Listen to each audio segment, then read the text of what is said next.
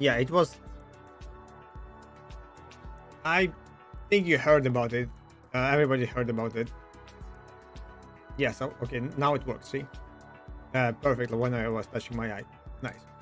So, can I see the? I think I watched it from my phone. So I'm not sure. Oh, there's a best ending. I need to watch this one. Oh, but that's landmark. I don't like really much him. I mean, not as enjoyable as other some. If I just type honey, yeah. So Mega Lag has videos about honey as extension for the browser, and it basically what it does, it changes the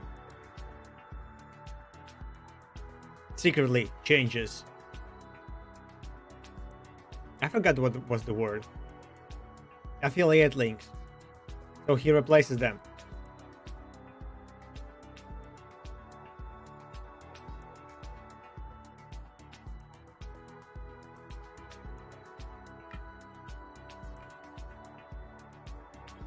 Then they also stole some other affiliate links and like kind of blackmail other companies.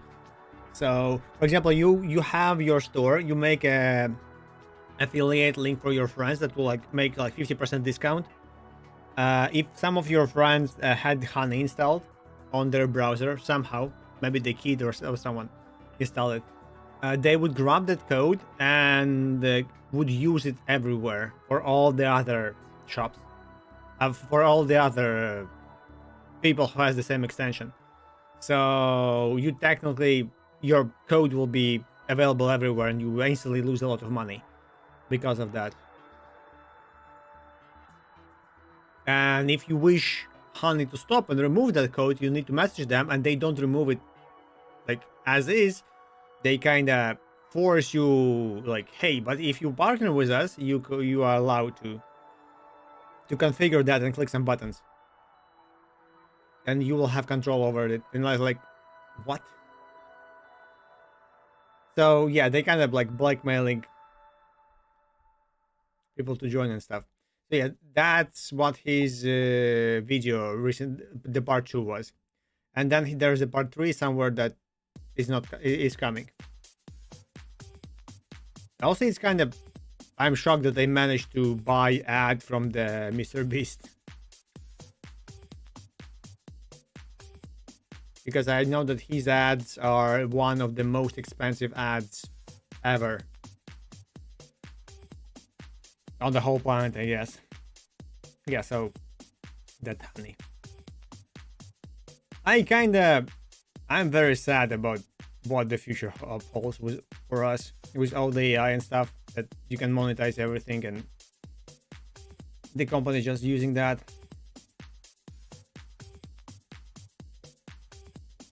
Who's there? Bot's here. Nice. Bot got triggered. Yeah, I wanted to watch this as I just clicked.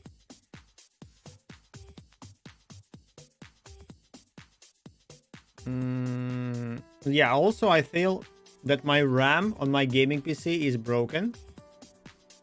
At least one of that. So I need to test it out. And I'm very lazy to create this bootable flash drive for it. I also have no idea where I would get one, because my current one is Windows. And I'm not really, I don't want to have it like splitted, so.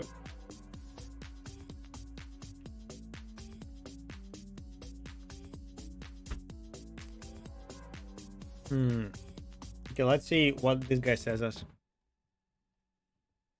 Hey, I always thought bubble sort was useless. It's one of those algorithms I had to learn in college as some sort of intellectual masturbation exercise. You don't even learn it. To my teacher that I do read the books that he assigns. But one thing that's kind of unique about bubble sort, it was how easy it. Okay, bubble sorting, it was not about the sorting per se. It was about tricking your mind into thinking. So you have a problem that you need to sort, and they're like common ways to approach the problem, and one of the first ever approaches that you get is like the bubble sort one. I mean, it's called bubble sort with stupid naming, but yeah, you generally like compare two items and switch them, then compare and switch, then compare and switch, and then okay, how many times you need to go through the array, how many times you need to do whatever, how many ways there are to switch items places. For example, like if you have integers, it's way easier because you don't need to remember the integer. You can like have basic math like plus sign and stuff to replace them. Do you need the extra variable and stuff? So it was like it was about that, not about the sorting as on its own. Is to implement. In fact, it's so easy that if I were on an airplane and it was about to crash, but the captain like busts out of the door and is like, "Hey, if anybody here knows how to sort a list of integers, we need you right now." I'd raise my hand. I'd say, "Name the language. I got you." That's just how easy bubble sort is to implement. But then I read the article, "When would you ever want bubble sort?" It takes 2 lines of code. Okay, 3 lines of code because it's double for each, basically.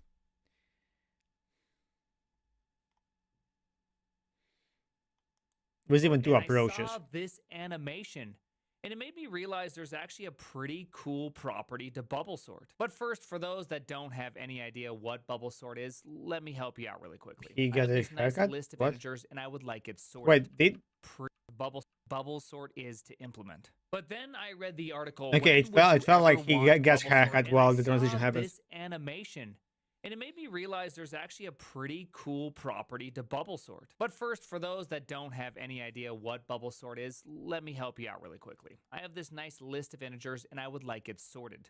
Now, with bubble sort, you start off on the first 2 integers, and you say, "Hey, I can sort 2, right? Is 5 less than 3? It is? Okay, so let's just swap these 2. That is it. So now we Even have the 3, binary 5, one 7, 1. is And same then what we fast. do is we move this little 2 comparator up, and we do it to the next one. Is 5 less than 7? It is. Okay, we're good to go. Then we do it again. We move that little 2 comparator up and say, "Hey, is 7 less than 1? No, it's not. All right, we're going to need to swap those ones right here.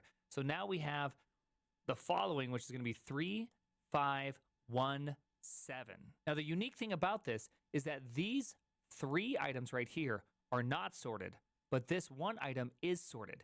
The biggest or the smallest number was bubbled to the top, hence the name bubble sort. And that is why that animation, you can watch it slowly go from unsorted to sorted because the list becomes progressively more sorted every single pass you run.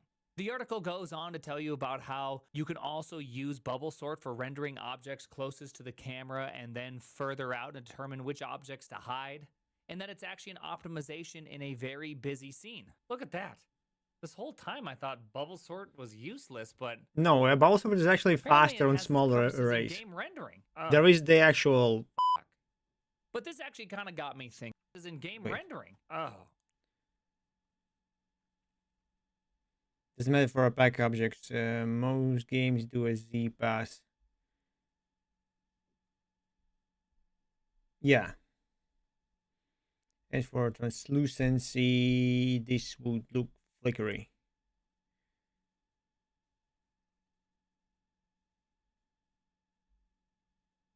Because render high quality games are great, but also hard. Tweet has 60k views, which meaning it's yeah. But generally, the bubble sort is kind of fast on smaller arrays.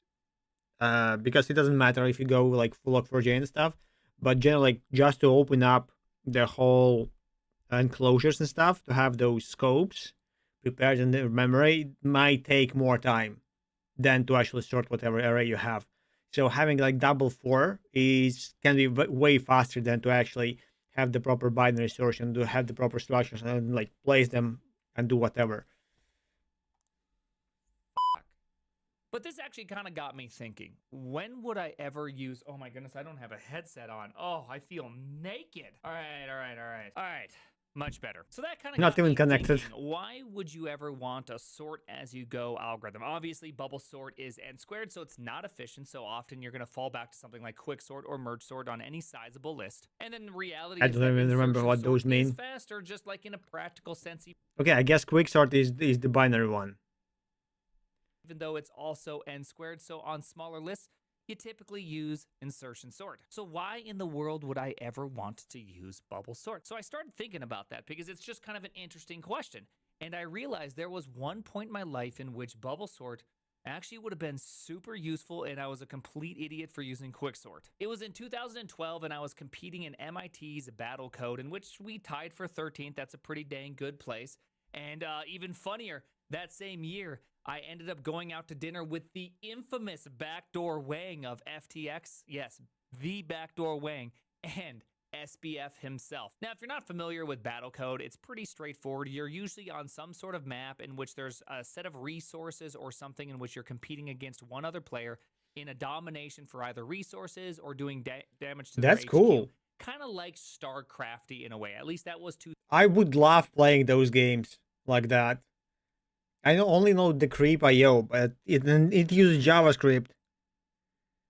Sadly, we could like play it one day on stream, but it's so long.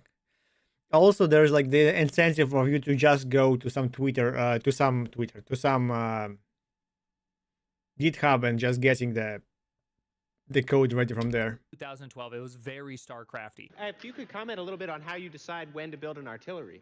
Our artilleries are using the dot product and the unit vector to basically determine how far away from our HQ line to the other HQ to say, hey, we want an artillery in this spot because it's going to be in between us and the enemy. There was headquarters, then there was these little resource points throughout the entire map, and then you could spawn little guys that could go around and fight either each other or go and capture resources. But the twist is that each one of these guys, you could only run so many operations. You had 10,000 opcodes is what they would say. So like accessing something from array, I forgot what it was like 10 opcodes or something like that. So every single operation you did would end up costing a decent amount of your opcodes. So you had to be careful, because if you ran out of your opcodes, your guy would just sit there and freeze. So if you went off and did an expensive operation, your guys could freeze for like 10 rounds, 20 rounds at a time, which was very dangerous because you could just be killed. So one of the problems I had to solve was, okay, there's all these resources across the map. I really want to be able to find the resources that are closest to me and furthest from the player and start capturing those, because that's where we're going to want to set up our base to be able to spawn, say, more guys, get more resources, whatever it was. I can't even remember. The problem is that often there'd be like 20 or 50 of these resources on the map. And interesting how many times they got and sit there for like this 25 challenge. rounds, because sorting all these and figuring out which set of resources to capture was just too computationally expensive for one of the little action figures to run around. So I devised this extremely complicated algorithm where I would do quicksort. And if you're not familiar with quicksort is a recursive algorithm which splits the list in twain effectively by binary picking search. a pivot point and then sorting that sublist and then splitting that sublist again in twain. And then we're going to sort, and then we're going to keep on doing that all the way down to we're just to one number. And now that whole list is considered sorted. So I created each one of these possibilities as like a state node, and then I ended up converting it from a depth-first search kind of sorting algorithm into a breadth-first search algorithm in which I used a queue and kind of walked through it layer by layer. That way I could cancel any one operation and only use a portion of my bytecode and then allow all the other operations that we need to do to take place. Well, looking back on this, I realized something. What I could have done is used bubble sort. It's cheap. It's extremely cheap. It's much cheaper than creating structs and classes and inserting things into queues and popping. You already have off. an array. It is so much simpler to just run through the array once. How many bytecodes do I have left? And how much of my array do I have left? Because you only need to keep track of just a couple integers and the array itself to be able to run bubble sort in a progressive manner. See, what That's even better if you use Snake or something like those type of games. On bubble sort, and then all I would have to do is go, okay, well, if I'm on round 5, that means my 5 furthest elements are sorted. And so if I still haven't used those 5 resources, then I don't even need to sort further. Here, I'm going to pick this one resource because that's the one I want to do. And I don't even need the further sorted. Every single time I need to search further for a resource to be used, I'd have to do one more round of sorting. And like looking back on this, I realized that my engineering brain of just being like, okay, hey, n log n, it's objectively better, right? I mean, n squared, n log n, obviously better. So I wrote an entire apparatus that was so complicated to solve something that if I would have just taken a bit more time and not just instantly jumped to the best engineering solution, I would have engineered a better solution. And this kind of just makes me realize that there's this fundamental flaw. I would do the same, by when the you're way. young.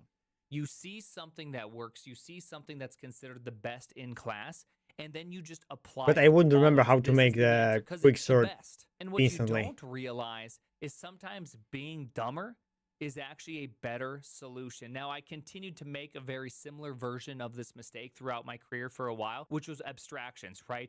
Going all in on some delicious clean code I'm style pretty stuff sure with that he all the still different does the same factories and mistake. all It's that, just where I would part inevitably of build up an programming. entire like abstraction layers and everything just for a single curl call to go get some data and bring it back. Well, hey, you never know. What happened if I need to start reading from files? No, I'm never going to need to learn how to read from files. It's always going to be the same. I The do the only same actual right now usefulness for with doing my all logger. this is it actually helped me Okay, learn where technically to I put need some those boundaries too. for We better just testing, just in case I want nicer to to have have quick like an offline interface. provider so I could do really quick tests, or just have the real production thing.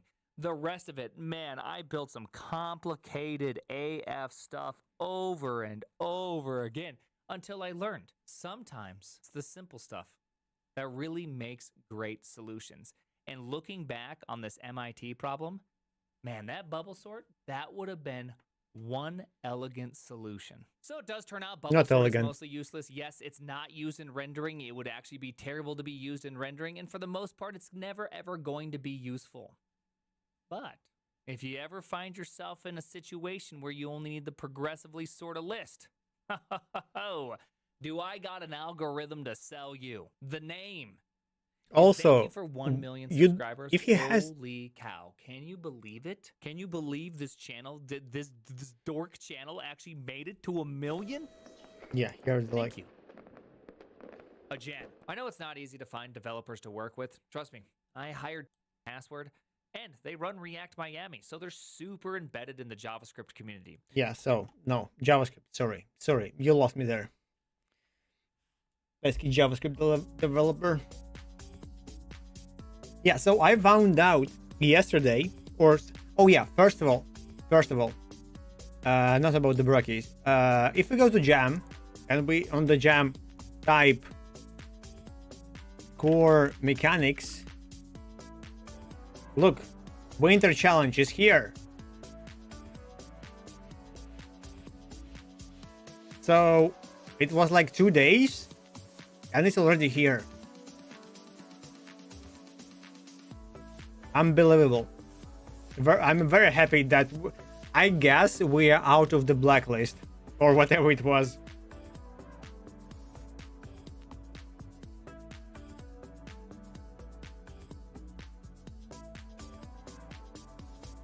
So finally, I just need to change those pictures somehow.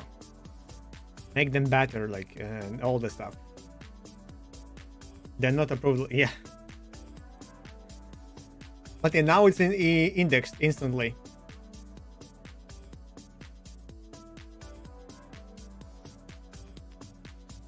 So yeah, not sure. Definitely need. It looks like we have less and less text in the Jam, and it's still very weird to see. Hi, Sinesperry. Wait, you're not streaming today? I didn't see you stream today, but I saw you stream previously. Back on Windows. Gave up. Yeah, so Jam got indexed.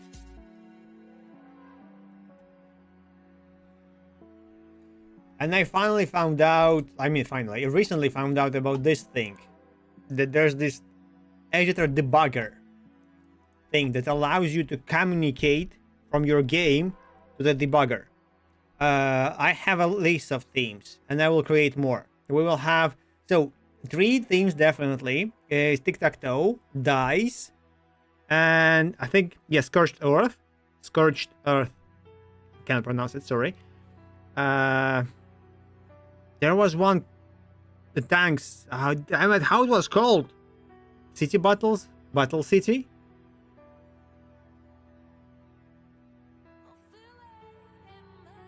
So those are definitely, but there will be more. What I want to do this time, first of all, I need to find out how to make a voting list or voting page or something. How to make people to vote. Yeah, thank you. That's how we called it. Yes. Also, Cooler, I guess you will know about it. I recently found out that. So first of all, Sweeney Todd. If you know the Sweeney Todd, it was. There's the movie, of course. But then there was a musical before that, like long time ago. And there is Kish, if you know this group, you definitely know it. They have a musical on their own of Sweeney Todd, and I never heard it. So now I need to find it and listen to it. It's on Spotify, I guess, so should sound amazing. Yeah, Tanchiki is one of the. I tried to recreate Tanchiki many times, but sadly there are so many of them, so there's no real point. Yes.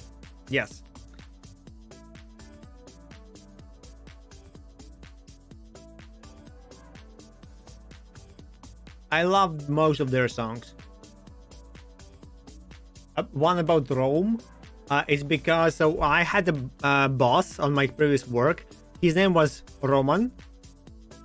So and he was like always on some talks and meetings and stuff. So he was nowhere to be seen. And we like, okay, where's the Roman? And then there's this song like that everybody needs Rome, because of his name. I don't know, somehow in my head it was always playing like, oh my god, where's the Roman?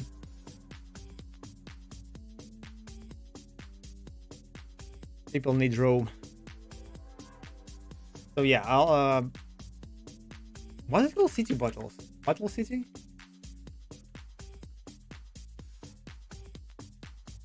Yeah. Нужно по-любому выпить людям рому. Really?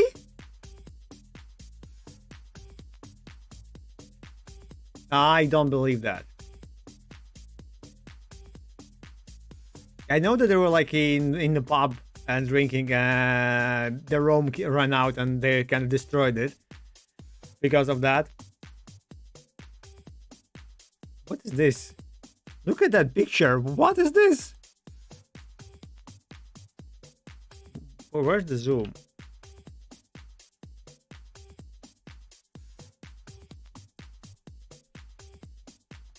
I know that there is the huge YouTube channels that go into details how those games work, and meaning how for the code inside the chip itself. So they kind of show you how it. Okay, yeah, that's the second one of my favorite one. Anarchist, yeah. Especially that the guy sings "Hoi" all the time, but it sounds like other Russian word.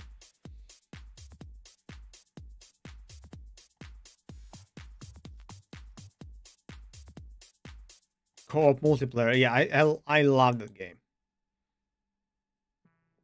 Hosts an extensive Rome hiking scene.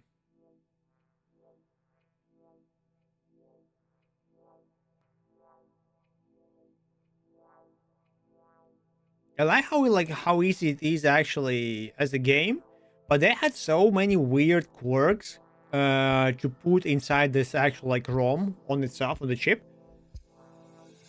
that you wouldn't believe that.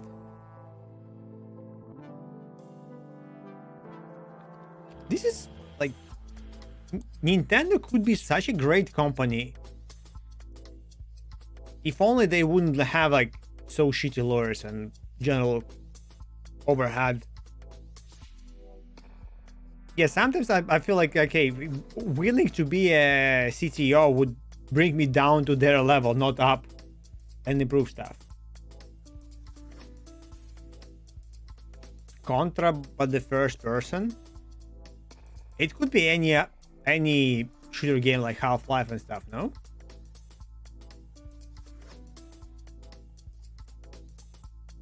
Contra, I actually never played Contra until recently because I didn't know about it. No one of my friends had it. Imagine that. And not like people... Oh yeah, that Rome. Wait, I'm gonna be banned. No. Let's disable the sound just in case. There was the actual clip. I never watched their clips. I didn't know that they exist even. I kind of like the ideas about how they talk in some of their like clips and stuff. I'm streaming on YouTube and on Twitch, and I got on Twitch warnings 2 times already. Those are like not actual like DMCA claims and stuff. It's just like, hey, there was something, we don't know what it was, but as like part of the protection, we will just disable this stuff like automatically. And what is this? Why Thor always in the list? Okay, this guy is actually very cool.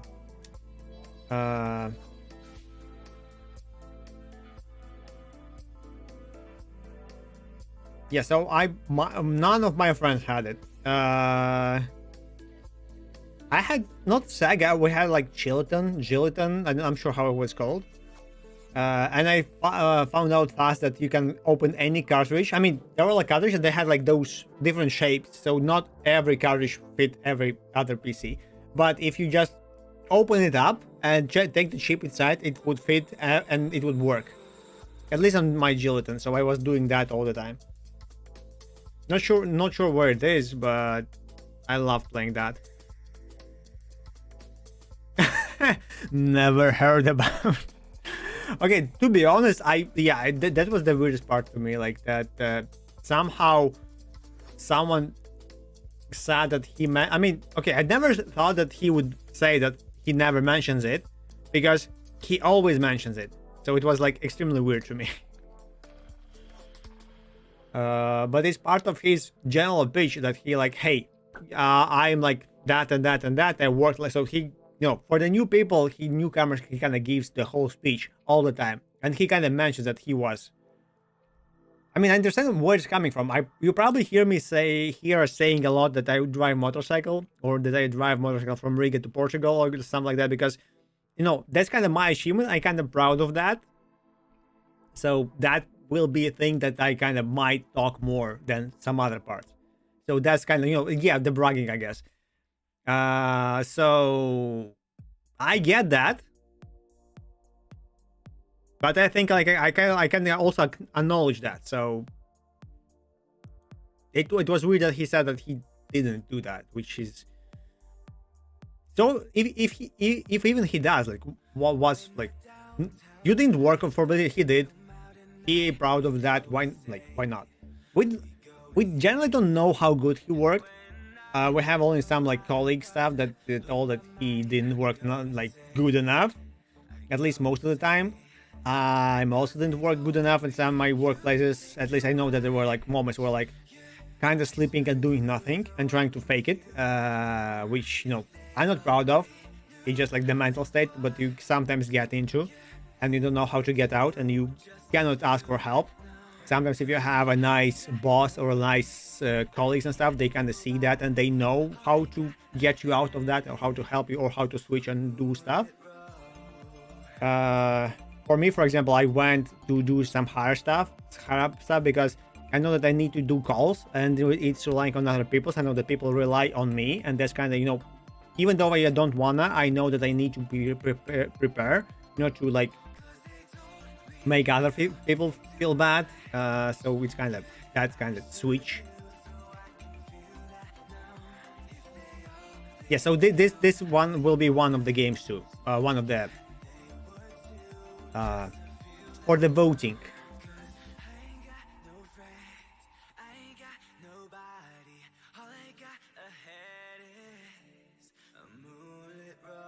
Still, the whole situation was very weird. I guess like he just got pushed and he doubled down on whatever he was pushed on. So, not that I like have a grudge or anything.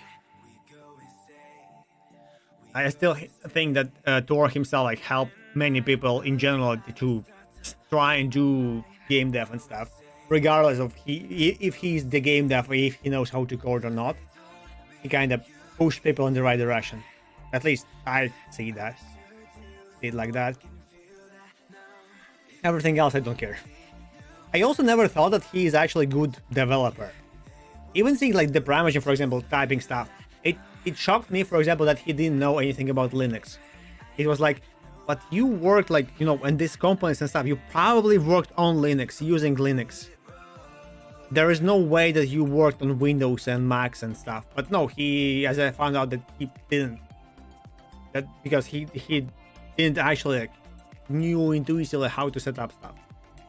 Which was like mind-blowing to me. But again, it depends on the background and stuff. And still he remembers the stuff about the bowel sort and stuff about the all other paradigms and stuff. I don't. Even though I learned that, I definitely learned it and had like very good grade in the university for that. It just like I never needed it. And I forgot.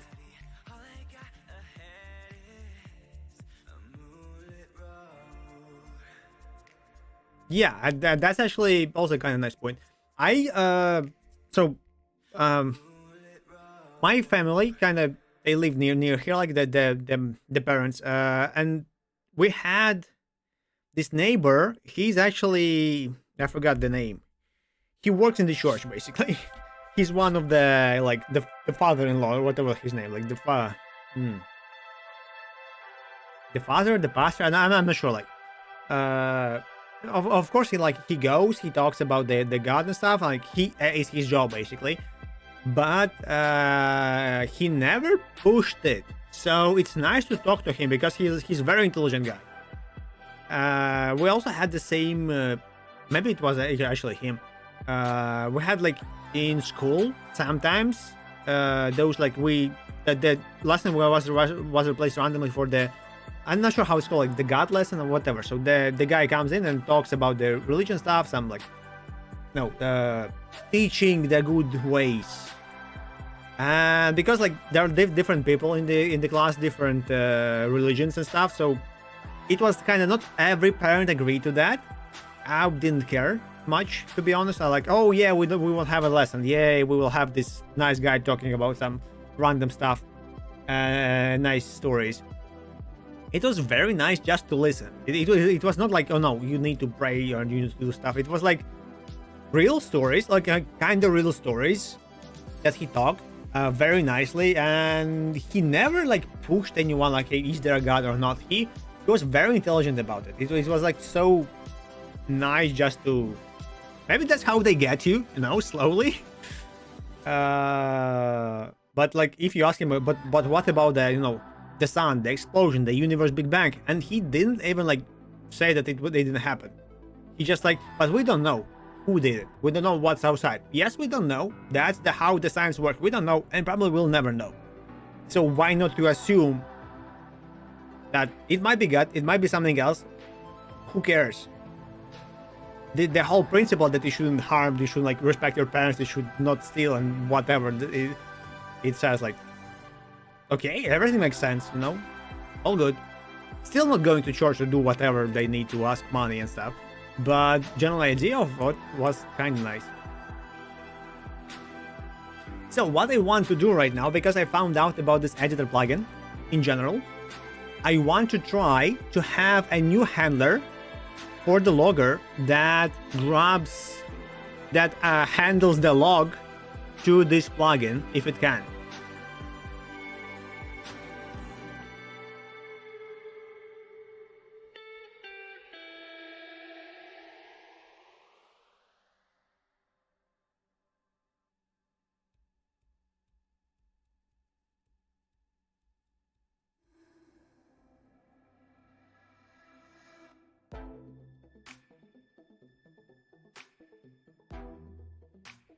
Yeah, he never did that stuff.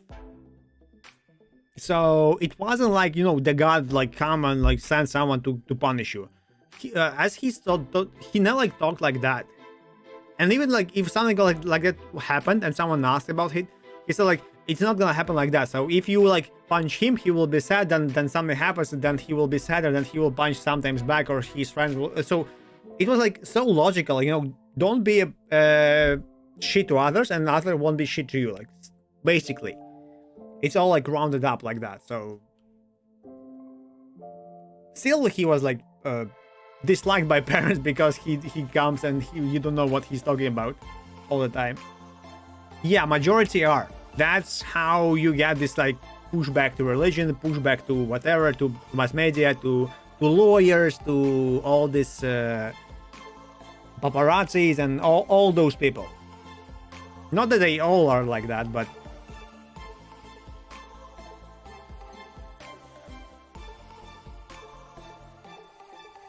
I generally liked. So we had those like new guys that are going back and forth. I forgot. They kind of new religion guys, basically. I don't know who they are. They just randomly they come to you. Do you believe in God? Like, you know, those guys. I kind of enjoy talking to them. Not that I care about what their God does, but just to see their perspective on what they're trying to do and accomplish. Like, okay, this is interesting. And yeah, they generally like split into two factions. Like one, they don't care what if I like or dislike or like hate them, because there's like they believe and I can't do anything about that. So that's kind of nice. And the second one, they kind of being very offensive about me talking or asking wrong questions, which is like, okay, you're probably a zealot and I don't want to speak to you now. But generally, they are like, I'm getting paid for it, dude. Like, like that. I had one like here, like, I'm getting paid for walking around and talking to people. Okay, I like, okay, that's nice. So we had one guy like that in university. He was walking around the university complex and was talking to random. And I had like 2 hours to waste. And I walking from one part of the building to another part of the building to that, like nice weather, sunny, whatever. He comes to me, hey, do you want to talk? I'm like, okay, why not?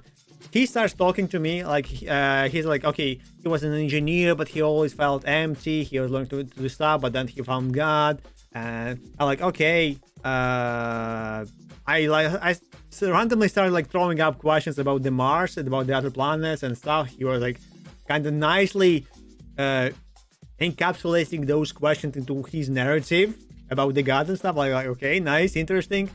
But then some guy saw me talking to him. He came by and he was very rude about it. He was like, oh, but they're zealots. No, they're like sector. No, come, go, don't. He kind of pushed him away like virtually and like talking out like, hey dude, I had like 1 hour left. What do we do now? He's like, oh no, just don't talk to him, do whatever. But it was like, so I had some fun just going around and talking to people like that. I know, just generally new experience.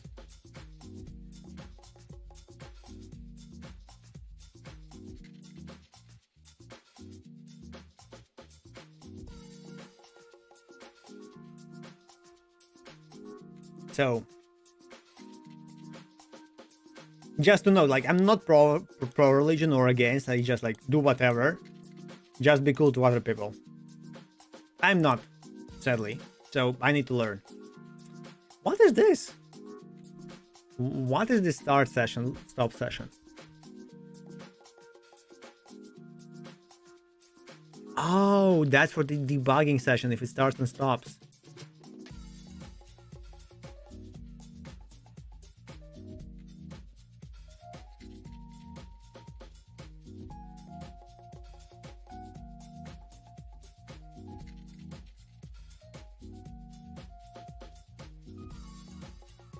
Label new, but we're okay. Add session label.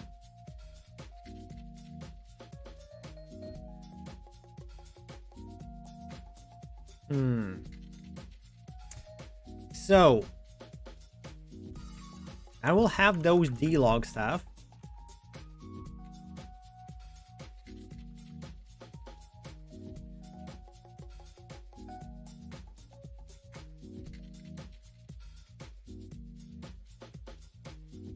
I need a way to write them down. Oh, there's also setup session. Add a new tab into the debugger session. UI containing a label. Hi, Overcade. I guess you were here before, just waiting for the points.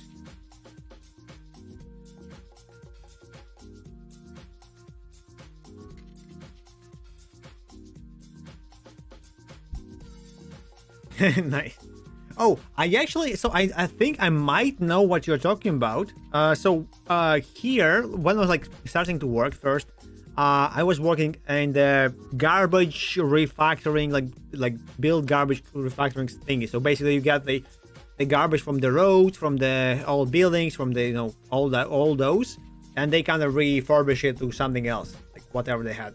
So basically, the metals, the concrete was like broken and tried to reassemble. There was like the wood stuff was kind of done something else. So they work on that. I don't know how it was called. I never cared. I found out about generally them. It was like not they're from USA. They were like all over the world, but also from USA. They were teaching English, and the goal was that basically the guy they're like set of persons with different knowledge, skills, and stuff. And many people go in, you route random tests, and then you've been split into groups, and you just talk. Random themes. There was nothing about the god and stuff, but you just talk. He's one who controls the group basically, but there are like many people with different like kind of skill levels. You kind of grouped out by your skill level mostly, and your goal is to talk who are you. He talks about what he is, and as I found out, so basically he's part of this I think it was also like Baptist church or something, but the goal was that they kind of travel like that, or they kind of assemble and like travel like that. And they provide those kind of free English courses, and you just talk. And then by the end, I guess you can join and you can do something like also travel like that and talk and teach English or whatever. So it also kind of depended, but it was very nice because you have the real practice talking. And I don't remember anything about like whatever if we talk. I remember like we talked about the Latvian food, and there we have this. I mean, this is like kind of not Latvian, Russian. It's like in English, it's called curd, farm curd, or like cheese curd, some kind of curd. In Russian or Latvian, it's okay. In Latvian, it's BSPN. No, I forgot the Latin word, but yeah, in Russian, it's tvorog. So the guy absolutely hated it. He didn't like it at all. But he very much liked the syringe. In Russian, it's syrochik. It's sweet curd. I'm not sure. It's if we Google that, it's some kind of also curd, but it's sweet one with chocolate. So he loved that one. Also, yeah, let's do squats. I forgot. 1 squat, 2 squat, 3, 4, 5, 6 cottage cheese. Yeah, thank you. 7, 8, 9, 10, 11, 12. Yeah. So in that sense, it was very nice.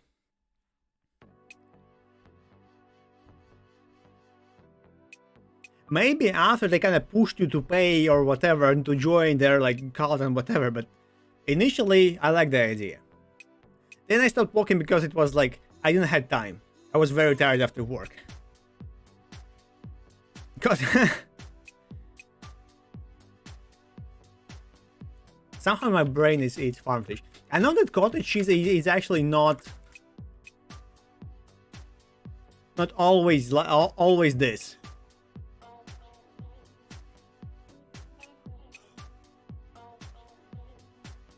Yeah, now I wanted that. But it's weird. I mean, I definitely know that people who never tried that, like from America and like some parts of Europe and stuff, they will hate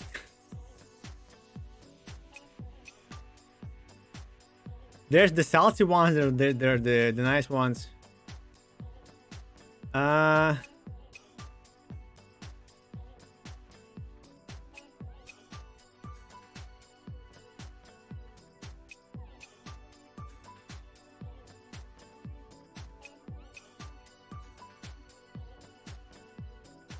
Yeah, okay. In Latvian, it's also is Viespins. It's how I remember that.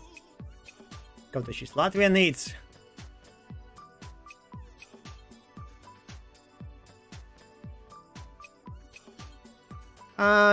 Generally yes. There's the one that is wet on purpose. I don't know. It has a specific name. I don't remember how it's called. I know that because my father like it's his childhood food basically, all of that, and he still like remembers that like it was so nice. I tried, so seeing that and think about that is not nice, but when you just try it and as a food it's very nice. It was the same stuff, but it's in the milk still, or like what something like that.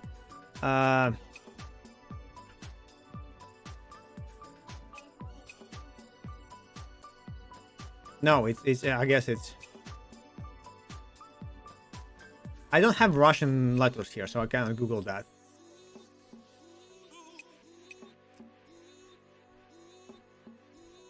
So it's called brinza, but it's the fluid. You don't drink it. It's just like the cheese is in that fluid.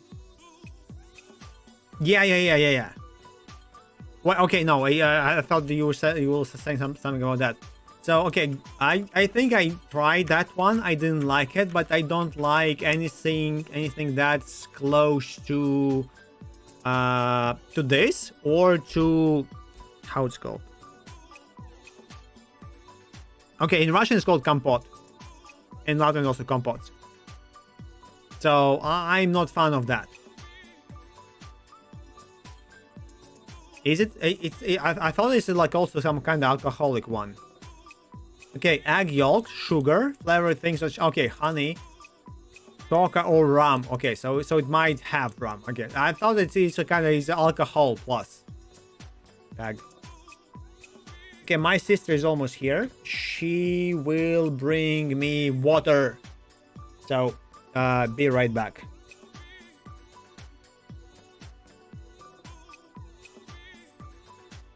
Watch that Goggle Moggle. I guess. Okay, maybe watch. Okay, maybe read this and then you will say me what it does.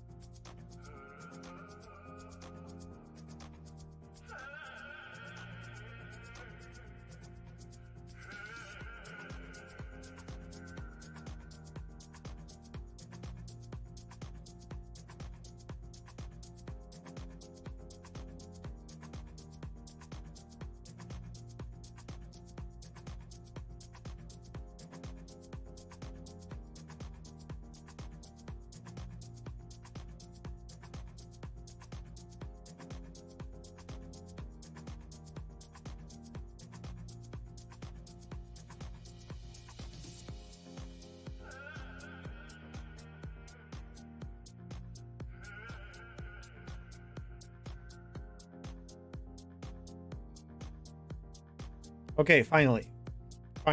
Almost 2 ads came by. Hello, I'm back. And we somehow have more people. Wait. I forgot drink. Now I have water. Yes, I couldn't walk myself. I couldn't be bothered, you know?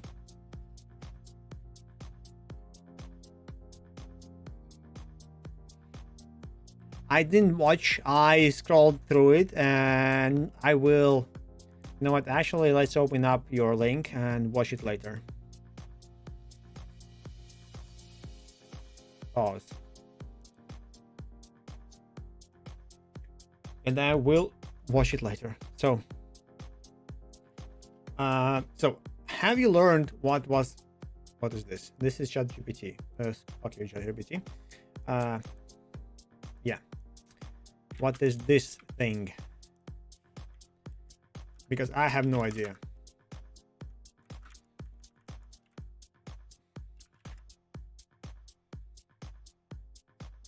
Why? Huh? That was awkward that it brought it to the right, but yeah. Also, yeah, our jam overkin, if you didn't see, it's indexed already. It was like few days and it got indexed instantly.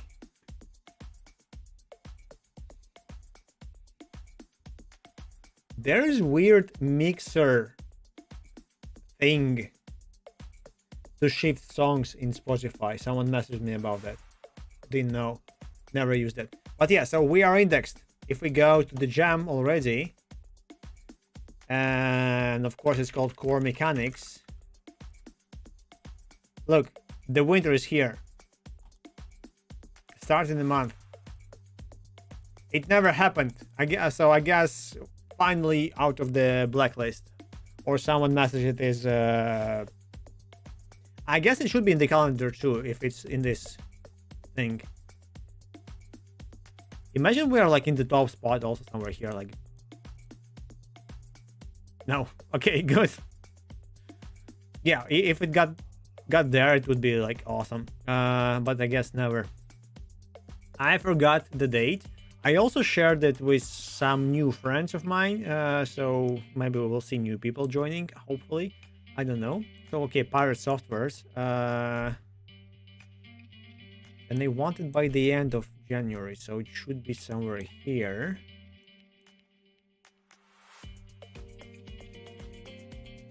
Core Mechanics Challenge, here it is.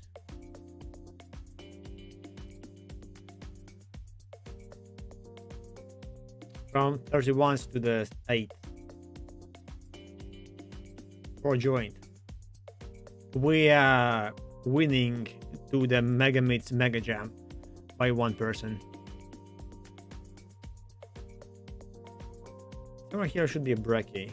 Yeah, Brekkie's Game Jam here, so good. One week distance. And Pirate Software Jam is huge, so I guess we won't see it here. Oh no, it actually finishes before that, I guess. No, okay, so it starts here.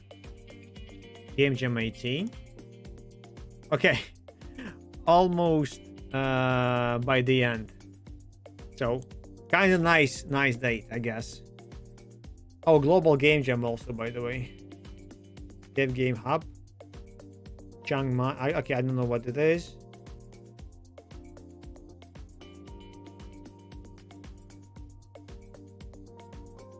So it is in the calendar, so all good. All good, we're famous. Now just need to trigger Brekkie somehow. Maybe he'll manage something. Also need to trigger Jackie, need to trigger everyone. Yeah, undo the log.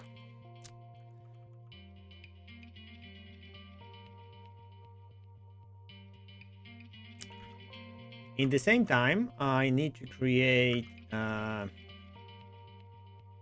trigger them.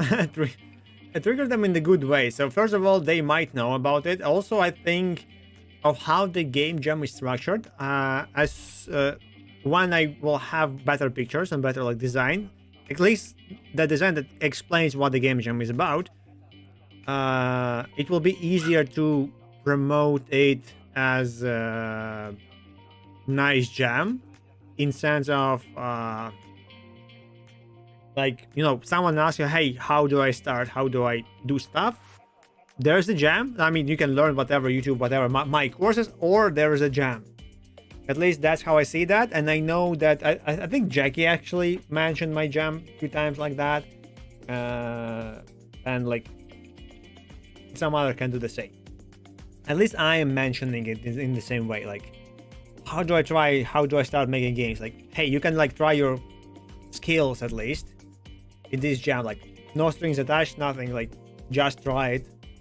You will get the code in the end regardless. So if you didn't like manage to write normal game, you will see other people code. So you will still have a game, but not your written, and you will learn from that and you will write your own in the end. Like, this is like very, at least I'm learning a lot every time when we do this game jam. So I hope you too. Without over exaggeration, like I'm learning a lot. That's actually also very important. But you still need to write good code. I mean, you of course you kind of fuck the code. It's a normal approach, but you still need to have a code that you can understand or you can work with later. Because you have a game that, for example, you have this nice like inventory course and stuff. Now you want to have an inventory that takes 2 slots because you have a bigger items, let's say, or you have like, okay, you need to have inventory like by 4 slots, and then you need to have inventory like 6 slots. And if you wrote your code static like from the start, you will struggle. So having that like it doesn't take you much to have an array that is dynamically resized or stuff, and have this kind of dynamic resize thing. It won't take you long, but it benefits you in the long run. So that's kind of the idea. So you need to have like minimum amount of code for this game, but also not to refactor the game fully if something extra hits you. What we had the previous game jam. So it was idle, but before that was... So yeah, okay, I overscoped, definitely. Not overscoped, I over-engineered the basic motion. The basic motion on its own is easier to do. State machines is a pain in the ass. So I need to practice and learn that. And yeah, generally, like, me trying to make state machines, I don't know how to make them properly. For the way of... how it's called. So I struggle a lot with that. So at least it was very nice practice for me to struggle less in the next jam if I will have the similar situation, I guess.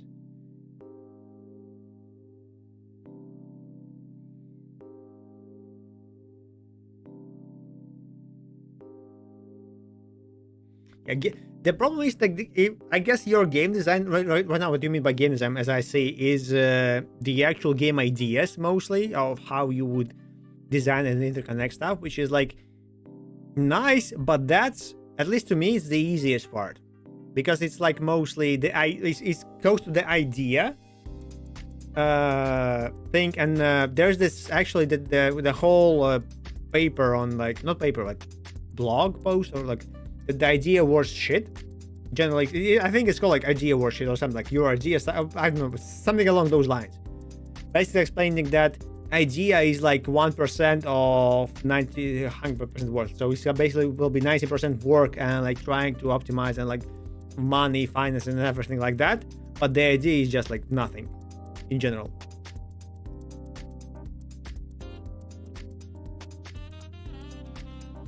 So this jam is about having that skill, like growing out the skill. At least for me now, it is like, okay, I'm not that I don't know how to write code, not that I won't be able to create a game like for this specific like reason or stats and what's not, but it's how good can I do it. So next time I wouldn't think about that. Like here, like I had the state machine for that bomberman stuff to go left and right and jumping. And yeah, I know the physics. Yeah, I know the rigid body. I know the object and stuff. The motion controller was nice at the start. Then I tried to refactor it so my buttons would be from the player controller, so I could have a second player,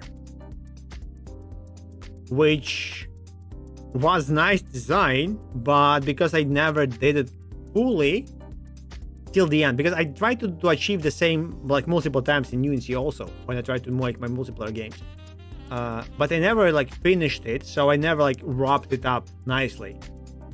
So yeah, I struggle with that. Not that I cannot do that, but it was like just something that I needed to do. So I learned, I guess. Wait, you don't have electricity again, or you're just chilling?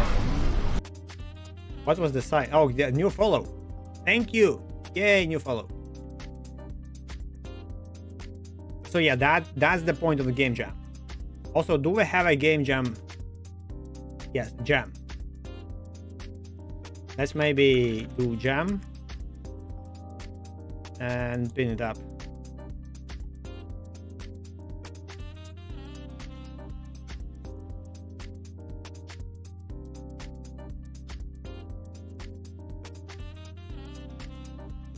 Just to have that. Hello, join my game jam. As I know, people usually like go away and stuff. Like, yeah, we're talking about how to make a game. Tapping PvP game is the game that I'm working right now. The idea of a game is, it's not like, so what I'm doing right now, it won't be a game. It will be a framework where everyone could create their own game, basically. In the end, in the good, like, good world, technically.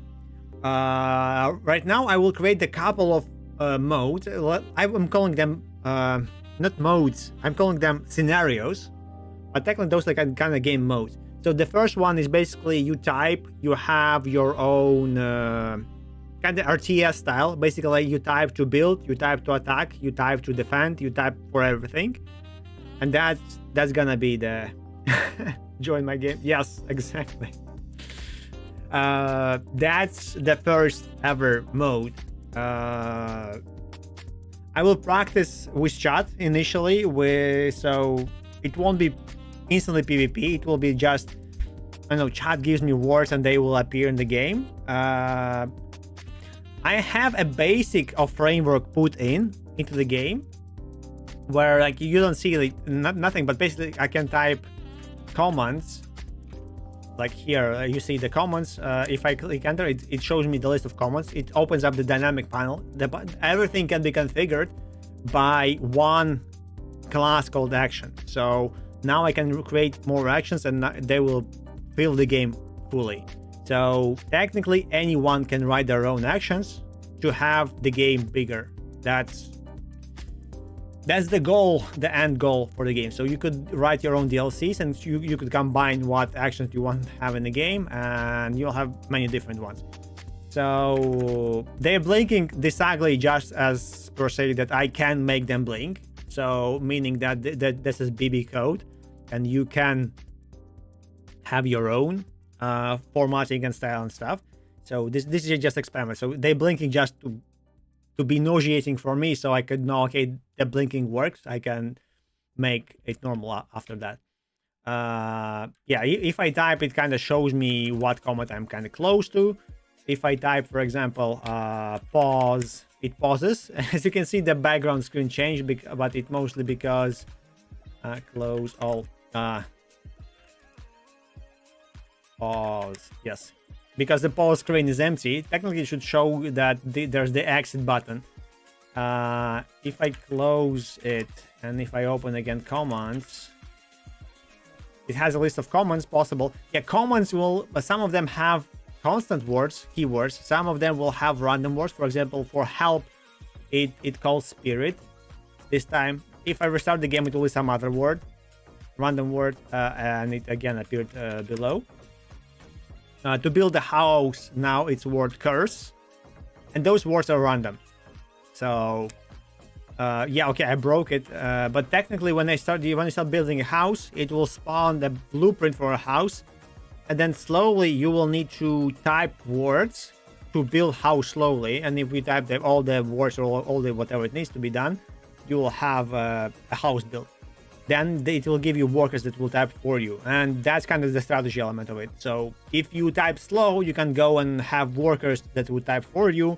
If you type fast, you can easily throw fireballs to the enemy and start winning, I guess. And the goal will be like, okay, you build your own kind of city and trying to defend against other players. That's the first ever mode that I wanna, like PvP mode that I wanna have. First iteration will be, of course, you just build and defend from like randomness, then you defend from the Twitch chat or some other integrations. The next will be just PvP. Okay, now you can like fight with other people. So yeah, right now I'm trying to have it like as a framework, so you could, because the next step of this will be, okay, screw the RTS, now let's have the same kind of style game, but let's say it's Mortal Kombat, or like, I know I like Tekken more, but like, okay, they're actually the fighting stuff, so two persons like standing by each other, and now I need to type punch to punch, or I need to type kick to kick, or like those words. Of course, words should be dynamic and random, but generally to have like blocks and stuff, you need to type them in correct timing, let's say. So, and that will be, okay, now we have this kind of same core below the game. You need to type and you have actions. Yeah, okay, that's the hardest part. So, I kind of hope that I won't find a job. At least that they won't give me nice, how it's called, bonuses for joining and stuff. So I could work full time, and that I will have no distractions, and I will be working full time on this. Yeah. So because one thing that I very much want to have in a game, so people could write those scenarios and people could like extend on the game as they wish. Because game should allow like infinite opportunities, I guess, because the idea is very interesting. The most interesting part of this, that if you type twice fast as me, I can give you, we can agree on handicap initially, and you will have twice as long words as I will. So like, okay, for me now it was like the spirit is to help, and no, the build house was curse. For you it will be like the word will be twice as long. So this is one of the elements for the game that will allow you to play with your friends regardless of your skill level, and you will both kind of learn to type. Also, it's typing not less blind typing as we have in Type Racer or like some games like that, like on speed, like who types faster, because we know who types faster, we know average speed of each person, so it doesn't really matter. But it will allow you to type words not on the screen but that you see, but kind of, okay, I know that to build house and now I need to build house, now we'll type this word. So it's kind of more situational, so you being aware of what's happening on the screen and reacting, not just blindly typing the words and like flying somewhere with your brain out. At least that's the idea. We'll see where it goes. Right now I'm trying to have a logger. This logger becoming an actual big add-on that will allow you to modify your behavior of logs, where to log and how to log. It actually is very helpful to me to see what actions happened in which time and timestamps, like, and like the order of them, so I could later investigate what happened if there is a bug or something. It also allows me now to have different types of logs. So some logs might be shown on screen for the player. For example, if we are chatting is also same as logging. Like new comment, type in chat, and I will, okay, this is a global one, this should be shown for the user. Good, we show it to the user. Very similar, very nice. But I found out that Godot does not connect the actual game to the debug, and if I want to have my log also here, as you can see, this is not my log, but if I want to have, and this is my log, if I want to have this normally as I want it to be, I need to have my own logger for that. Oh, look at that. So that's what I'm working right now. And I found out that to connect them, you have a custom debugger for that.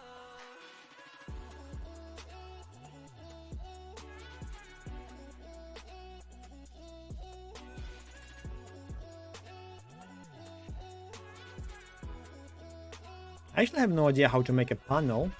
So I just have a panel. Or maybe this should be a panel. Container.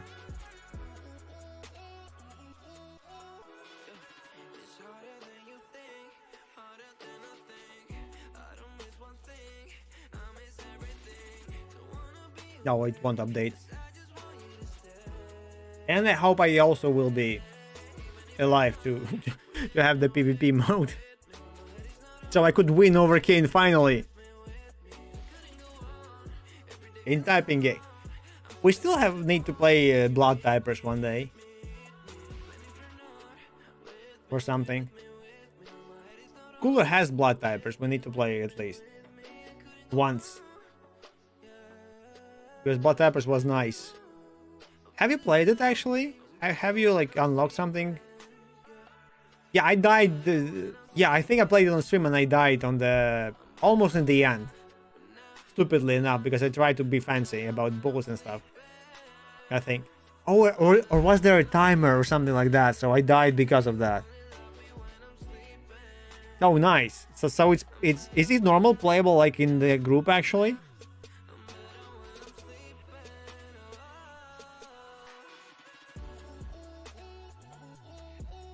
Cooler, by the way, has very nice English accent. He speaks like real Russians in an American movie. Very nice. Very fun one.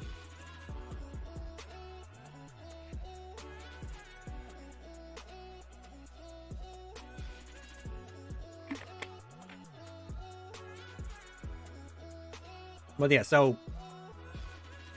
But now working on trying to have logs and stuff.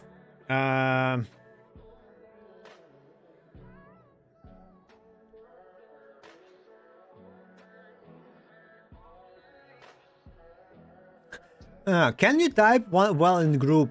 Is there a chat? What? I think there is a chat. There should be a chat, in-game chat. So you type say one word and you kind of say. I recently watched about like MMO scams video, and there was a video about, I didn't know, but the guy who created first mod games. And then there was the Kingdom of Avalon or something like that. And that's the guy who actually, like, as I said, he actually created the mod game a long time ago. All the mod idea, like multi-user dungeons. So it was like very, kind of mind-blowing to me. I didn't know that someone created them actually. There's a person who created them and he actually created also other MMOs.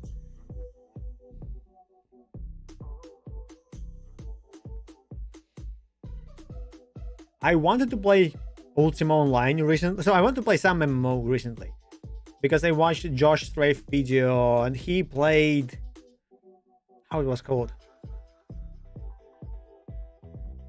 the first science MMO, the future science MMO, Anarchy Online. As really? Elder Scrolls Online? I could, so I bought it when it got released, I think. I tried to play it. I played some amount, but so it was lagging because I was playing from Spain and somehow network was shit. I don't know. I think it was PC actually. Oh yeah, because PC had this network boost for the games, which made it suck. So as I found out after, because playing on my normal PC, network was normal, but PC actually ate it. I don't know how and why, but okay, it's beyond the point. So it was hard to play because some of the skills were lagging, and I had like huge delays. It was like 100 milliseconds. I was living in Spain back then, and it was just released basically. Kind of cool. I enjoyed it to some extent, but then I got to the first city. I had the first dungeon, and I started trying to do crafting skills. And then I just quit the game because everything else is interesting, but not enough. But crafting is very bad. So it was like mediocre everything and bad crafting, which now I can go and play, I don't know, Final Fantasy or like WoW or like any game basically. Any other MMO would be better to this extent, which was very sad to me because I was looking forward a lot for it. So maybe I know that they fixed a lot of stuff because now if I join it, I guess it will be like completely different. But yeah, when it was on release, and I just couldn't. It was so disappointing to that I remember like at that moment that I kind of I decided not to try. I didn't get like anywhere high. I got on the first island. I guess I got from the first like tutorial island, if they still have it.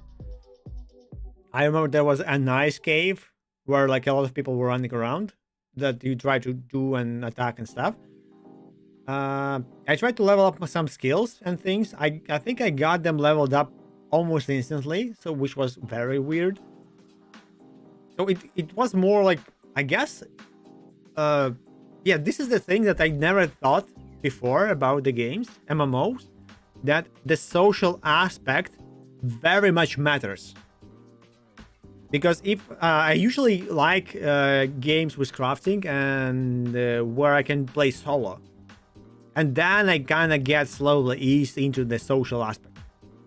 Not forced, but I slowly like trying to get that because okay, there's this thing that is easier playing together. This is the thing that I will be randomly matched with someone else. So slowly, you know.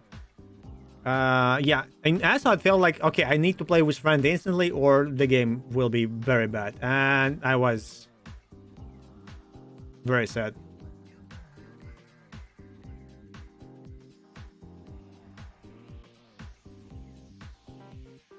Yeah, but okay, to me, sadly enough, I think I was a kid and I played Morrowind. So after Morrowind, no other Elder Scrolls feels like the same. So Oblivion is the closest to Morrowind, and I didn't like Skyrim. So I was one of those people that kind of, but Morrowind had everything like that and even better. Why they Skyrim'd it out? And it was like, also I didn't like the Skyrim because the narrative of the Skyrim feels shitty to me. I don't like being a hero from the start. I want to become a hero. I don't want to be, hey, oh, he's special. And that's it. Now I'm running around and oh, hero. It was like, the story sucks a bit. I don't know. That's kind of my problem, technically, with the Skyrim. But yeah, but I played Morrowind and I wanted to have this Morrowind thing back, like where I can like over min max every skill and stuff. If I jump, I have my jumping at least leveling up. I love that part. I was when I was playing, I was randomly going around with a bow, shooting arrows and jumping. I didn't know that stamina actually impacts my aim, so I was wasting ammo like crazy.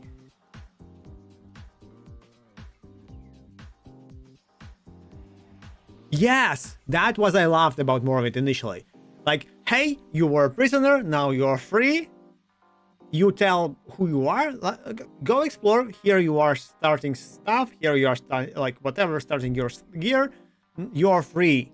And you just, okay, what the fuck do I do now? Oh, there's an elf. Let's talk to him. Oh, he kind of has a tank. Oh, he has kind of hidden stash. What if I wait till the night and like see what he does? Oh, he has a hidden stash here. Oh, I found it. Now I steal his stuff. Nice. Some kind of ring, whatever. Then I also Black, yeah, Black Marsh was my favorite. Also, Morrowind allowed me to kill everything, which was a bit weird, but I literally killed everything in the game when I was playing, like kind of a kid still, yes.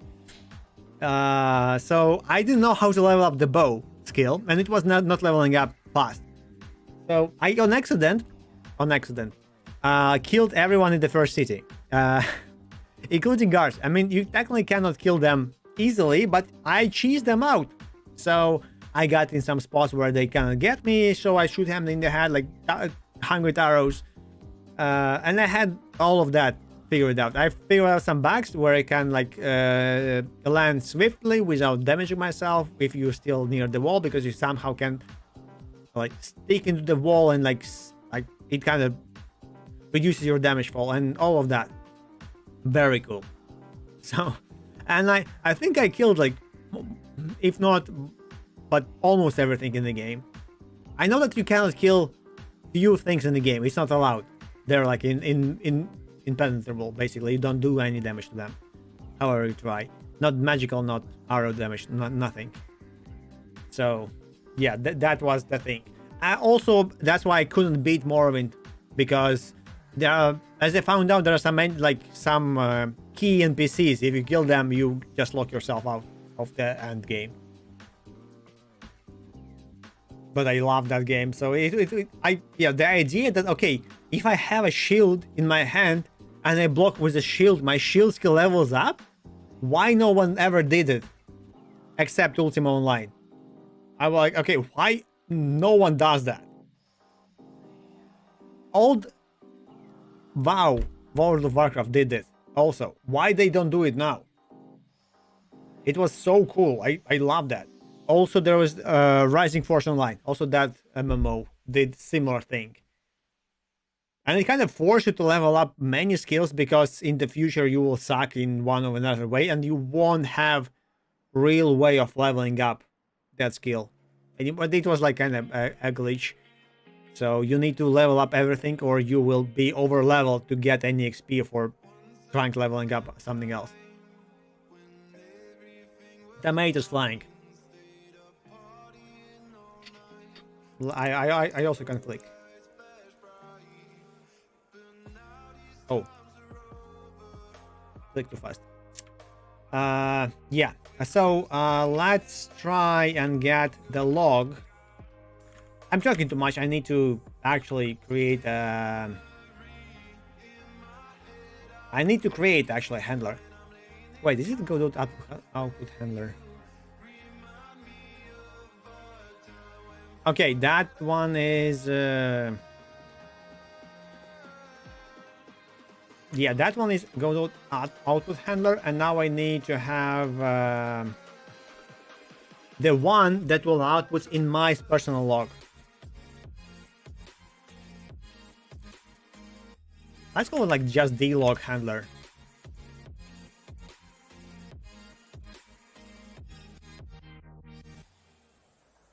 Maybe debug handler.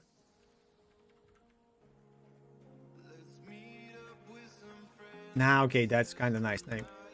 Sadly, that GGScript does not allow any normal names, so we need to invent the prefixes and stuff.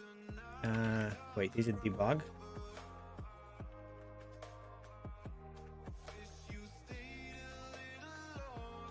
Dlog debugger plugin, dlog debug handler, and you of course extend abstract dlog abstract handler. Yes. Now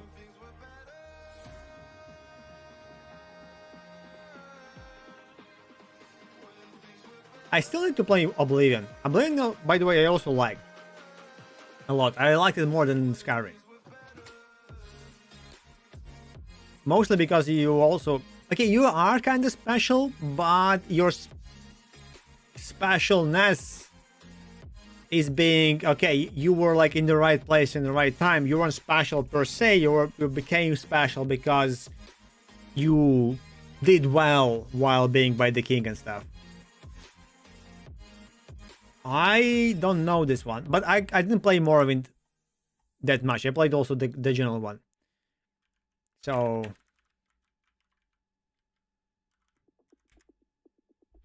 or maybe I did play. I know that. So I bought instantly when they did the repolishing of the Oblivion. I instantly bought it out.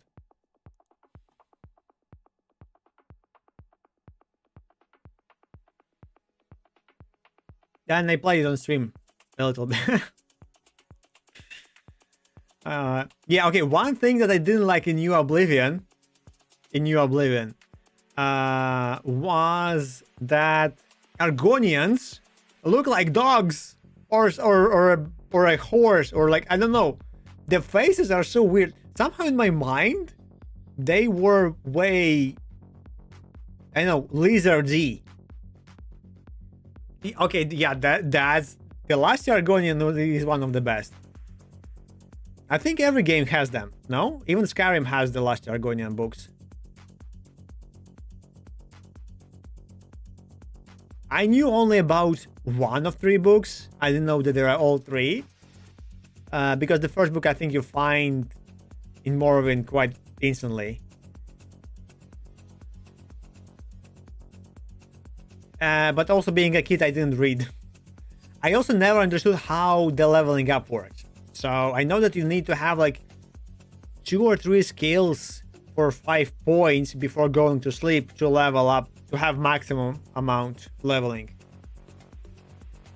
So I didn't know how it works, and I kind of ignored it completely, and I just like leveled up everything. And then I found out, okay, you can be level 5 very slow, or level 5 and you'll have like all the skills maxed, or something like that. So I didn't get how it works, sadly enough. Still don't know, by the way, but I guess I will be able to figure it out if I will Google. Oh, I don't remember this one. Also, the Morrowind has okay, the Oblivion and the Morrowind, I guess Skyrim too, has so many little elements in the game where okay, you just go and see a guy who speaks some gibberish, then you go and see another guy, and then if they might be related, and then they kind of on themselves tell you some kind of small story that you won't get until you just pay attention to.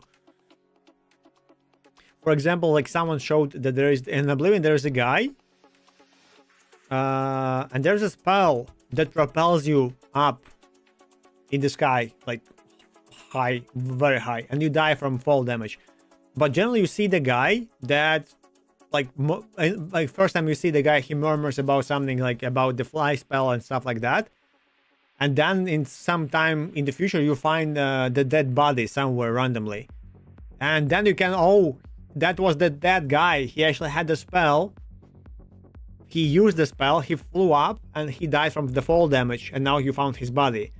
And you have the spell. You can use the spell, and it does the same stuff. It propels you up very high, and you die from fall damage too. No, that's New Oblivion, yeah. So I bought this one instantly. Weirdly enough, first time ever I played Morrowind, I played a Wood Elf. What were they? Wood Elf? I don't remember. And Khajiit. Bows with bow, because I was very obsessed with Legolas elf shooting bows and stuff. So dark elves looked weird to me, and they had like magic stuff, and I wanted to have bow additional things. Not that it ever helped. Look at that. Yeah, that guy here looks nice, but somehow when you go to the creator, actually I showed my friends so I tried to create an avatar for myself, of course, when I'm playing Oblivion first. And I was like making shortcuts, like screenshots, and saying like, hey, how the hell it happened? Actually, I think in Discord, I might share you. Maybe I even shared in my Discord.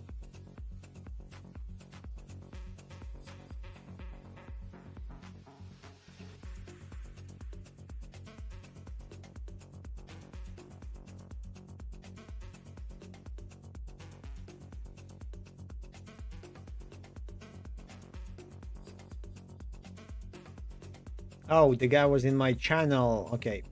I played recently StarCraft. By the way, do we want to play StarCraft 2? I learned that it's free actually to play multiplayer, by the way. Also, I'm talking a lot and not working. I'm not okay, that's kind of a nice day still, so wait, it was handle.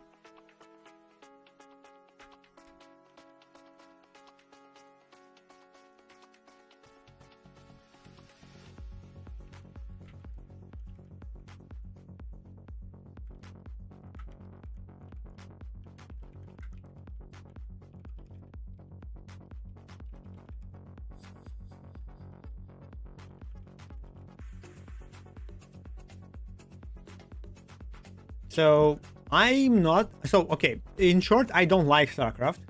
Weirdly enough, as a strategy game because it requires too much micro. But it was fun. I played with bots. It has this kind of oh no, damn it! I don't have time to do all these buttons. And then I played with my friend, and he also has the same stuff. And now I feel like okay, we're both struggling. Now who struggles more? And I try to, you know, I send my drone, I fly my overlord, and you're like, okay, what the hell is this? And like, it was kind of cool. So I remember that yeah, I can have overseer, and overseer can spawn. I thought overseer can like poop the thing on, so I could summon after that the worm underground. I forgot how it's called. But Overseer can't do that, or I didn't know how to. So I pooped out the changeling. The changeling became his marine, and I forgot about it because of course I do. I mean I'm very bad at strategy games. And then I hear the guy. He tries to attack my overlord somehow. Or maybe I attacked him with my Mutalisk and stuff, so he killed him, and then he like, oh no, okay, the game bugged, the guy doesn't move, or I like, what guy? And I see that I see his base, because my changeling stays there and it does nothing. And like, oh my god, I forgot about it. And he complained that his marine doesn't move. And I'm like, oh my god. And he didn't know about it. Of course, because like we didn't play for 10 years. It's basically maybe more. But it was very cool. First game I won kind of fast. Second game we decided, okay, first of all, we're old and slow, and the game has game speed, so we can lower the game speed. So we lowered the game speed to normal. So it was like bearable now for all of us. And second part was I lowered. There's a handicap in the game, which is like very cool and important. So I lowered my max HP, and we played like for half an hour. Next match,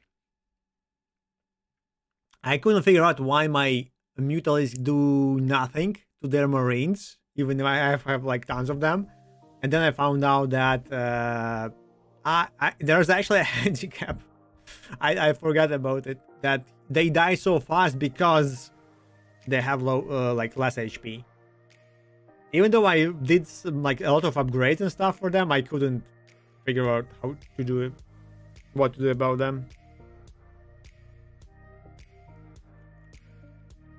Yeah, so it's free and we can play it. Definitely.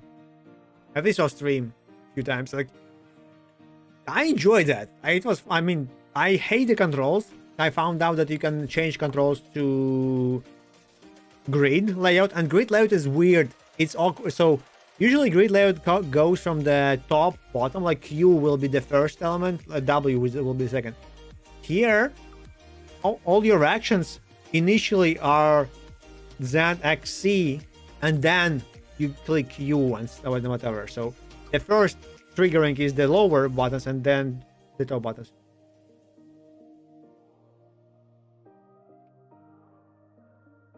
True, I need to finish Undertale.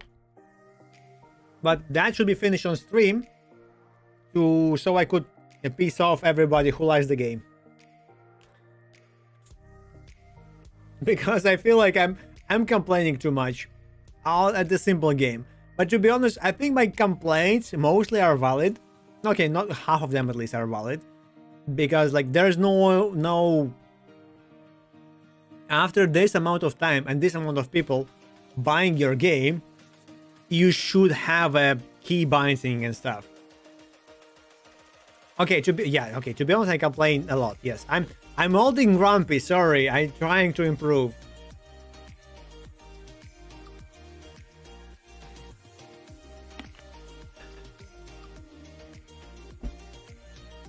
Maybe I should do the content like Charlie Penguin Zero does.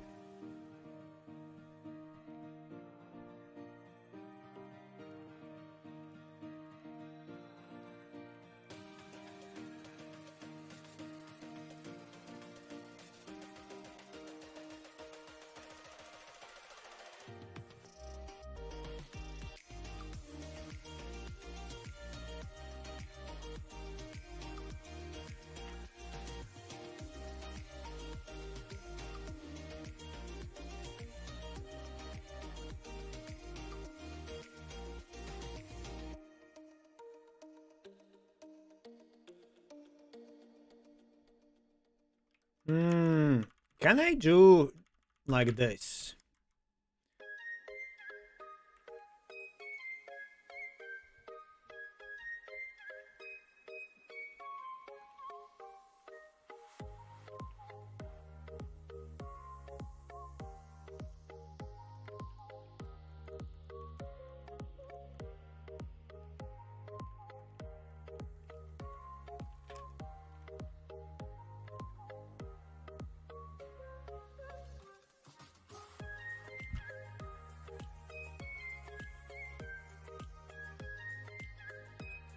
Oops, wait.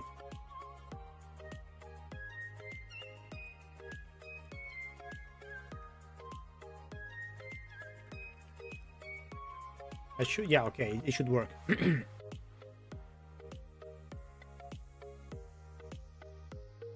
I need to change it, by the way.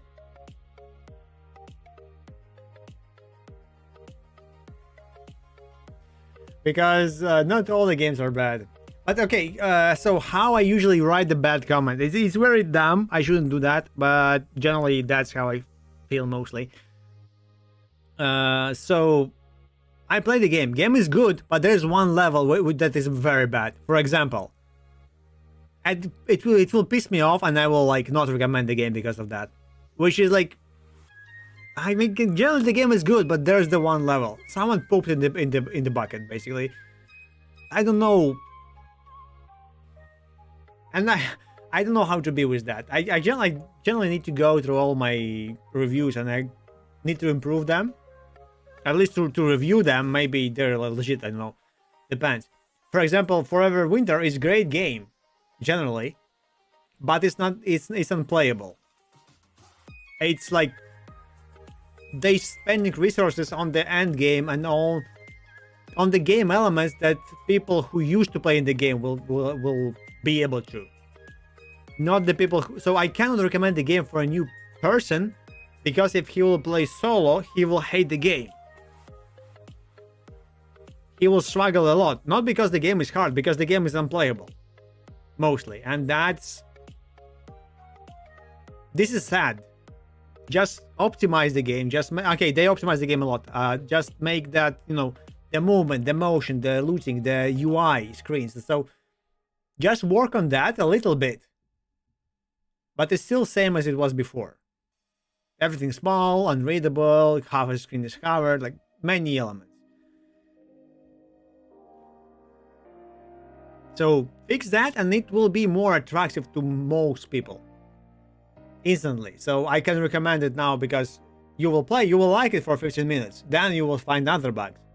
But at least you were somewhat invested. You will at least see some of the game. But if you cannot see even part of the game, it's like they have very cool areas in the end of the game. How the hell do I bring you to the end of the game? No one will see those, because people will get stuck in the first tunnel and won't move anywhere. Because why would they? Also, I still have no idea how you managed to play that much of this. I need to play just to get the money and grind out my... to unlock everything, just so next time when they will unlock... when they release new stuff to see that, but...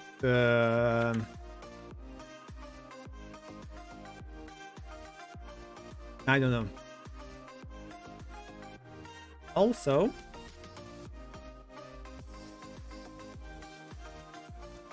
how it's called? Engine debugger.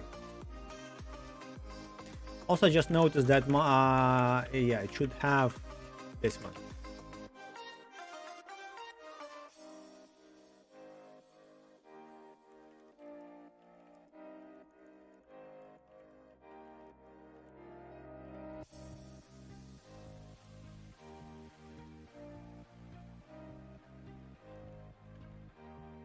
Send message. Message and data.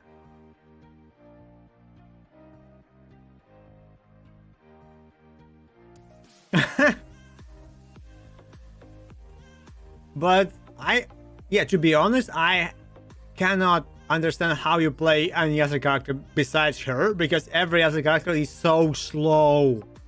I can't explain how slow it feels to me playing any other guy.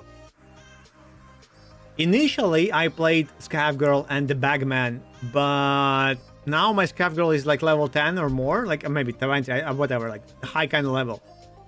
And going to the Bagman or anybody else feels extremely slow.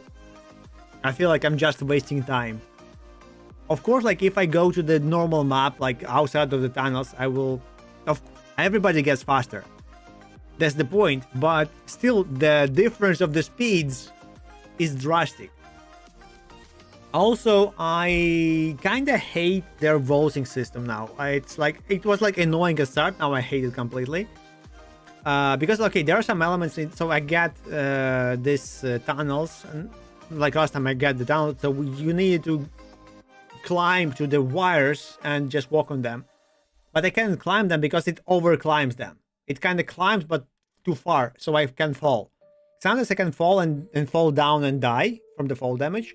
So I need to jump on them on like somehow. And because Scav Girl jumps quite high, I need to like figure this stuff thing. It's so awkward. Like, you just know little things, but over time they annoy you quite a lot. So I think the motion movement and that stuff should be reworked still. It never did, and it's one of the most damaging things to the game. The controls. For the... oh, okay, I need to check that. Maybe that's what I was complaining recently. So, really, Shaman get even faster than the Scav Girl? Because then Shaman will feel more OP than the Scav Girl. Because idea of the Scav Girl before the Shaman came out, actually was that she's the fastest. She cannot bring anything with her. Like, she has a very small backpack, but she's one of the fastest characters. And she kind of accelerates like instantly. I like Shaman because he can have this big backpack instantly, which was the point of the Shaman.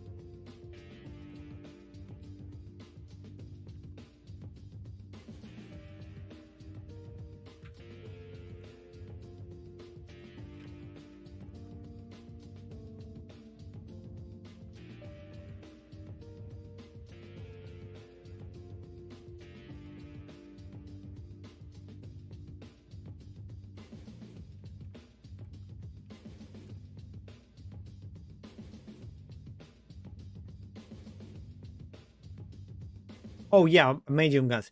Okay, does sniper rifle considers medium gun? I need to check what bonuses he gets.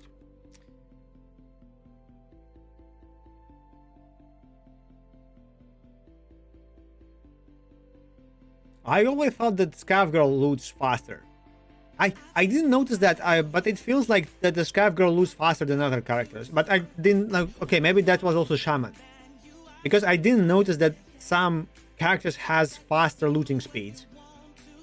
Usually because when I do like money runs, I just hit loot all, where I don't see what I looted. I just like pick everything, run, so I don't even like wait for the stuff to appear. Just loot all, go, loot all, go. But yeah, SVD is a rifle, but the sniper rifle, the big one, the anti-material one. Because I wanna go and blow up things. So now the question, who can use the grenade launcher? I have a lot of weird guns. Grenade launcher I think is heavy, unless the pistol one. But the sniper rifle was sniper rifle, I think. It wasn't the rifle, it was the big one. So, but actually that's why I was trying to play the Bagman, because he can use any gun and has skills for any like big guns.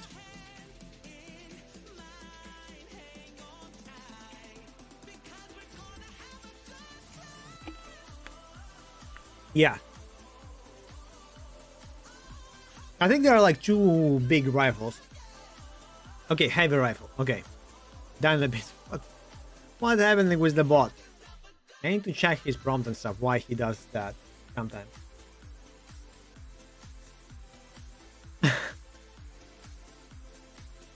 I'm actually not sure that he reacts now to him mentioning like that. Mostly because it's being clipped out of the text when it's like at... I don't know why. But maybe because it doesn't like see that. It should get triggered if you see like anything like bot in the text, but or his name, but maybe because it has at. Maybe I can change that by adding to the... Actually, let's try that. I will change a bit the command.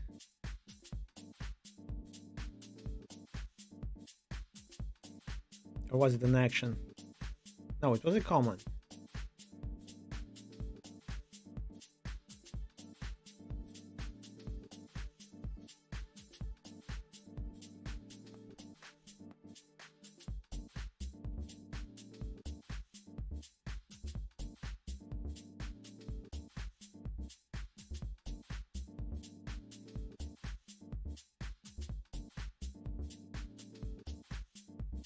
Okay, interesting. I have added it with at, so...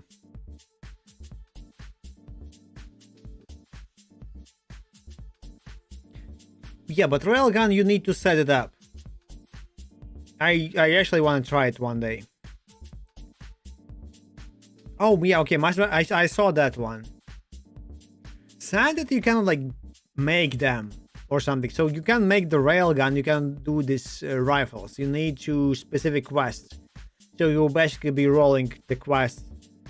But because I don't know which quest brings what until I find it, until I go to the whole list and like remember it in my head, I will Google. Oh, I saw... Okay, maybe... I saw how the 2 people were running around and one was shooting the dog, the grubber.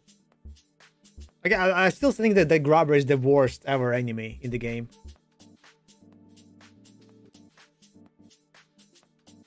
Because it's too fast and too random. It's the thing that kind of ruins your run. You're like, oh, there's a grubber. Oh, I will just log off. Screw that. I'm not playing anymore. Like, it still feels to me like that. Before it was like that because it was too often. And it was like unbearable to play. Now it feels like, okay, there's the grubber. Now I'll go to the next one. Also, it was so awkward to me when I saw it because the last levels has grubber by default. It's not attacking you, it's just there. It's just one of the enemies on the map. Which was... I didn't know about it. At least now you can kill it, because before you could not. people were shooting like bajillion of explosive ammo and stuff, trying to kill it, and nothing happened.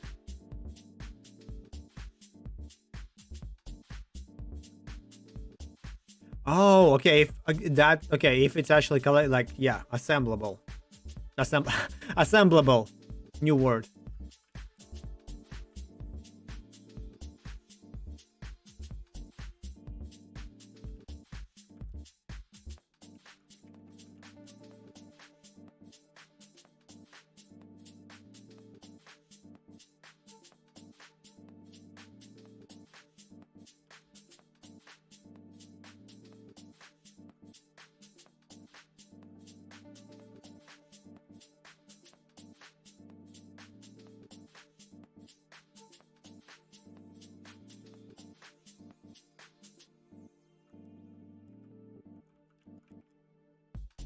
Okay, I think this one will work if I don't need anything else. So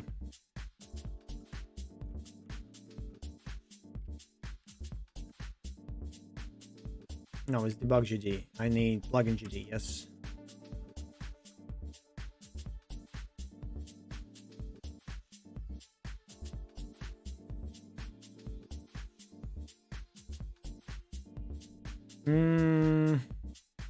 Now I need to add this thing to the debugger interface. Romeo Mines. Don't you need to go to this Los Angeles whatever part?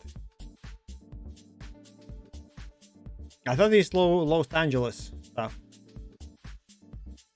I think I got somewhere there, but I'm not going there because it's useless. I mean, the amount of time that you spent on those tunnels is not worth the money. Like, time/money is way better in the first two mines.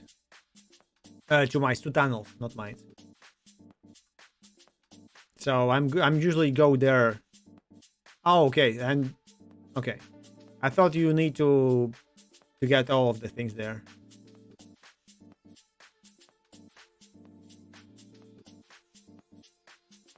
Oh, I have around 10. I had around 10 construction foam.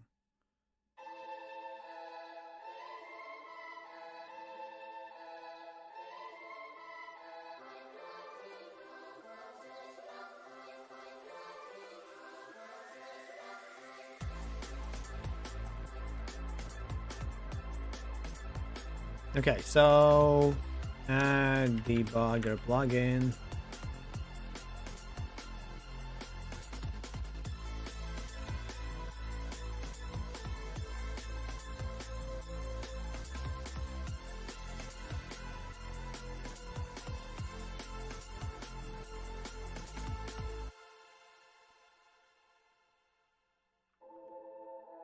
Wait, it has debugger 2 to connect on the running game side.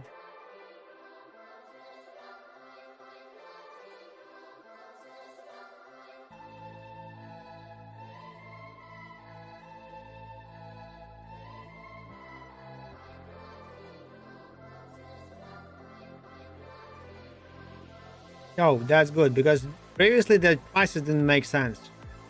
I mean, I would go once or twice for the quest, but I'm not going there for the items because it's incredibly pricey. Especially that I need to level up. It's way better to keep water at max to get that extra XP and extra money.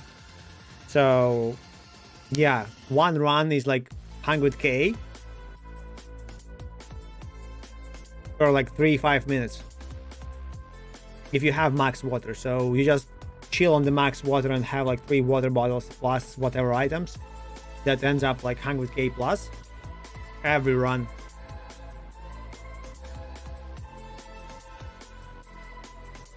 Then trying to sit to the end and maybe getting high rewards and stuff that you don't know until you actually grab the item and try to sell it. So you need also to know what to grab. And no, to me it was like way more beneficial to sit in the starter tunnel because of the water prices and stuff. Then when you want to do quests or you want specific gun from the quest, actually, like, yeah, that's also the only reason to have quests. You go and do the quest stuff. How to check the YouTube, by the way. Chat. Let's do this.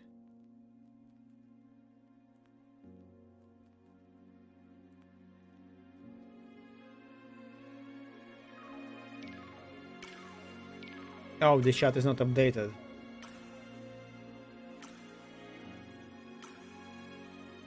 Nah, okay.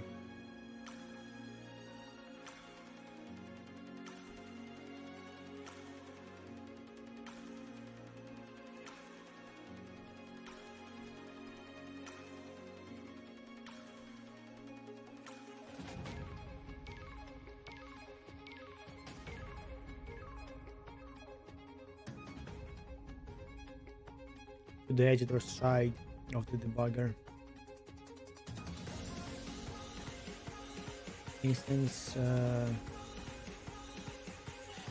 So that's an editor plugin.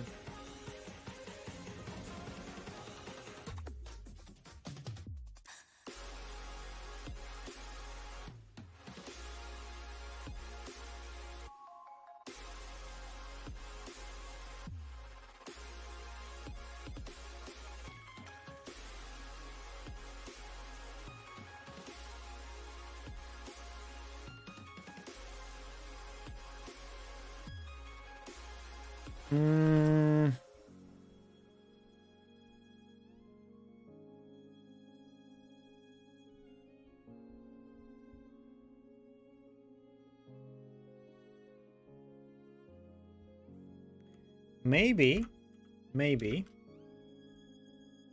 Oh, I can do this. I don't know. I mean, I knew, but I didn't knew.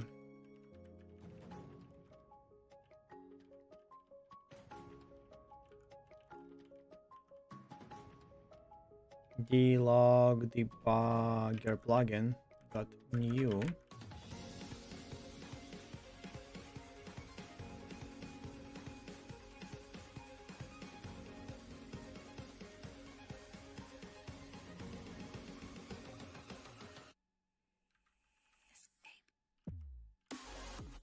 Okay, that's gonna be a debugger. One extra tree. Let's remove the debugger. Wait, it's public. Remove debugger plugin. Debugger. Okay. I can actually make it nicer.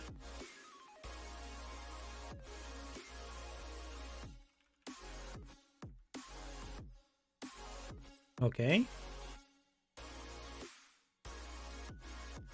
So that's the edit debugger plugin. Now,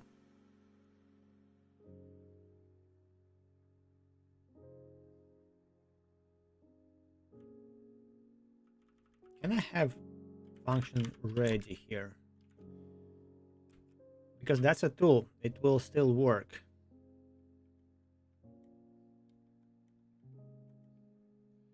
Oh wait, it got instantiated.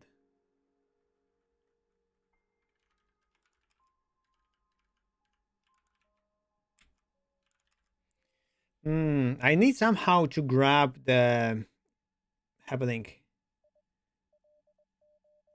I have all the workbench. I only 3 ones, so I don't know. I have the 3 ones. So I can make drones, I can fix guns, and I can make drones. I'm not sure if there are like more upgrades.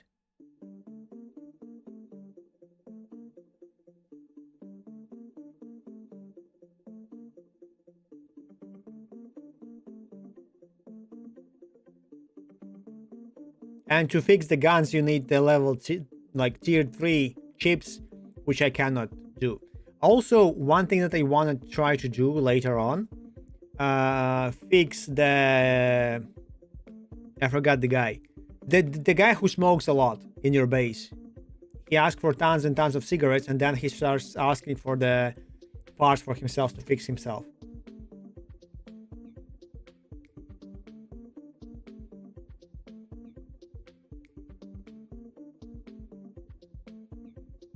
I know that the guns are not like, it's a waste of money if you fix them.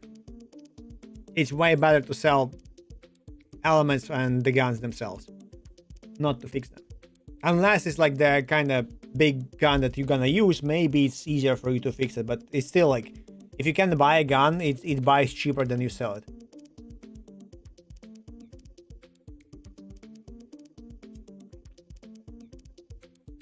Which is, again, that doesn't make sense in the game.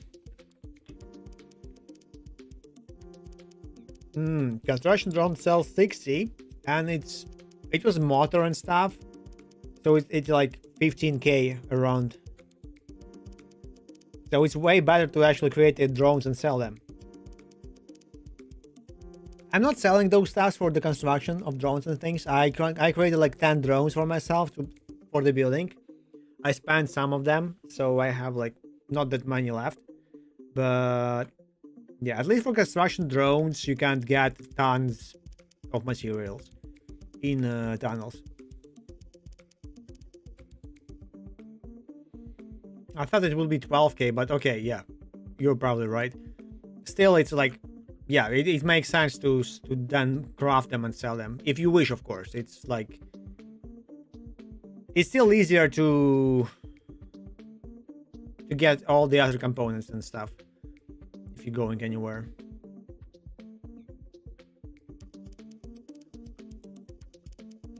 And you have like, no, what do I bring back home? It's better to bring something more pricier. I generally just make like 100 runs by looting everything without thinking like what I'm bringing up, and then I just sell in bulk to whoever pays the biggest.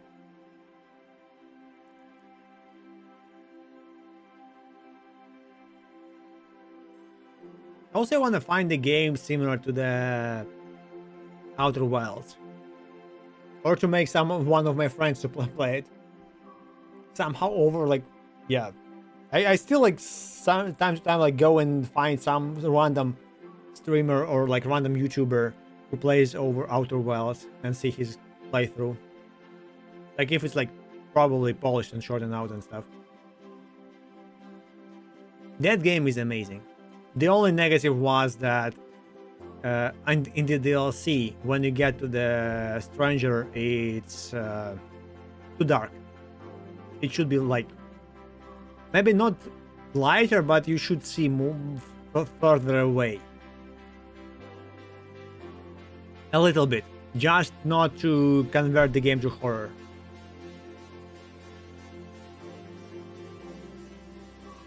I understand why it's dark, but when you kind of get to when you land on it, it should be.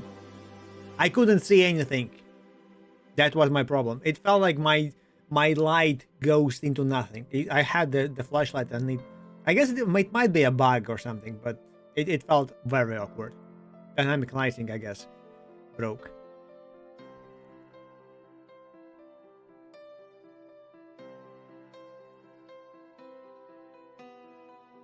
Add debugger plugin. So I will have a debugger plugin. Why they do this registration, register message capture?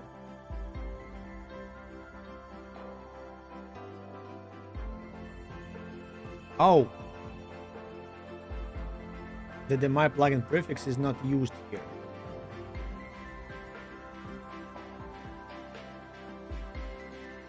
Global scope that print in similar functions called in the editor do not print anything.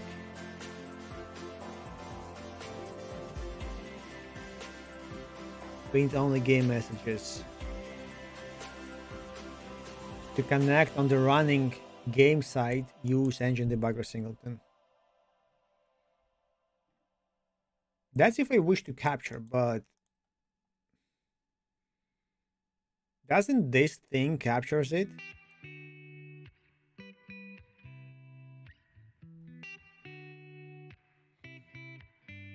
Okay, anyway, let's just create something and explore an experiment. So when the debugger plugin here captures the message, I need to add it somewhere. So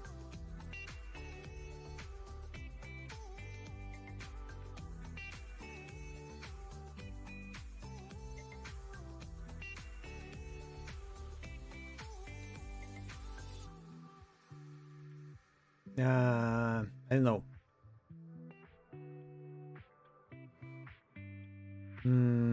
Var node. Maybe let's call it holder.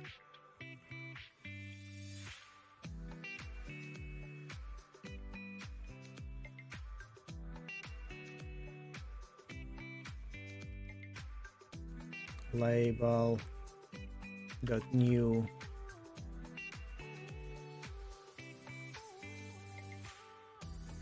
Oops.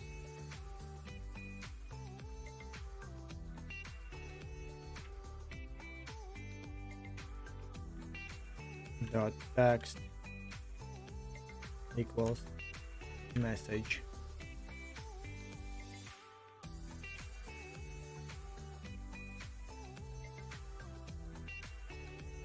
Holder dot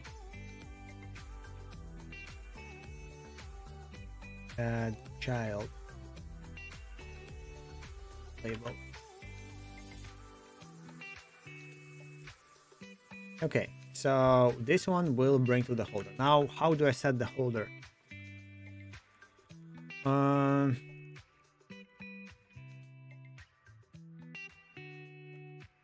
Function init, and it will be holder of node. Holder equals holder. Also, before, let's do super.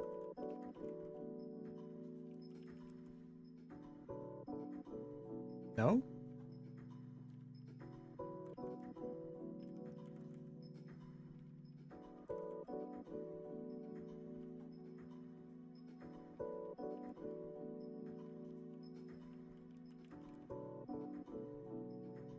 Cannot call the parent class virtual function because it has not been defined. Okay, so it's virtual, so there's no point. There is no point. Okay. So it should work, I guess. Now I need only to add here when I go. Oh wait, it's not created yet.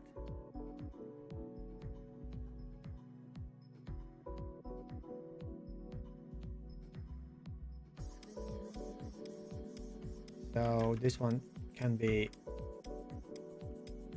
removed like this. Tomatoes flying. I saw that. Debugger dot add. What do I want? New. Wait, no. Debugger equals the log. You know the line. Why are you actually asking me? Debugger plugin dot new. And there will be some kind of node.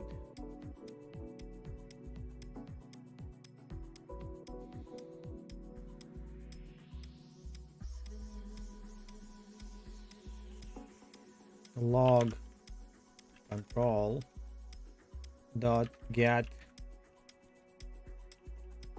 folder. Let's do it like this. Now let's go to what is scene.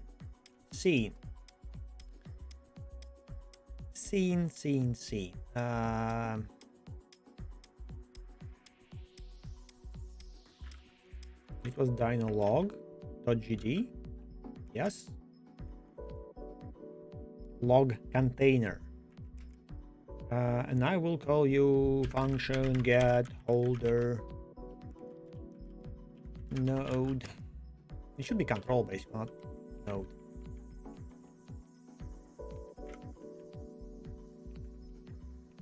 It's better, yes. And return log container. Yes. So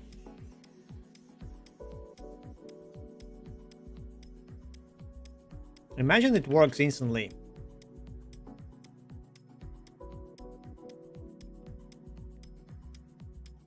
Let's go to the project settings. Let's go to plugins. Let's disable, enable.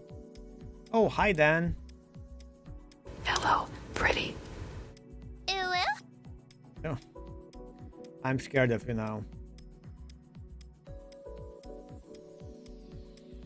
Okay, that error. Screw that error. We start. And my logger. It is here. Of course, my like this.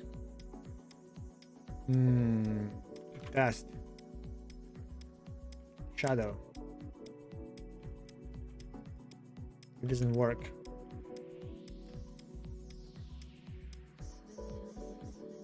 The question is where my debug is going. Also, where it is being created, if it is being created, of course. You know what? I need to stop the game and I need, I guess, to reload my current project. And also ants are going. Also, then we decided to play StarCraft. At least we're planning to play StarCraft 2. It's free. Wanna join? At one time, randomly? Who's working here at least? Maybe Cooler will join us.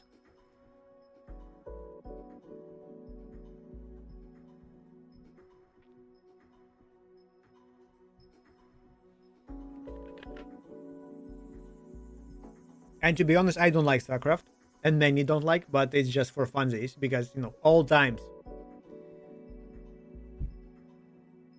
I'd love to play StarCraft.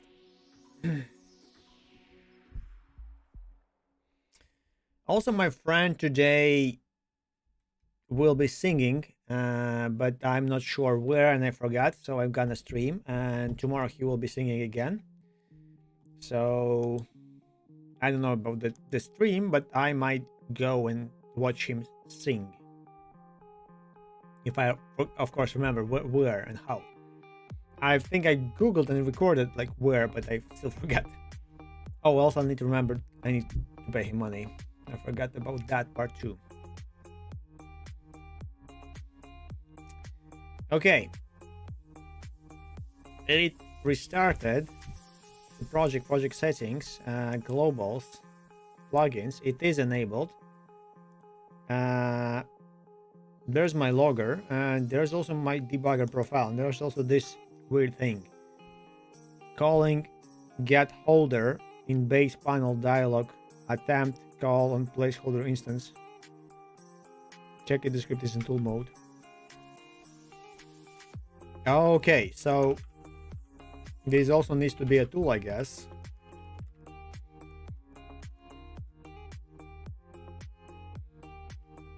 Now, what if I go and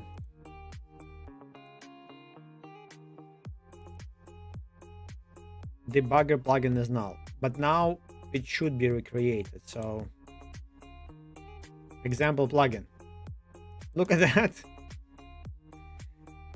it appeared.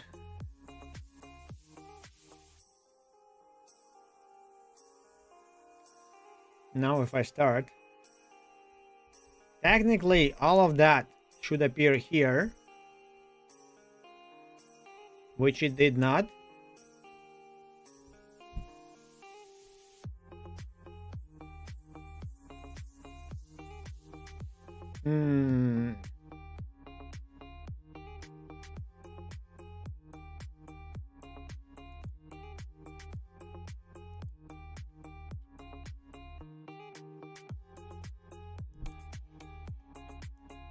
But if I go to debug, and again, I'm not writing anything here too. So,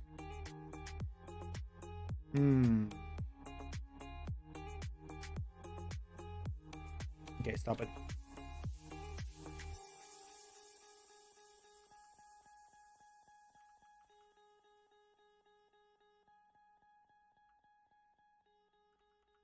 Add new tab in the debugger. Add session tab. Why it called it label? Oh, okay, so the label's name is being used also as a tab title. So I guess I can add the whole scene here if I wish.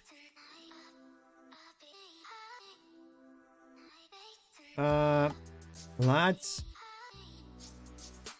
Maybe it's not visible because it's not big enough.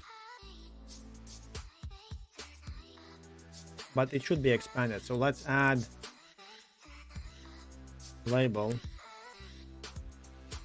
This is task log. Okay, why you're invisible?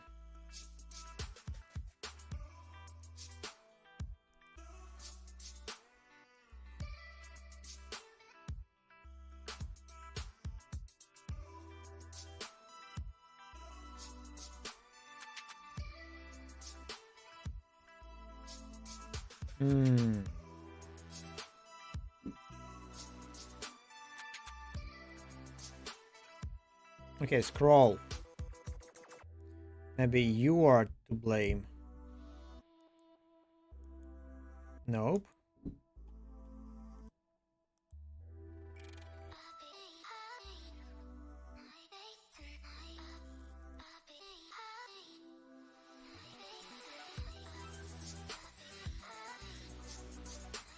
Okay, maybe this panel is the problem. The V-box is big, yes. This one is small, and this one doesn't have a size. The vertical expand. Okay, now I see the log. Good. So now I can hide you. And let's start again.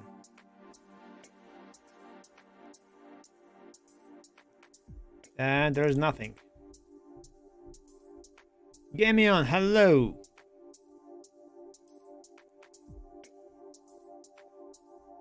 I had a weird plan to start and try to play StarCraft. StarCraft 2. Randomly. Just throwing it at yeah.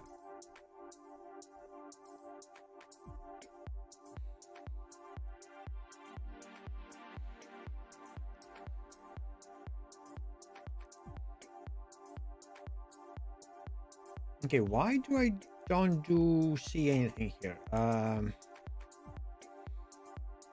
Oh wait, of course I'm not. Oh my god, I'm so dumb. First of all, let's see this part, of course, and yeah. To make it work, I need the most important thing that I just created called, where it is, basic logger, and I need to add a new logger here called debug handler. Why is it called editor handler? Maybe one of those two. Okay, let's see now. I also have some error here. Oh, that's the... Oh no, that's the entity not found. That's not my error. Also, oh, unknown message. Okay, look at that. I have messages that are unknown. Why? I'm reading D-log.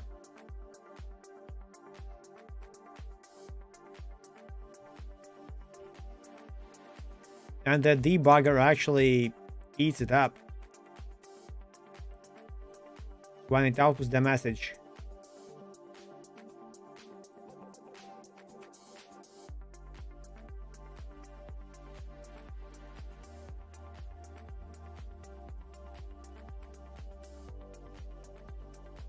Oh, maybe I should do a bit more.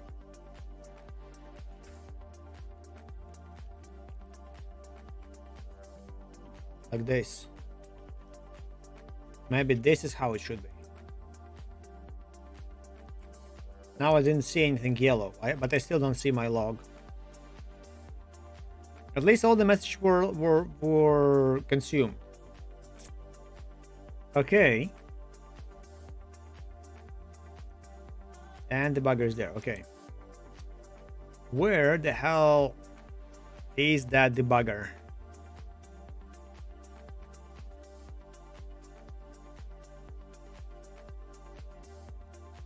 Unless the scene is not dynamically updated. Let's reload again. I also know that every time when I do this, it disconnects from the plugin. So this is a test log. This is how it should look like.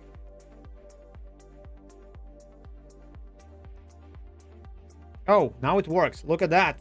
I have my custom logger. Which sucks, but still better than most things.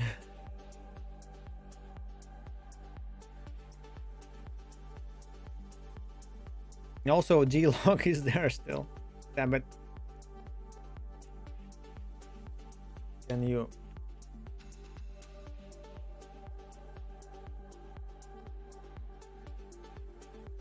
Okay, now I have a log.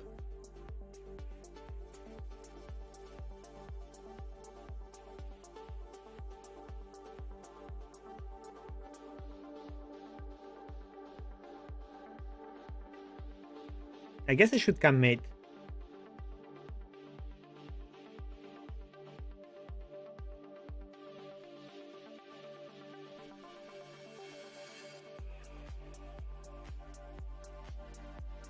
Also because this one was eaten, I say. Need to find a way to make it prettier later on.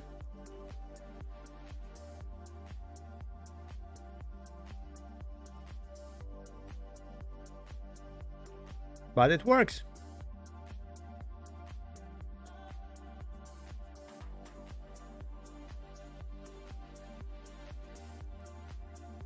Yeah, because this is one text. So I guess having a vertical text would be nicer than just adding a text.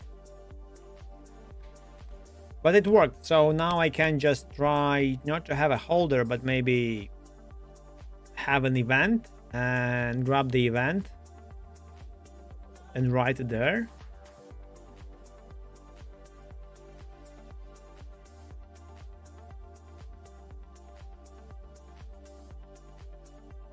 So like, hey, the special message happened. Let's see that.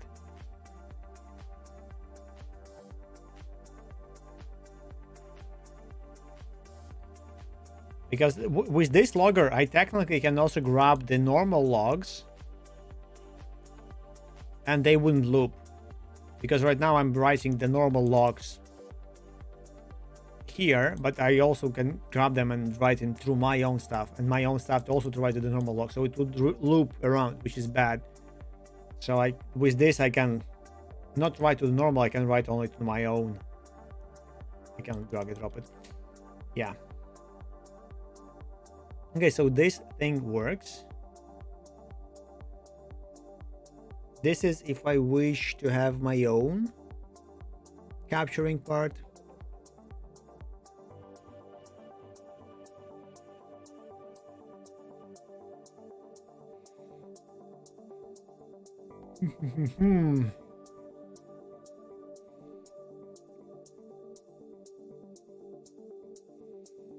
Wait, I can actually...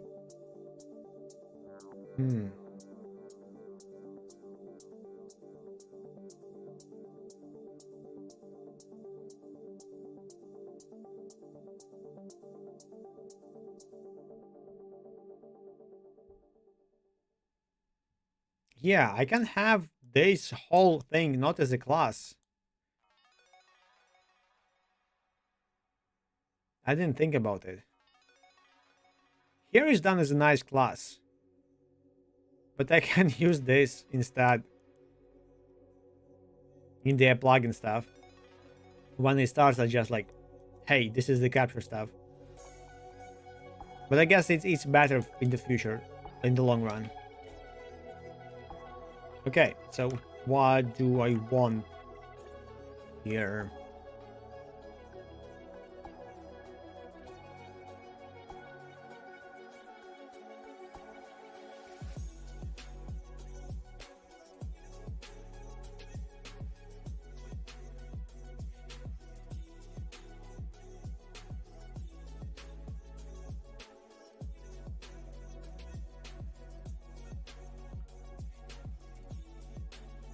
So this thing can be commented out. This thing I still need because I'm adding the label. But technically I can have my own signal. Weirdly, the signal should go above.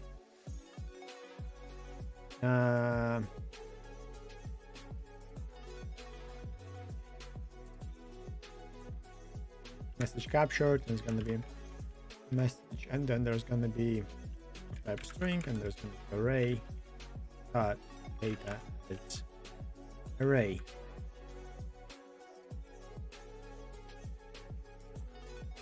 Session ID as integer.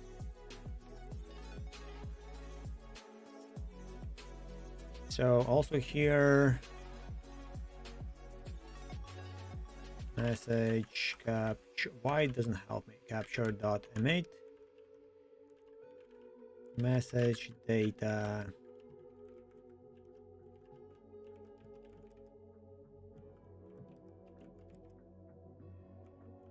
Oh, because I'm not. Yeah, I forgot that I'm disconnected.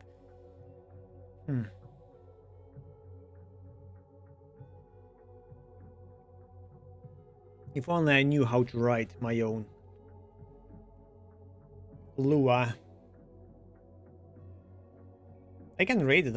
I just never try to write my own stuff.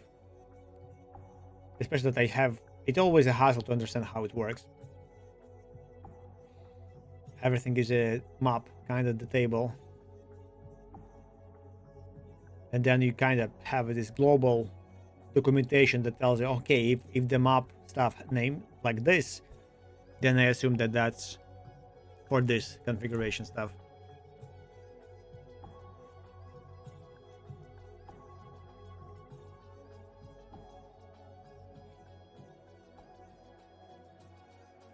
Okay, so this part of the plugin works.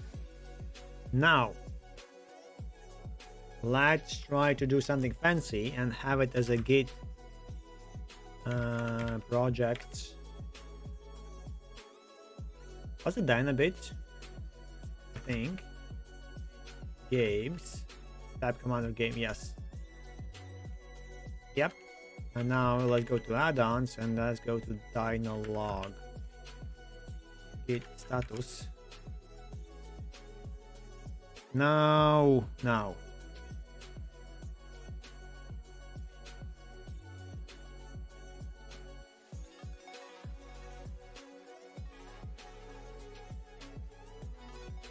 Feels like it knows about. Wait.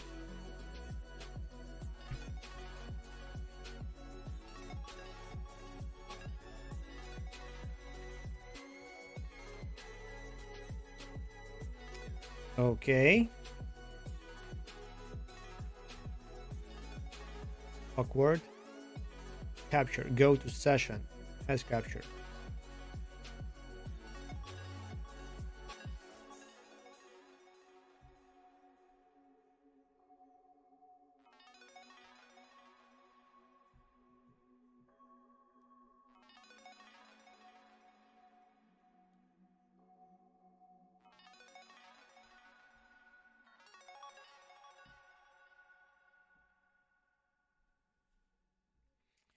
Marking plug.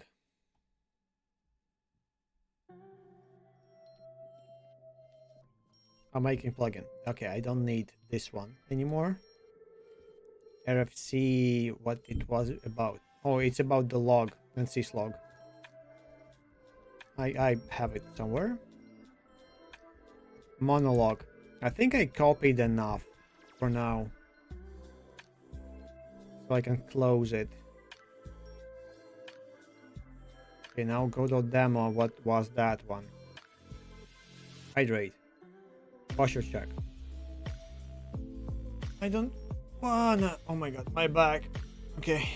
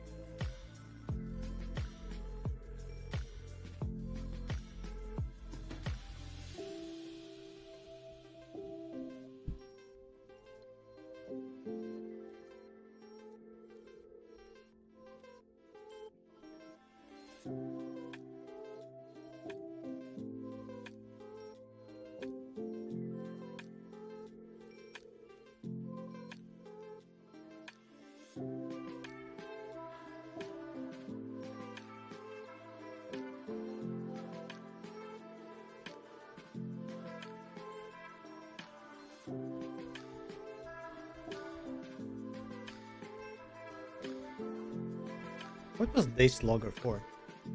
Okay, also log duck. I think I don't need this one.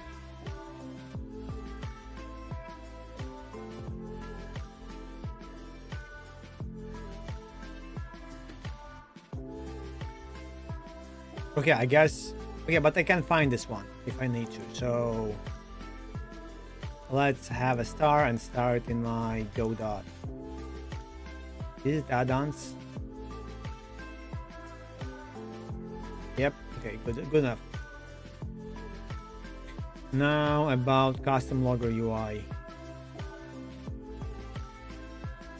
It's a demo project for the custom logger.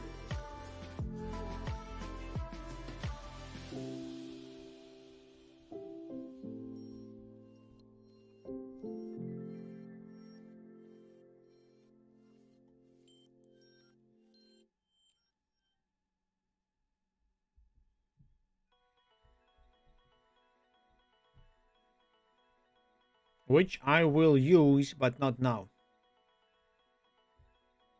That's Hyperland, yes. Without a shell. It's custom shell. High, low. So I wrote my own shell, which is, wrote is a big word. It's just, it just those two things. The clock, the watch, and this thing. And as you can see, it's like, it's not even, okay, this time it's ordered, actually, randomly. But it's not ordered. It's like whatever comes first. Okay. This time I tried to use Arch. I was using Ubuntu last time in my work. Then I went, I guess, back to Ubuntu. Still, I kind of hate Wayland because usually you have so many problems that you don't know that you have them until it breaks. So, but at least my transition was smoother to Arch than it would if I wouldn't use Kubuntu. And like anything Wayland like. Yeah, I never felt the difference because I usually what I do, I install i3 or Awesome or whatever, like some kind of Windows manager. Like tiling Windows manager if I can. So I never noticed any like visual difference. And I don't know enough to actually know about the internals, how different GNOME is from the Ubuntu. I mean, they both used X11 before, and now there's one of them is Wayland, I think, and both of them go Wayland now. So it's a bit different stuff. Yeah, and as a compositor is the Hyperland. I went with Hyperland because it's kind of, the word is like popular, I guess.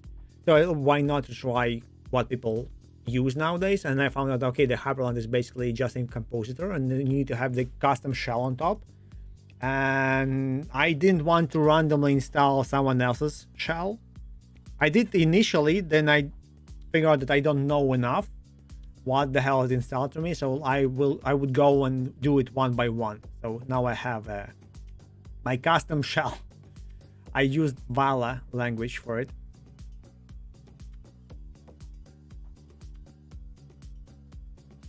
Yeah, it was kind of weird. So I had a friend a long time ago. I didn't know anything about Linux. I used Windows and I used Linux and I was kind of, curious about it. So I used, and on my free time on work, I had the laptop that I used Linux just to learn it.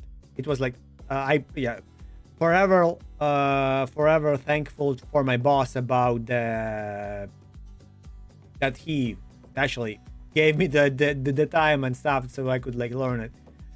But yeah, I used that. It was weird.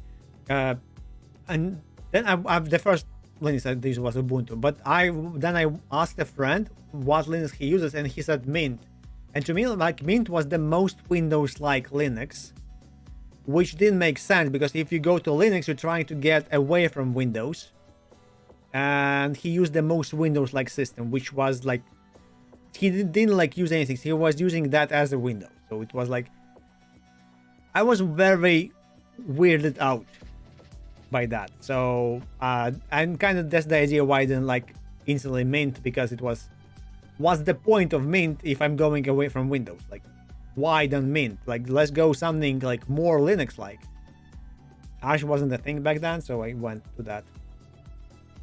20 years laptop, I went to... Yeah, Ubuntu server is too heavy. Okay, I like Ubuntu server because it's easy. Alpine, not okay. I never tried to install Alpine on anything.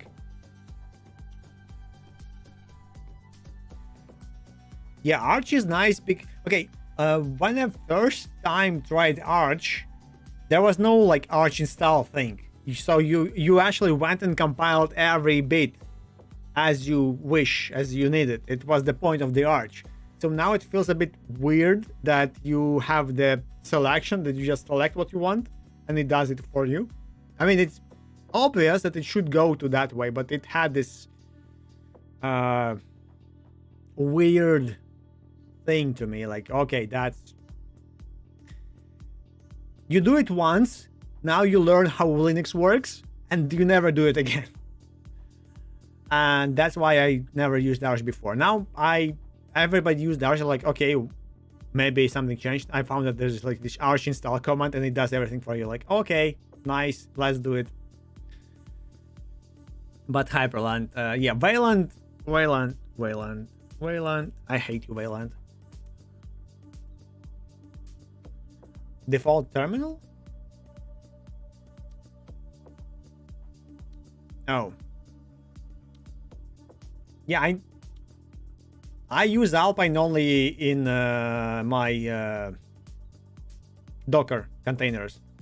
I only dare go for Alpine if I can, because that's usually the smallest one. It's kind of not protected one, but you know, generally for development reasons, I don't care. I will kill the container every time, so that's not the point.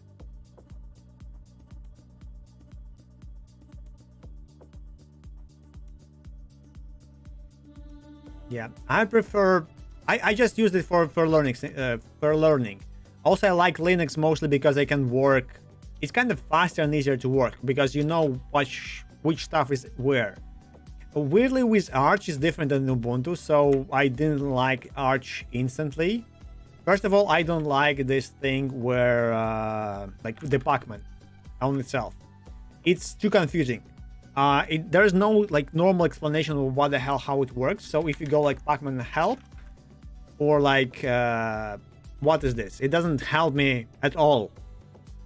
And I cannot do man Pacman because manuals are not by default in Arch, which like, okay, now I have that one, but you need to install it.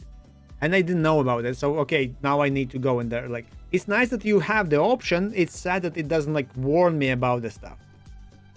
And I like, no, it's kind of not interesting enough for me that I need... It would be way better if I could figure it out on my own inside the operating system.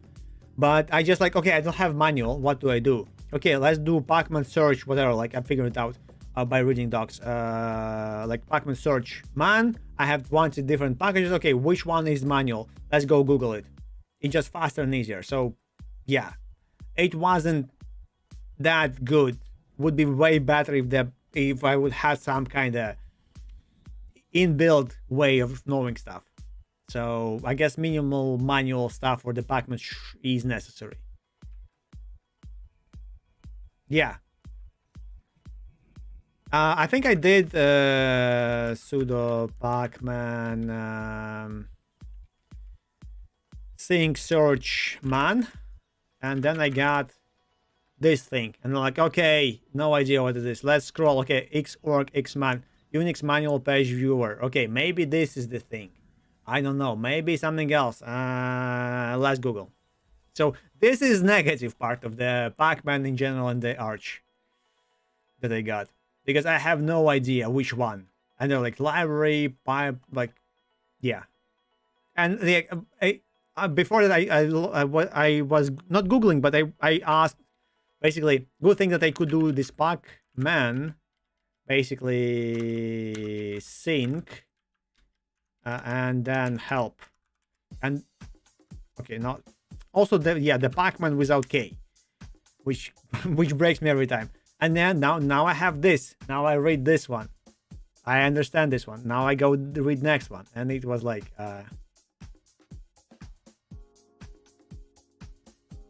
yeah, I kind of still don't know it. I kind of remember it. Okay, the syncing is we're syncing with the something. There's also the database, and there's also queuing, and they're like go to different sites. So I guess the querying is your own local database, and when syncing it kind of goes to this outside. But there's also a way of querying, like search from to the outside. So it's like packages in the Unix in that way. So they're coming from that way. I lucky enough that I worked with Unix some time ago with FreeBSD and something else, but it's still like it doesn't click, and it's very hard to get into because this is like very minimalistic explanation. So, and I know where to go to read it. So I guess I need to write my own, as many big streamers do. I'm not big, but many streamers do. I need to go and create my own YouTube video for that, explaining this stuff. So yeah, one day.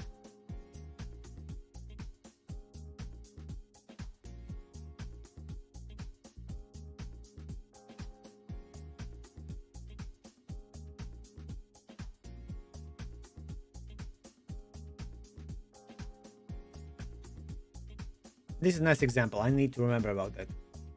Okay, this page I need to somehow save because it has another nice example of how the logs work. Oh, West Terminal. Okay. I got Kitty by default. And I got stuck with stupid, how it's called? Damn it. It doesn't know how to write all the symbols and things. It still doesn't know. So if I go to my... okay, let's go here.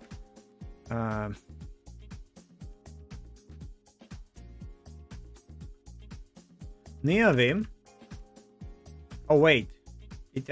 Don't tell me that it actually shows now them. Huh? Or maybe it's different. Okay, that's different thing. Yeah, that's new thing. Wait, okay, that's the wrong file. All good. It should be this file. Okay, now it shows them. Okay, not every, or maybe those are empty on purpose. I don't know. Yeah, before they were like question marks, and I spent like quite a lot of time figuring out, okay, how the hell do I tell the terminal to know about the Nord phones and know about the stupid like nice emojis and things. And I found out, okay, those emojis are actually coming from the, like, I forgot how they called it, not HTML, but basically the web ones.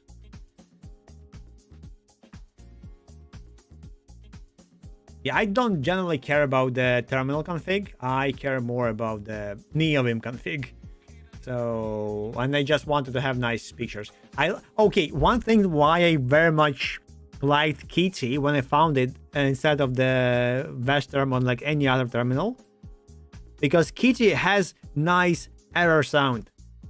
That was the main point, because it always broke me when I was, you know, that weird sound when you have any error, and there's no way of changing it, or like you need to hack it out to change it, that, or to have it specific sound for specific reasons. Kitty had this like ding, like nice. I actually have no idea how to replicate that.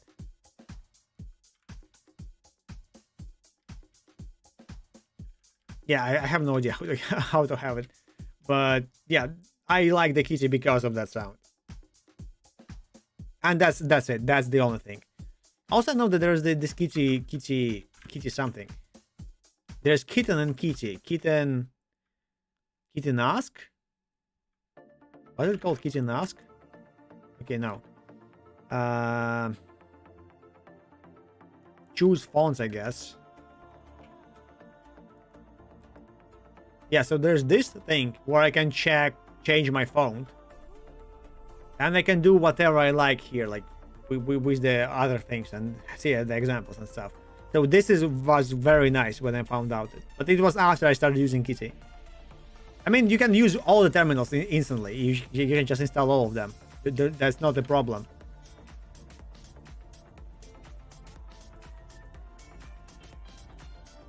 Yeah. So I think I have maybe I have Western. No, maybe. Wait, how it was typed? It wasn't typed Western. It was W term, Z term. No.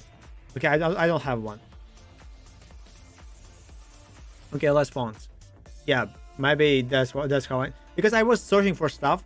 I think Western was one that allows, like, it's Rust written, so it's fast, kinda.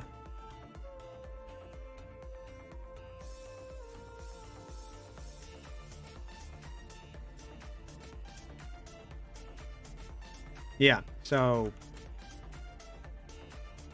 before that I used Terminator because of the stupid name. But generally I use whatever comes by default. I don't really care. Especially when you work a lot with servers and stuff, you kinda, whatever terminal you get, you just open the, how it's called?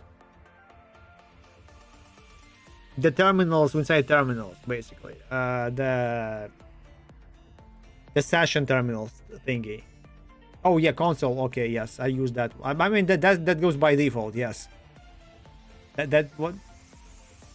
You don't need anything else basically usually, unless you wanna work with the console quite a lot. So you go with some kind of plugins for that, NeoVim and stuff. So okay, maybe I want to see pictures in my console. So okay, Kitty can show pictures, some other can show pictures, but console cannot. Okay, we changing terminal, or maybe we will be opening the terminal only in that case when they want to see pictures. There's also the plugin, for example, like the program called Ranger that allows you to browse inside your terminal, which is nice. So maybe that thing.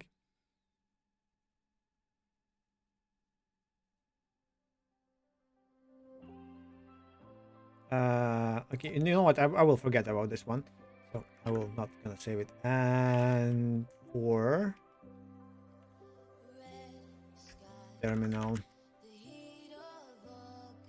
okay, maybe he has pictures on his GitHub.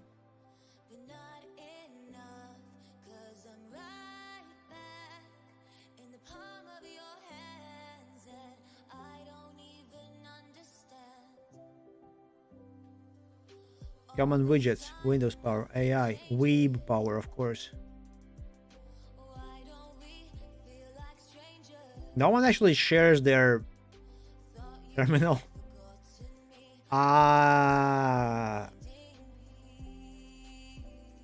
Windows. Nice.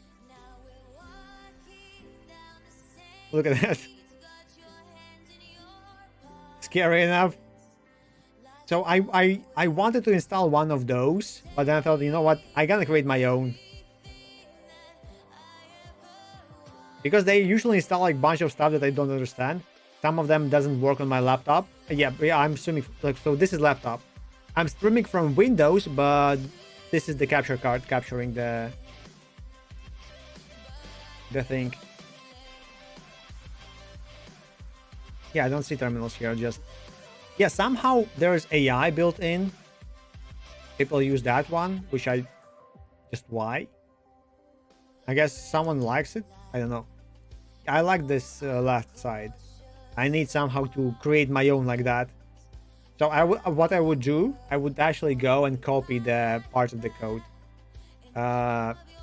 If it's not installed, so Google Sounds. Okay. Will it go to dots? Guess not.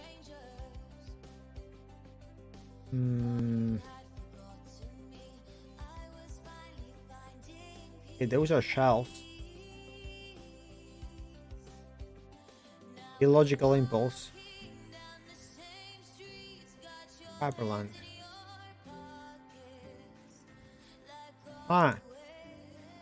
This is weird. What they're building. The alkali board, okay. Can we see any other things? Is it Swaylock? Okay.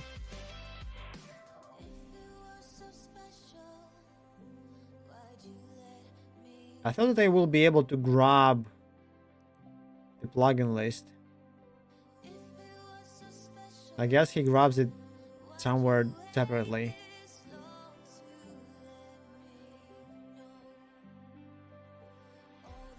Not sure where to search for them.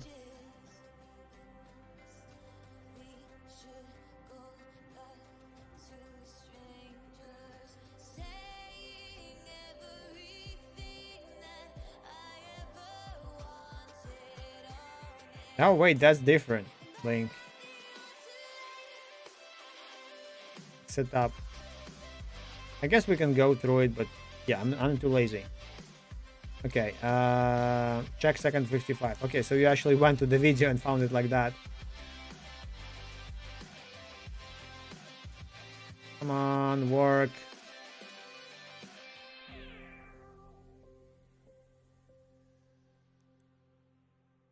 This is white.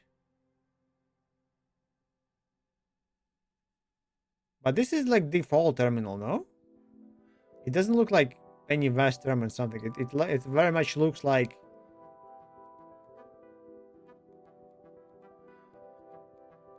Yeah, it very much looked like the... I forgot the default one. Oh, okay, really, Kitty? Okay. But I thought the same one with console. Yeah, the console. I think I was thinking.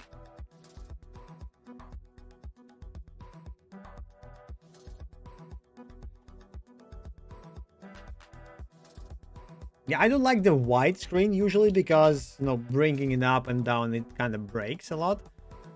The flashes and stuff. Yeah, I actually, I have a friend that weirdly has the same one. So he uses the light themes because he can see the dark ones normally. I kind of like something in the middle, or I usually like the randomness of the theme. Like, hey, just load random theme every time. But to me, like the most important stuff, just don't flash. Just don't make it like, you know, sudden change. It shouldn't be like super white, or it shouldn't be super black.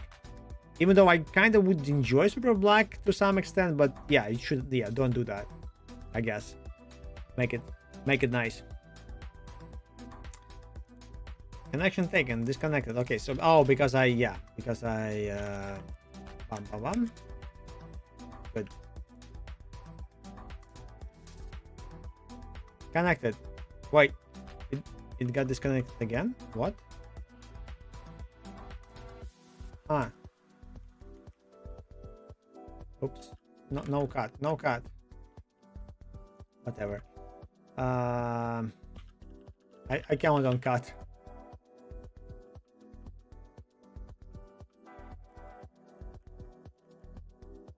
Yeah, what I was doing, I wanted to use to go to Git. This thing is created, yes. This thing is, oh yeah, actually for Git commits, this is something that I don't like, but I guess need to read more about this, how it works, and figure it out. So let's go to GitHub and create a new repo for the... Yeah, let's go to Dynabits and create it from Dynabits.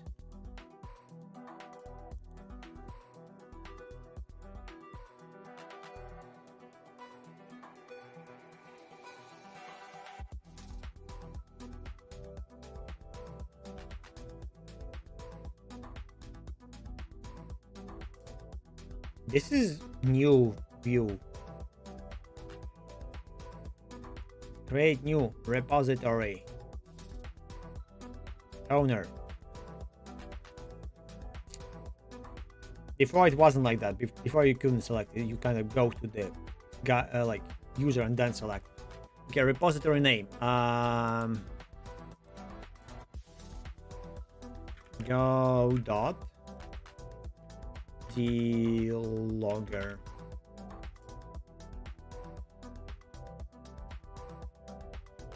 Description. Go dot gd script logger plugin similar to monologue with handlers and processors.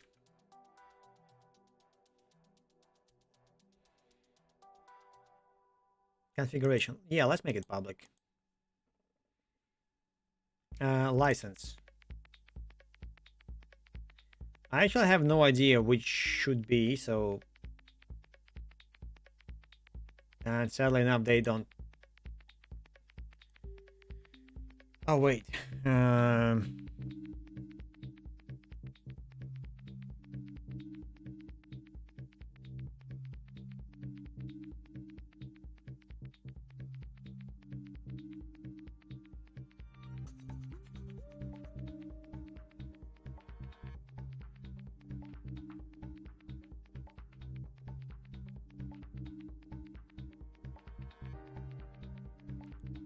There was a nice website better than this one, which kind of explained all the licenses.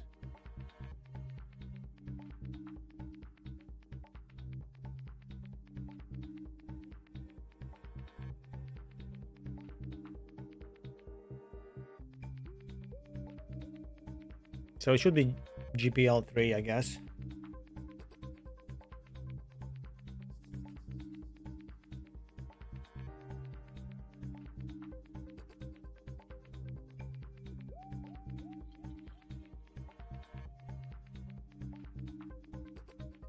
Codeberg? I don't know what it is.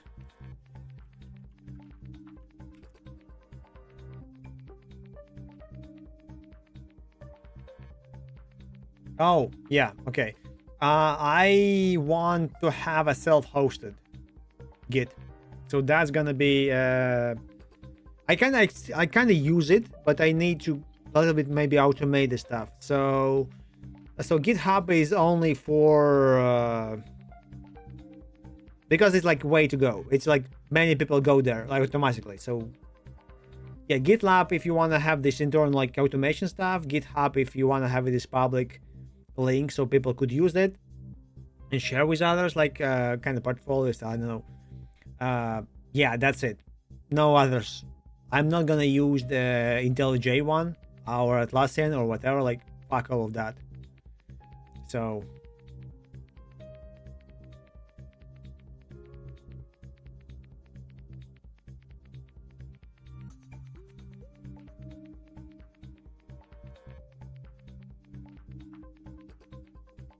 yeah, the question is how they gonna support tons of the things.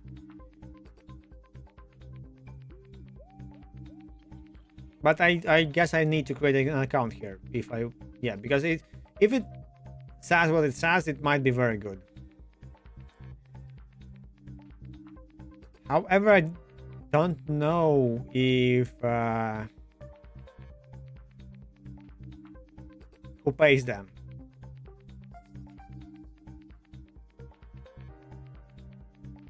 Because corporate or not, they need money to sustain servers and stuff. At least for some security and other things. So the question is how? Also terms of use. So okay, I guess I'll need to investigate it more. By non-profit organization Codeberg based in Berlin. So it's like some kind of company. The question is like, they still need money.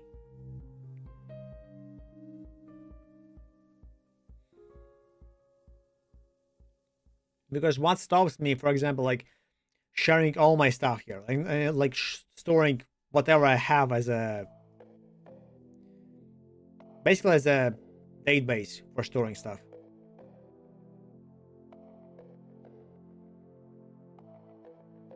I mean, I'm not doubting that. It's just like I'm just curious. Because okay, now the scare, for example, for the GitHub is that they will first of all they learned on your code. Maybe with permission, maybe not. We don't know. Probably on all the code, not only public. I guess they can learn only from the public, regardless. The next question is like, but what if it fails, as it did before? So, I still not gonna trust like the other things. I will self-host. This is the best way. But now I need to trust myself. So because I don't trust myself, let's combine.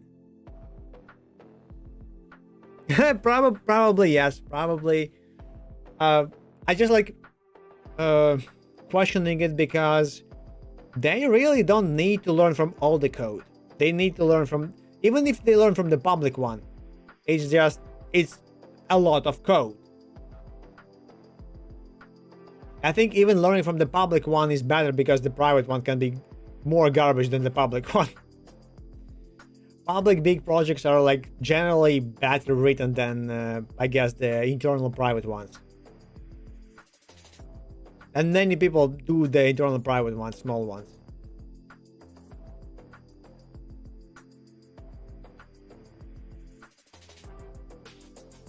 That's also true, yes. So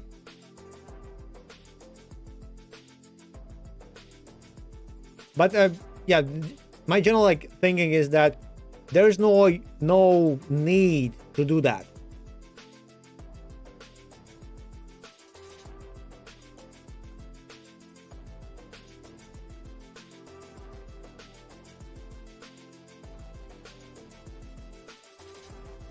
Yeah. So but I have time luckily right now for self-hosting, so I will self-host, but because it's Git, I can do both. It's not a problem. It's just literally one line, one script, one. It's like built-in feature basically. So there's no need to think about it. Also, one good thing that I found out about self-hosting, once if internet goes down, I still have access to my stuff without internet because like local network works. I have access. It was nice. Yeah, so that's generally the biggest idea. Okay, well, of course I need to protect it, I need to do whatever else, but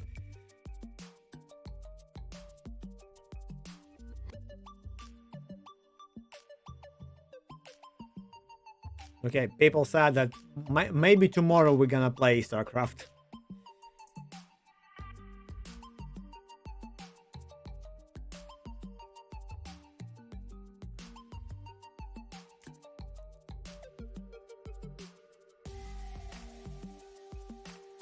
I'm not, few things that I'm not gonna self-host definitely is the websites, web servers, web-related things, like email, for example. Like never. I gonna try to find whatever company I can, the cheapest one, I guess, and then I'll adjust between them or something. For example, I found out that Zoho, for example, I mean, whatever you think about them, I have free email, corporate email there.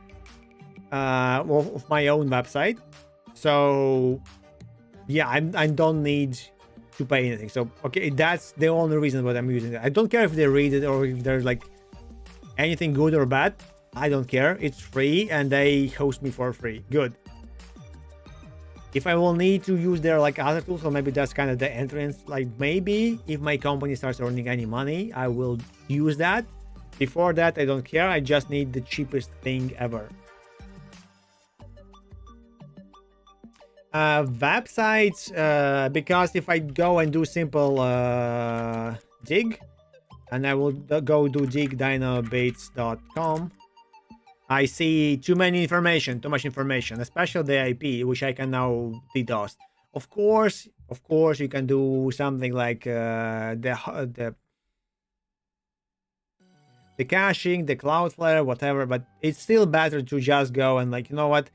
I'm gonna pay $5 a month for hosting or like whatever. They're like very cheap now hosting things.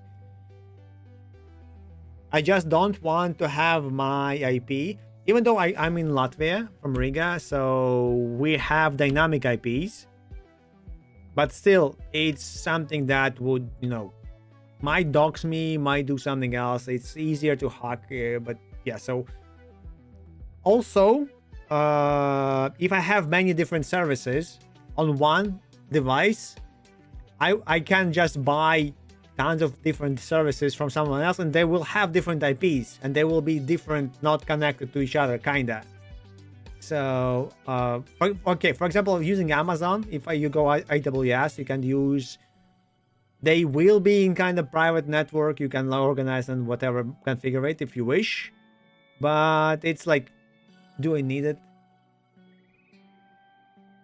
Yes, but still, it's kind of, it's additional way of exposure that I don't really need.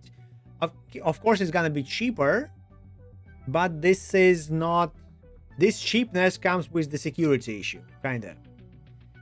So yes, I guess if I gonna have my, I used hosting it before and having it at home. I know just for like randomness. Okay, let's have it.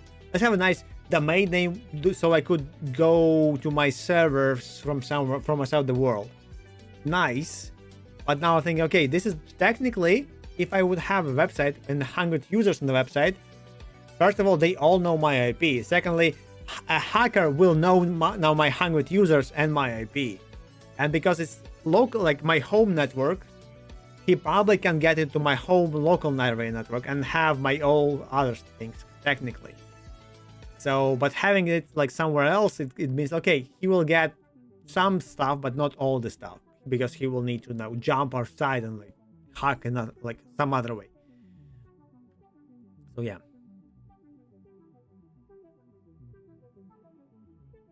Luckily, the things like Synology, for example, I'm using Synology, by the way.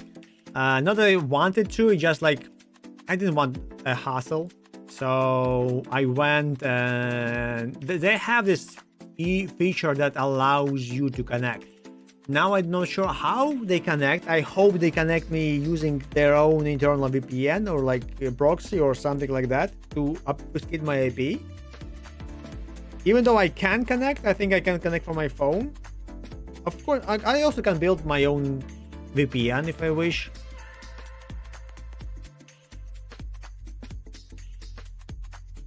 I connected with so what you can do, for example, if you have your home whatever storage, for example, you can have a thing that allows you also to like have it on cloud, and then you can access your cloud.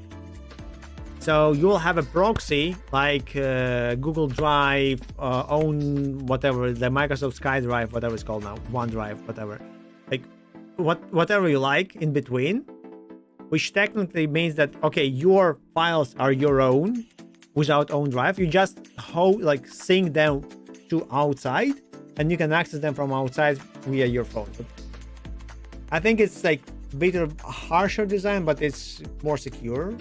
But again, it depends on what data you have. You can have like multiple layers. Okay, my own private whatever, I don't want to have anyone access. It will have my own server without having internet. Or like maybe only local area network. So I will have custom network, only local one that I can access.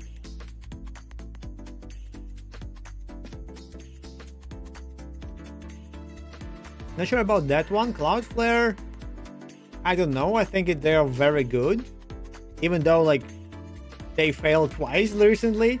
But to me, so this is actually a very interesting question and topic. Before there was a Heartbleed, there was also this networking issue and like many other stuff. But there's this, okay, again, the thing about it, they failed. Cloudflare, something happens, and whole internet went down because everybody relies on the Cloudflare. Like so many people rely on that, so many companies. But Cloudflare actually came out, said that they screwed up. How they screwed up? Showed that, okay, this is the bug, this is the thing, this is the issue, this is what we had. So they explained everything. They showed everything to everyone openly, and they fixed the stuff kind of fast. So how many companies would actually admit their fault and explain you what went wrong? Because many times when something goes wrong, it will be like under the rug. You won't actually know what happened and where it happened and what happened. So this is like the very... I didn't think about the terms like that because, no, like, okay, something happened, it broke, but then it fixed, and they say, okay, that was our fault, and they never tell you. Or like, they fix it and then blame it on you. Okay, we actually had... So how many times it's gonna happen? And you won't be able to prove anything. They actually openly went out and they actually sat and explained what happened and how they screwed up. So it's something like that they did. So I have respect for them because of that. So if I'm going, so all the companies will fail. All the companies that you're gonna use for the prospect, like as a Cloudflare, for example, like as a like that sense, like of the VPN or like whatever, they all will fail. Now the question, what's gonna happen when they fail? So Cloudflare was open about it, so I better to go to them. Also, they probably won't repeat their mistake, even though they did kinda, but in different sense. Still, I guess it's like it's better that way. At least, like, to me, that's how I change my viewing thing on that, my like view on that quite recently. So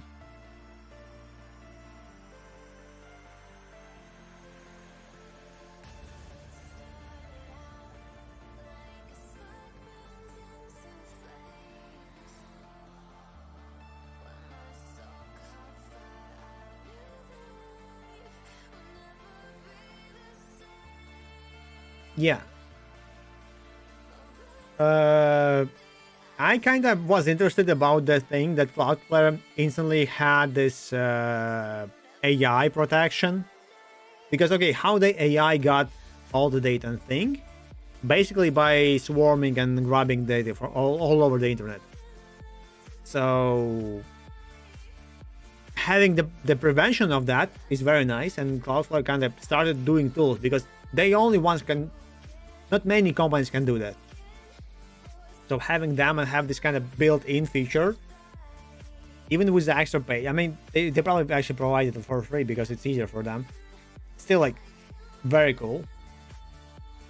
Hope others do that. I don't know what zero tier. I hope they do that too.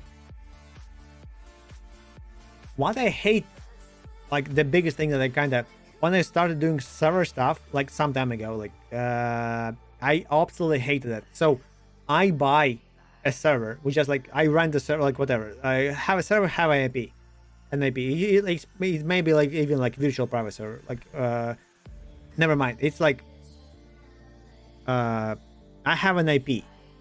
It just started up. After 15 minutes, I see random pings about like slash VP admin slash something, some SSH, some whatever, because some and yeah, and most of them, most of the requests come from somewhere from China, from India, rarely from Africa, and it's like it's so feels so shitty to me. Every time when I see that, my mood goes down because like why no one does anything about that? It's obviously a kind of a boss is trying to hawk you out, but no, it's China because it's government level issued, I think, or it's even legal. You can steal from anyone but from inside your country. So yeah, it's actual business. India, I guess the poverty and stuff on whatever, then yeah, then you go and do firewall and do whatever stuff, you know. But this is the thing that you need to like know. Still, like every time when I start the server, if I don't have this built-in script that configures the firewall instantly and moves the ports around and whatever, so the Autobot wouldn't storage it, like would ping out. It's still like very demotivating every time, you know. I remember I had this bash that kind of, if you go Ubuntu firewall, I usually use that one to disable the pinging even, so the server wouldn't ping out. So if someone pings it, it just stays silent. So you wouldn't even like know if it's up and down. Then you host a website there, and website is not being. You can like check if the website is up because you can ping it because ping stays silent. Yeah, usually you just move ports. You closed all of them and you move ports like 22, 80, 443 and stuff outside. And then you have this global. Usually the hosting services provide you the load balancer, and you can use or use the Dockerest setup, and you have 80 and 443 like redirected. And if someone actually asks for anything else, you have maybe the honeypot, maybe whatever, but stuff like that.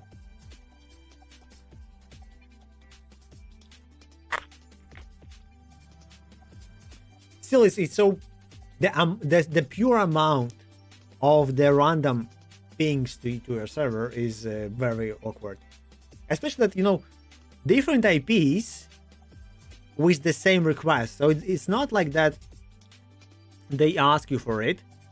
It's like there's like many companies, many like shitty people doing this stuff.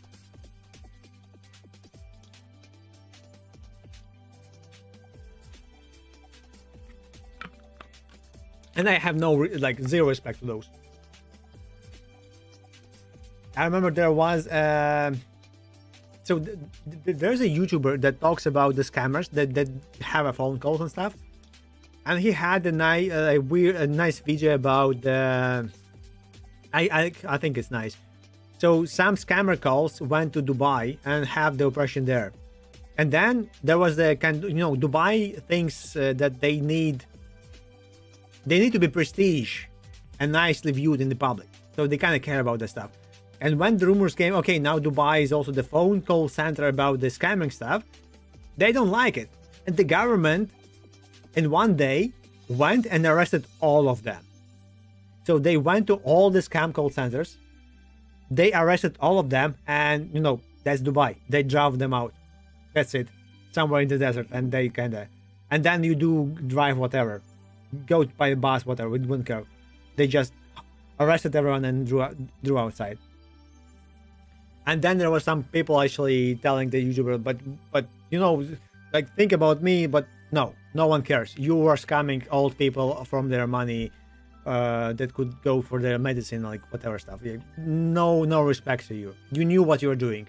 Even if you didn't, you're in Dubai. You just go out and they will send you back. It's like, yeah.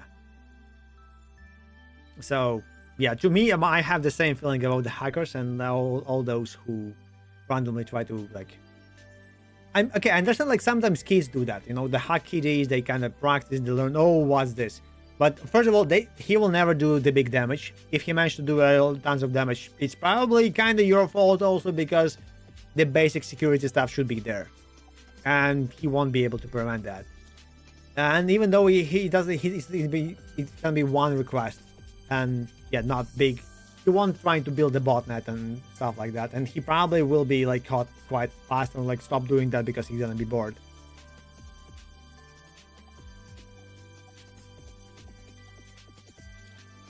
True, but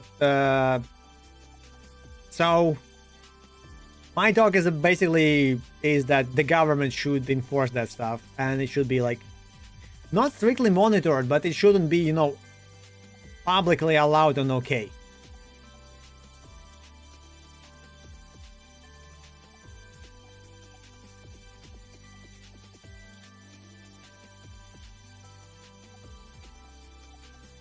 But there was there's a law calls and stuff, so it was like Dubai didn't do it like randomly. They knew that those are like scammer calls and stuff, so they just went instantly and like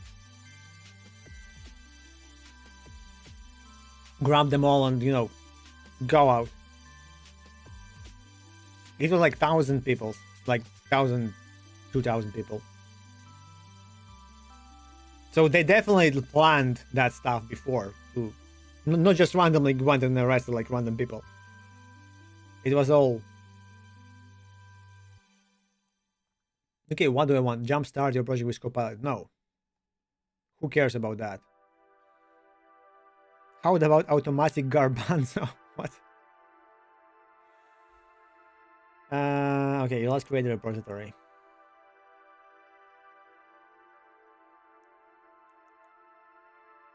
No. I kinda ask ChatGPT for code sometimes, but mostly I ask him for the architectural stuff because, okay, I have this problem. What are the options? And it gives me the option like, okay, I never thought about this one actually. Nice. But yeah, generally about the architecture. I now need to figure out why my git here. Where am I? Yeah, I'm in my add-ons folder, so git status.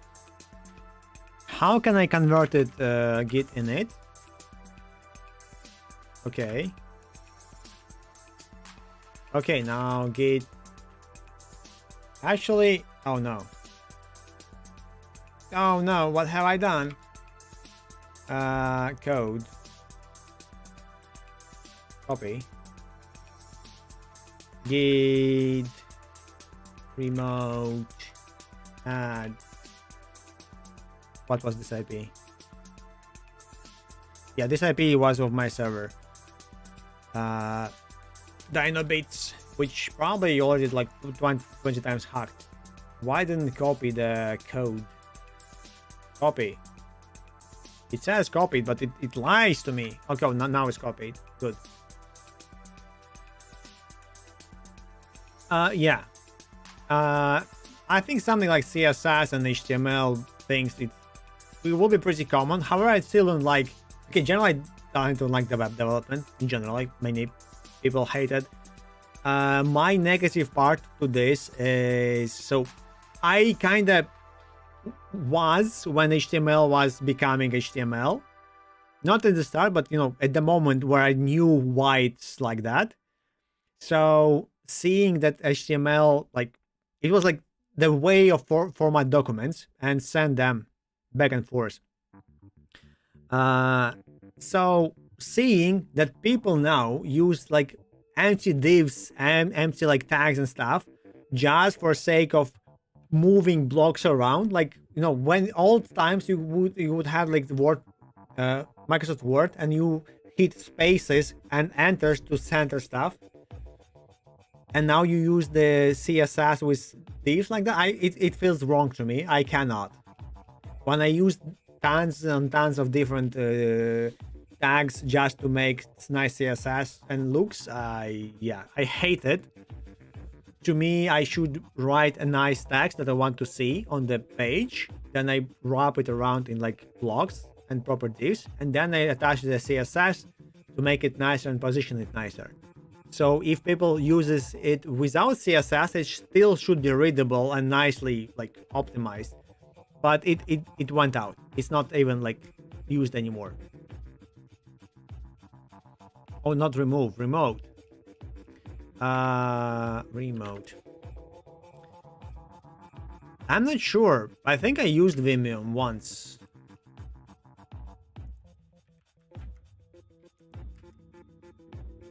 Why I remember this? Wait, I have a Vimium plugin here. This one. Oh wait, you probably actually think about it. I use it, but there's one negative. If the web page kind of assumes some keys and stuff and tries to work with that, it kind of collides, and you need to manually go and enable it. Maybe there's a shortcut to disable it on the page automatically, but I don't know this one. So, but yeah, I generally like use this one if. So is it?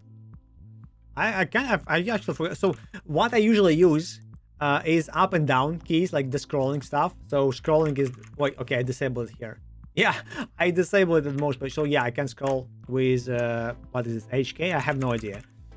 But basically up and down. Searching by slash yes, GL, GD, GG, Shift G, yes. What else? I think Control L, but it's browser built. It's not theirs. So if you want to go up, I think there was the one that allows you to search.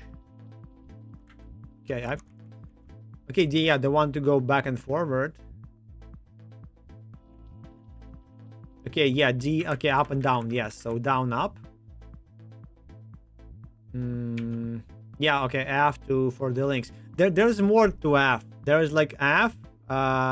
There's one that I think it was I. No. I remember that it was like a bit weird. So if I go to the new tab and I go, for example, Google, type random stuff, then I go. I click F and yeah, okay, it shows me the stuff.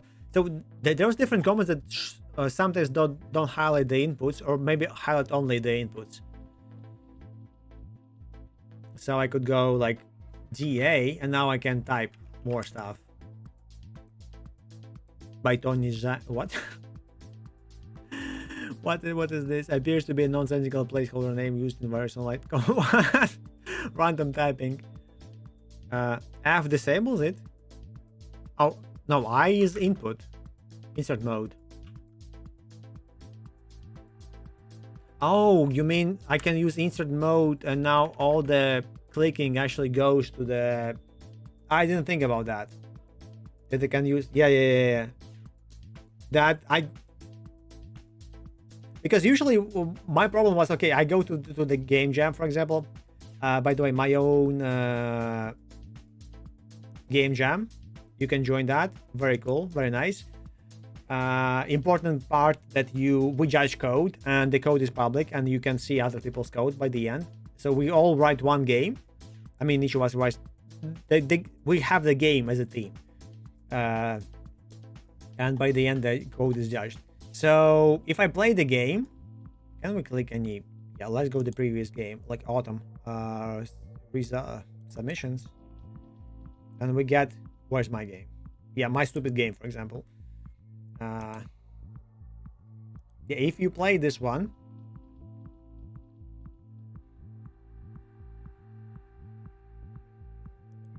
I didn't think about the insert mode actually. Yeah, because now I can move left and right, so A and Z, but generally D would also scroll, so I would need to disable that. So I usually go and add the exception for the general all the H pages. So I have somewhere. It's actually weird that it doesn't show here, because it should be disabled on everywhere. Maybe it's disabled in general. No, it's not disabled. We just checked on this. So I use it quite a lot, but I use it only, you know, basic scrolling, because it's easy, because my hand is, yeah, my keyboard is like this. Where's this? Yeah, that's my keyboard. No keys, no stuff. So yeah, this usually goes up and down. H and K. Wait, H and J, KL. So this is how I do this. This is Control. This is Shift. Oh, this is Windows key, or like Mod key, Alt, space. This is Enter. You don't see it. Enter. And that's how I do stuff. So I don't usually use other keys a lot, because like changing the tabs and stuff I usually do with like the browser shortcuts, and it works, so I don't really need to go anywhere else in that sense. By the way, one very negative thing that happened to me trying to do Arch Linux. So my mouse, yeah, this one is, it should go away.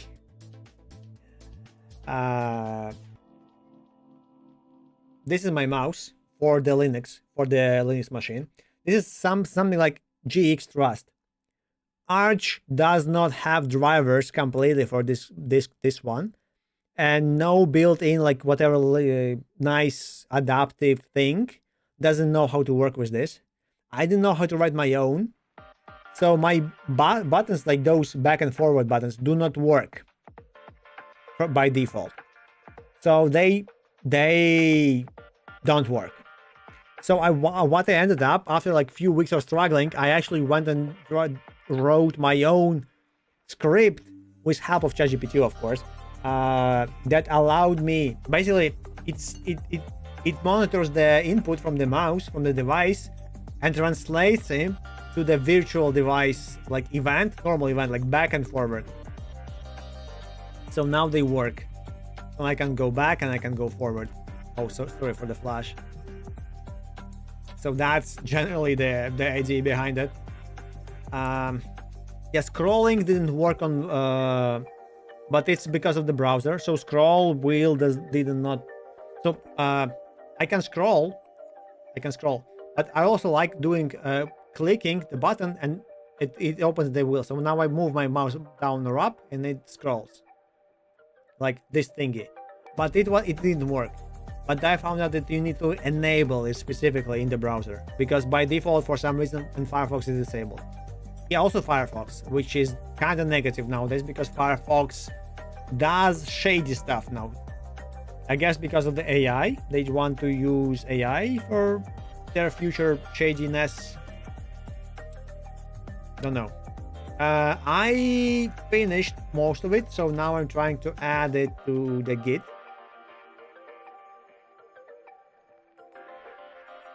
Yeah, still it's nice to browse, you know. I can switch and I'm switching, and I'm also using mouse when I need to copy or do something else.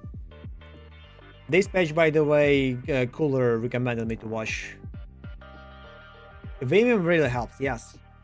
Also, my keyboard here, if I click with my left pinky this button and hold, you see it became red. And when it's red, those buttons actually move my mouse. So my keyboard becomes a mouse while I'm holding this pinky stuff. So I mean, I configure it, so you can configure it whatever you like. But yeah, so this is a mouse now. And I can click, I can scroll, I can do whatever. So I will show you. I'm holding it still. Now you see my screen, and now I move my mouse.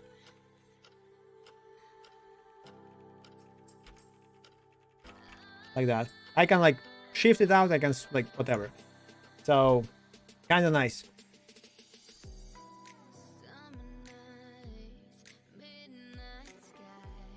Yeah, so as I understand, it's like any programmable keyboard can do that, of course. Yeah. I think it's called QMK, yes. I keep forgetting what it stands for, but it's basically a programmable keyboard. They have this unified interface that you can do to any keyboard, basically. But also, while I was like configuring my mouse to work with buttons, I found out that my keyboard is actually 3 devices. When it connects, it's like 3 devices at once. Also, it has MIDI keyboard. It has MIDI sounds and stuff, so I can use it as MIDI keyboard, which is very fun and cool.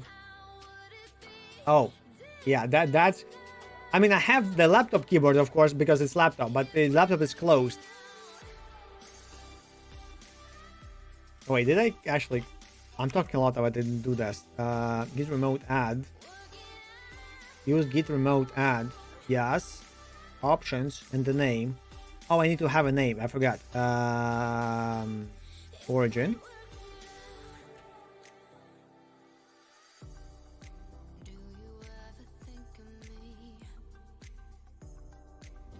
For good, yeah.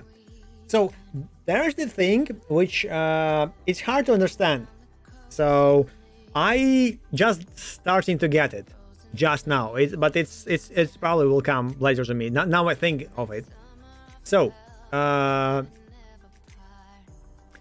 first, like at the start, when you start just working with PC for the first time, you use your mouse and everything you do with a mouse.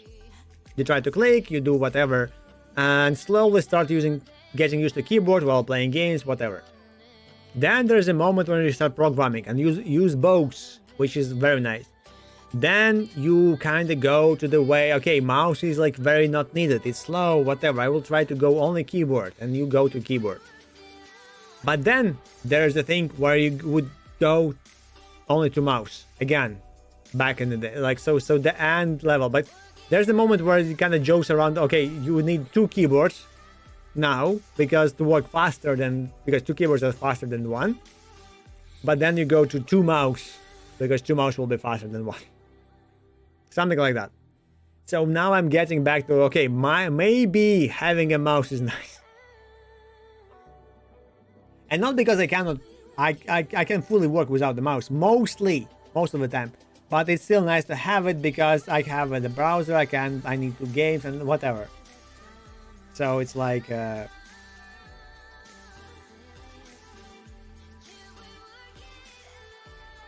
what is this low profile keyboard? What are you advertising here? Are you with your blank keyboard again? Whatever, can't stand. Again, blank keyboards. Oh no. Okay, there I have normal ones.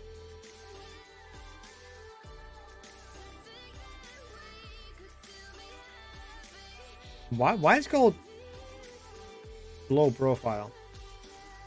After 2 major advantages. First is slimmer design makes them. Wait, okay, it does. It's the kind of form factor. It's not about the internals. Okay, so it's I thought you are about the keyboard, but then if you have this one, why not to just buy normal one with switches, programmable?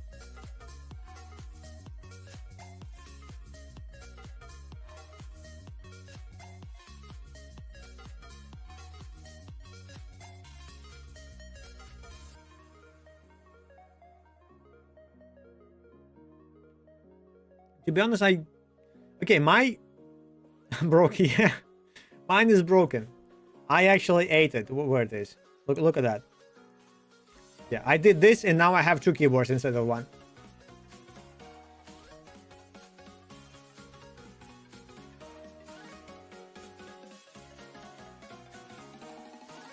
After having a split keyboard, I'm not ever going to a normal keyboard ever. I mean, okay, I still use the normal one. I have I have this one.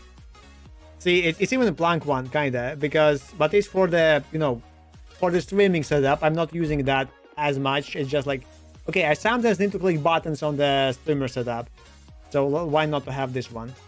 And it's wireless, so yeah. Which I can use as TV remote, for example, or like actually a remote for the PC. Unmode key. Oh, really? I need to fix that. I definitely need to fix that. I actually recently went and unmoded and like removed all the VIPs, all the unmodes for the people that not even on Twitch anymore.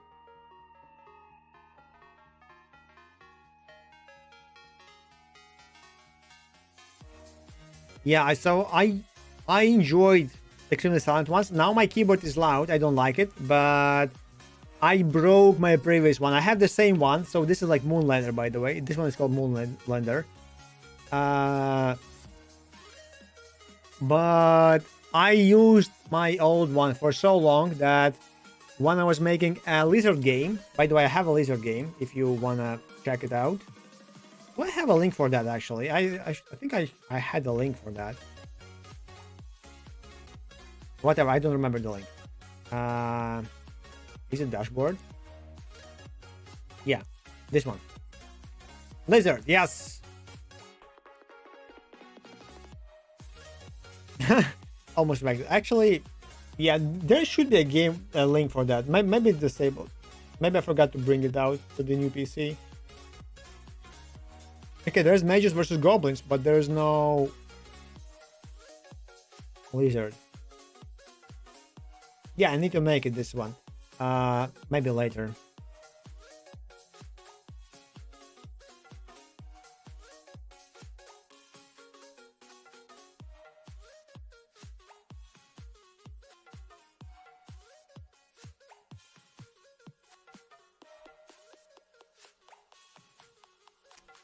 Ad starting soon. Sorry.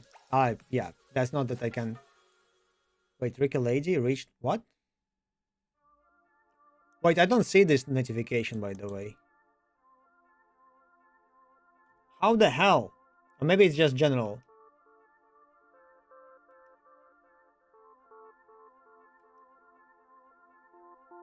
Huh. This notification is nowhere in the bot. This is very weird. I guess that's new, so no bot actually added them.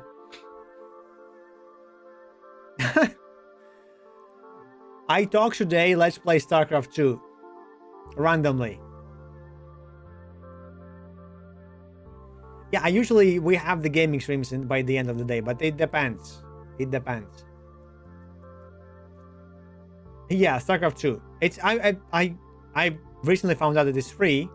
I mean, I owned it, but it's free for multiplayer, so we can like play it randomly. Not Deltarune. I still need to beat Undertale, and weirdly enough, I don't like Undertale. Also, why it's not... Okay, oh, I have only one shot that actually shows this emote. Cat Jump, my favorite one, but somehow... and it's not in the browser. Undertale 1. I didn't finish it still. I still on this spider boss. Rome Total... Oh my god. Rome... Yeah. So... I don't like historical games. Weirdly enough, I mean, I don't know why, but I have this weird feeling that it might be not real, but then I will mix it with real ones. I don't know. So it has this. I know I liked them before. That now I don't like them at all. Even if I play Age of Empires 4, I still don't like it that much.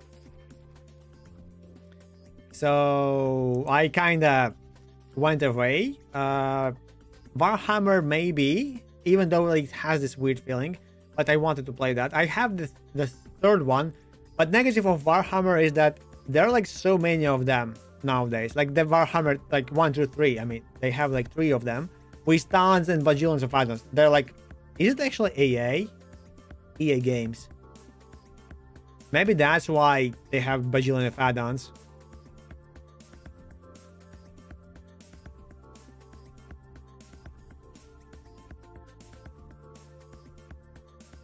Okay. I played the Warhammer, the first one, but then I stopped playing it because at one moment in story, you get this whatever the bad stuff, the corruption happening or something, and if you don't prepare for that, and I didn't know that it's gonna happen, but it's like once, and now it's everywhere, and I cannot counter it because I didn't prepare for it. I captured half of the map. I captured like almost everything, but now it does this and I'm losing instantly. And I cannot do anything because I know, okay, in like 5 few more steps, I will lose all my lines and stuff because it will be corrupted fully. And I cannot do anything about that because I have no space, I have no money, I have nothing to corrupt, like to stop that. So I just uninstalled the game and never played it. That Total Warhammer, that one. Oh, Medieval 2 actually.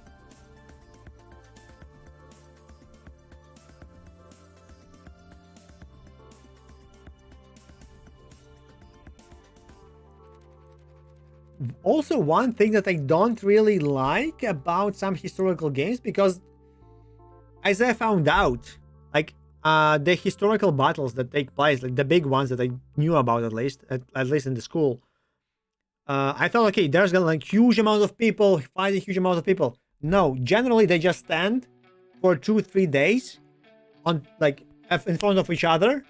They slightly poke each other without actually moving and stuff. And yeah, that's it.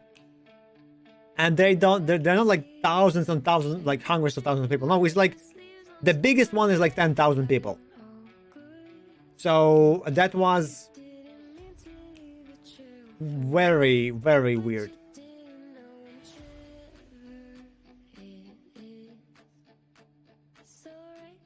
Okay.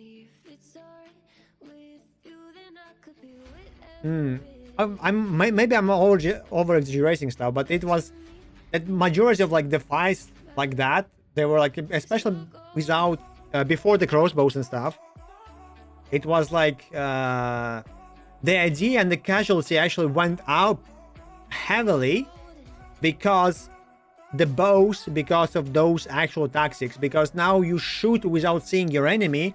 Now you are not that scared, and now you actually fight with more lethal, more bloodbath. But I guess it also depends on the year and the historical aspect on who fights who.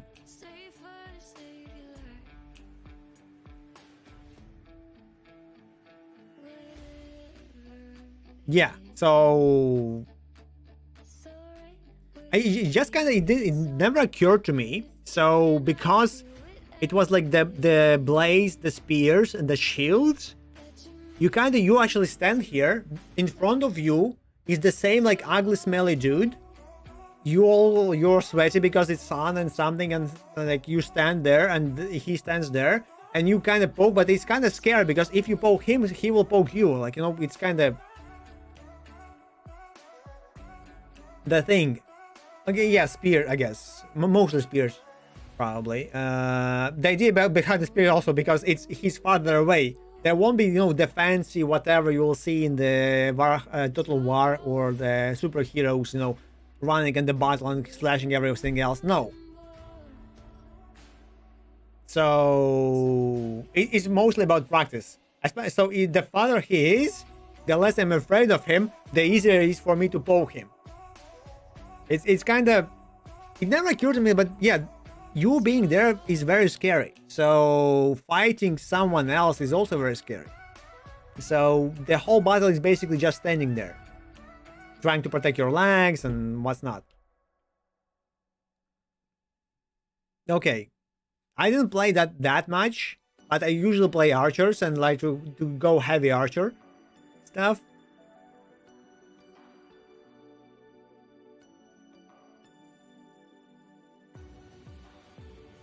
So also that's why I kind of don't like, you know, the games with like big heavy blades, because they are useless. Oh, hello. Oh, Bot actually greeted you back. Oh, because you mentioned it. Okay. Yeah, so my favorite game that I played a lot, kind of strategy-wise, it was called Kingdom Under Fire. It's like completely incorrect. It's like nothing historical there. Especially that it has magic and stuff. So they have Kingdom Under Fire 1 and 2. The second one is they had like 2 add-ons. It's on Steam, I guess, too. Wait, Kingdom Under Fire 2 is I guess that was MMO. So we need the first one. Okay, the Crusaders, good. So I love this game. This is the only game that has this kind of big historical battle that I enjoyed a lot.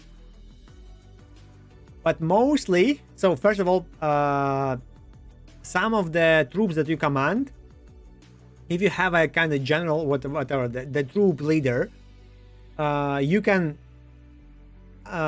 use him to fight. Also, if you can control the troops. If the troops without a leader starts fighting, they won't stop fighting unless the enemy runs away, or unless the troops actually start running away. So there's no way to stop them.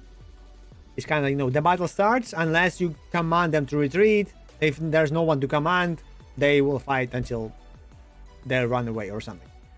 So yeah, you have different characters. You can, the most thing that I enjoyed, you can level them up.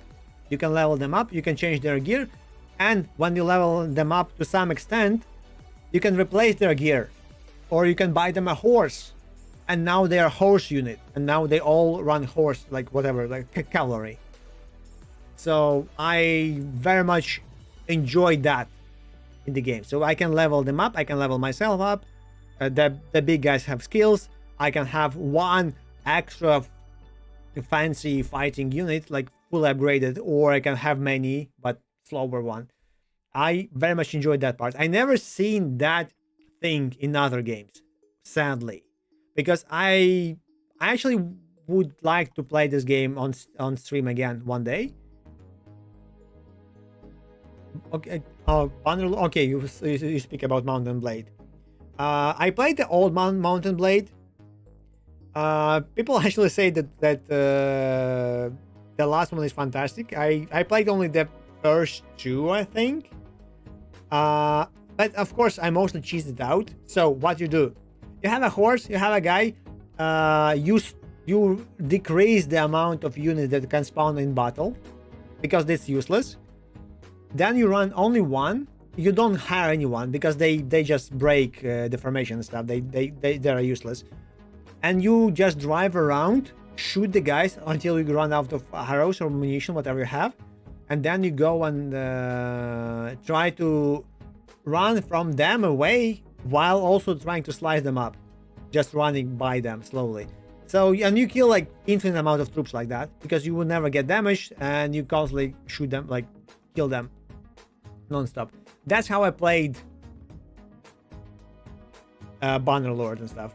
No, not Banner, like one of the first Mountain Blades.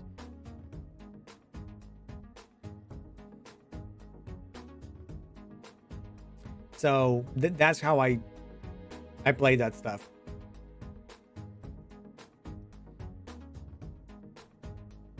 This one has magic. What I enjoyed in this game, by the way, also, I mean, this is how you see in the stuff. Will we see that? So one of the games actually introduces the big units, like scorpions, flying ships, yeah, dragons, drakes, and stuff. That's a dark elf. They actually play with orcs and stuff. And the story kind of was very nice when you get into the story. So basically, humans fight orcs forever, and then you find out that this kind of a special plot, so you would fight forever. So whoever comes next is easier to kill you both. And you start like cooperating and trying to fight together against the common enemy. Yeah, so they're like big whatever things with drags, and you can also upgrade them. Like, so it was, yeah, I very much enjoyed that game. Would like to have more games like that.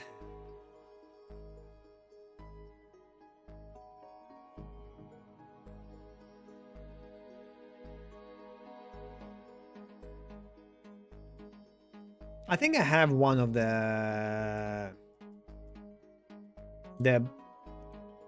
one. Yeah, also like if someone else like yeah, you are free to not tell whatever. I'm from Latvia, by the way, just in case if you're wondering. My accent, it's Russian, Latvian stuff. I speak Russian, Latvian, English, and a little bit German. German, I mean, I can read it and maybe understand.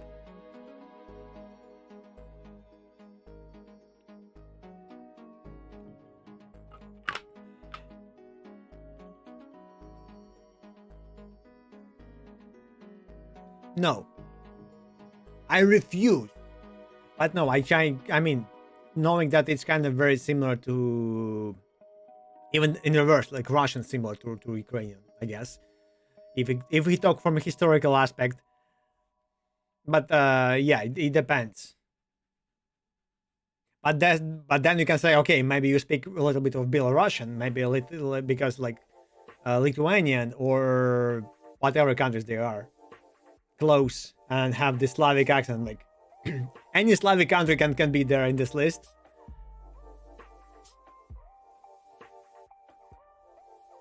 Also, if you speak German, you can also, you know, you can extrapolate it and anything else, because German is kind of Rome nested, and then there was the French and the English. They kind of coming from that.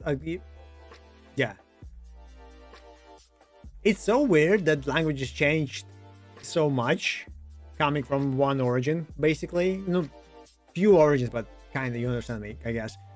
But now I think the greatest part of the internet, to me, that all the languages, as the internet will still stay free, but I guess not for long, but if it would stay free, I very much hope that the idea was that languages would come back together slowly, because all the words of how information like propagates are kind of collapsing into same space. So we will have more, I think it's called barbarisms, and like all the nesting stuff of the languages.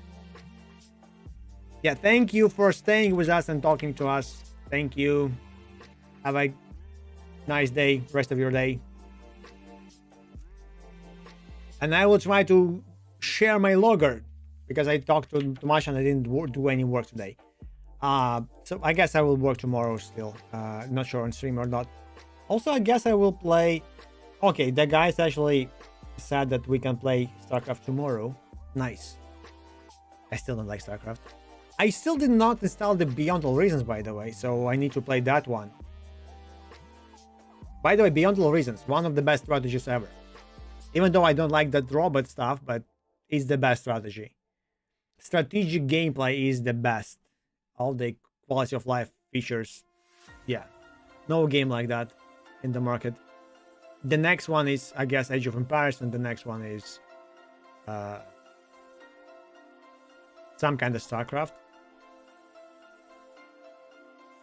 At least for now, for me. Okay, how do I... What did I do? Okay, git status. Git pull.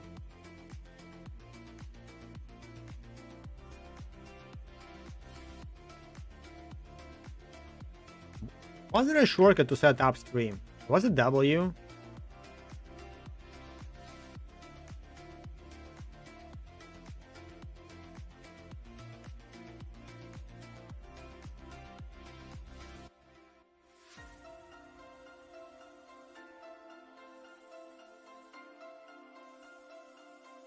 Wait, I need to... Okay, let's copy paste it. Yeah, also one thing that I don't like about terminals is this particular thing. Also, okay, because the branch, of course.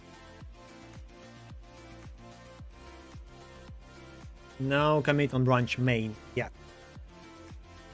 But I have a commit here. It's one commit on the main branch. Huh?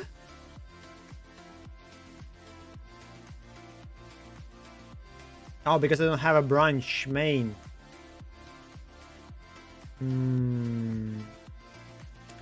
Git pull origin main. Okay, git status. Git pull.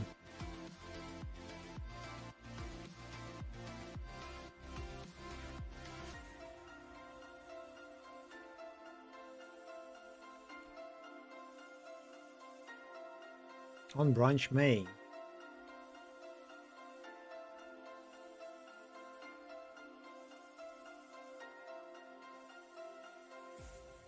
Okay, the question, do I need to have those UIDs?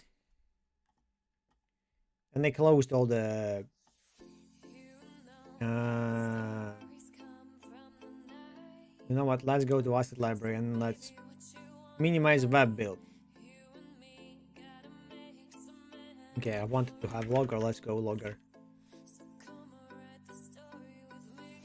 Which logger? C#. Go logger. Go dot stuff. On screen logger. Okay, let's click this one. View files. Add-ons logger. Okay, so he has the UIDs here.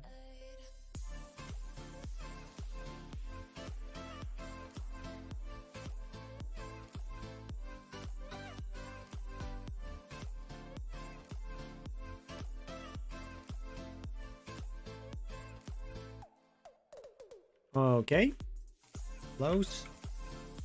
Now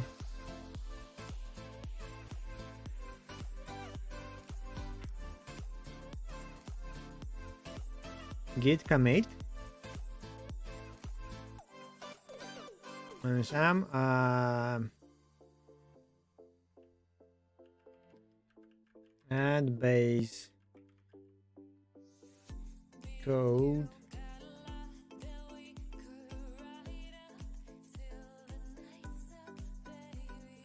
git status git push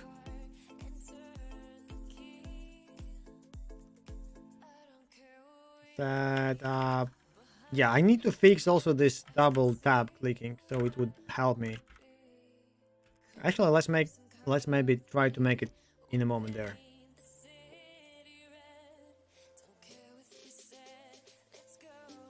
Where did it work? We didn't. Oh, because okay, I guess because I had normal files.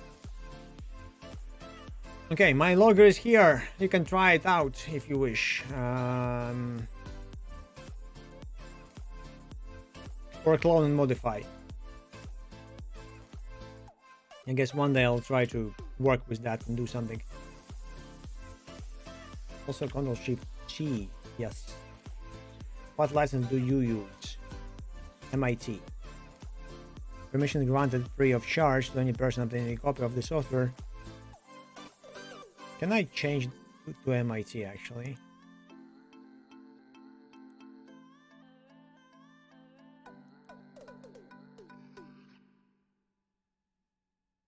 There was a way to change the license somehow.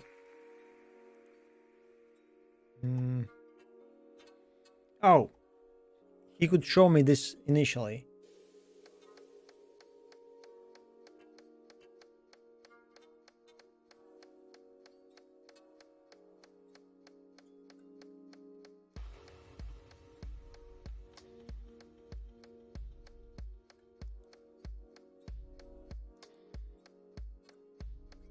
There was a way to change the license.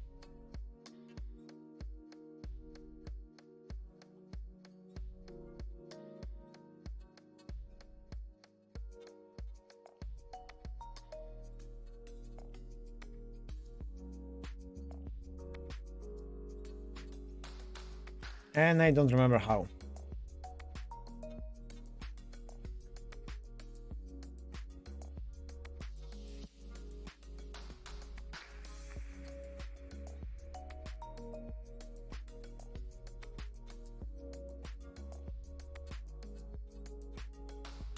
Add file, code spaces.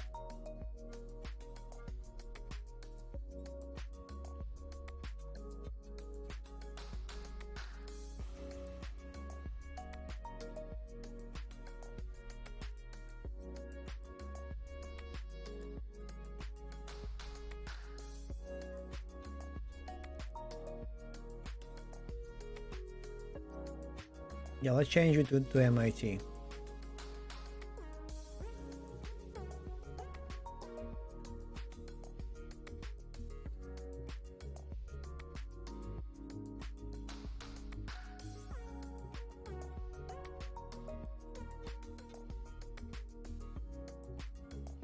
License and copyright notice. A copy of the license and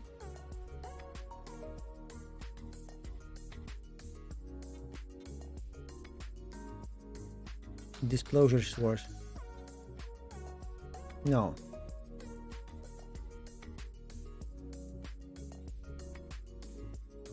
Yeah, so this one is better. Yeah, review and submit. Good. So now it changed. Okay, I found it. Okay, do you want to discard? Cancel. No, so I need to commit.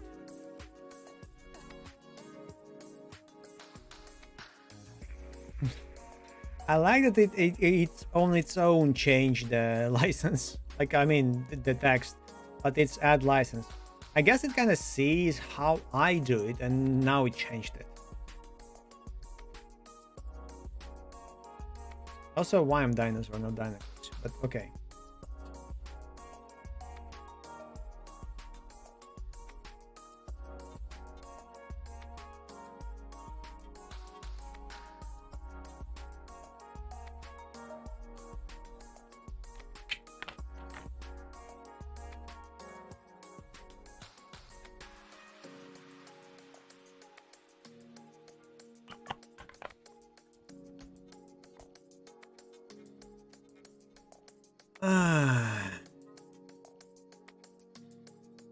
Okay.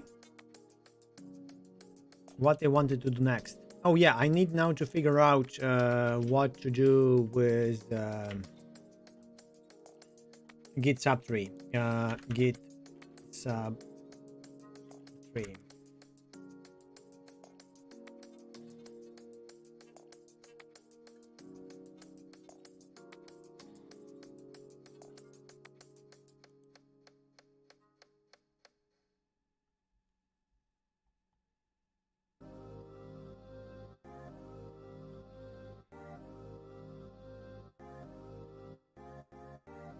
You know what? Let's go to the. How can I go to ChatGPT?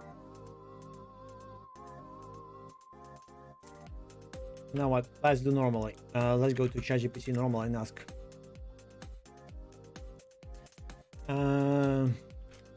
I have a Git project with many commits. Just now I've created a add-ons / go dot, it was called Dynolog.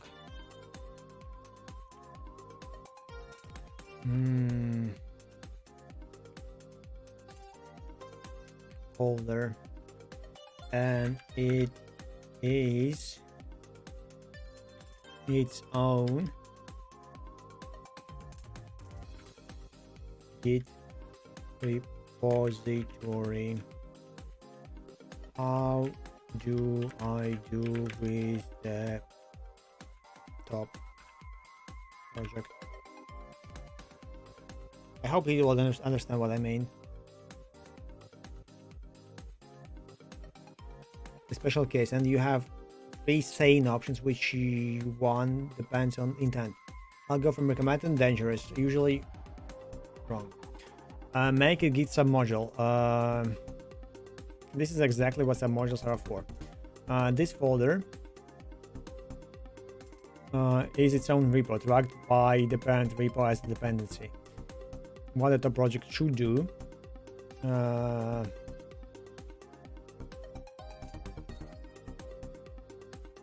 then add it back as a submodule. Git submodule add. Now parent repo tracks submodule update init recursive.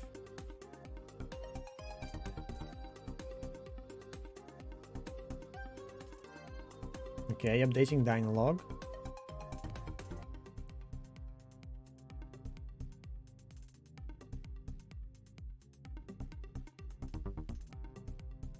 Working with Git submodule update init recursive, Git add-ons, Dynolog Git pull.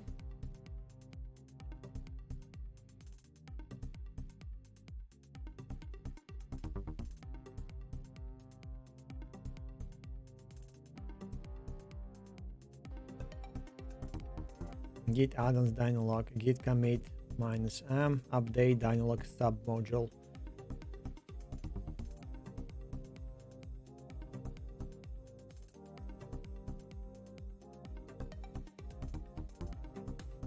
Dynolog is reusable. Option 2, vendor it. Flatten it into the parent repo. Git add vendor Dynolog destroys separate history, makes Dynolog part of the main repo forever. Only do this if you changed your mind and ignore the nested repo, not recommended. Track it as a Git link without metadata. Break clones, confuse collaborators, cause CI pain. I already committed wrongly. Okay, let's see if I committed it wrongly. So, oops, SLG.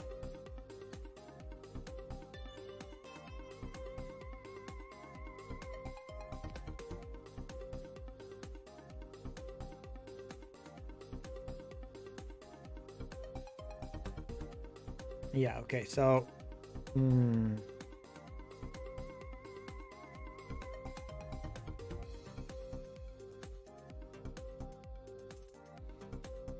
I guess I need to go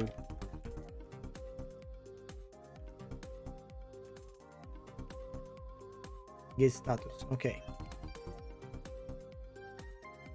Weirdly enough, I don't see. Okay, I see add-ons.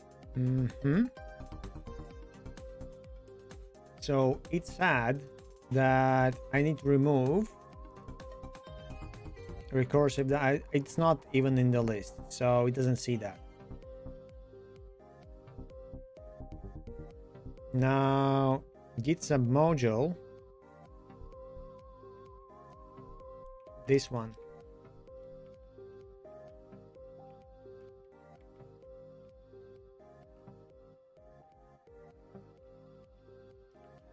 And where's my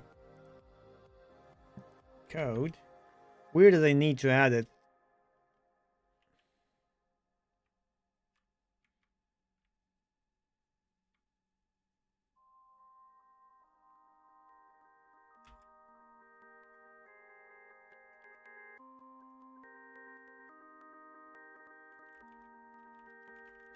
Git status.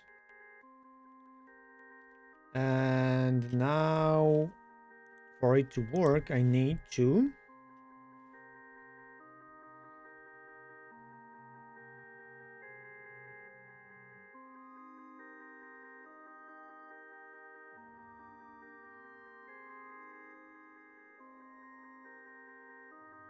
git some module. I need to commit this one. Git commit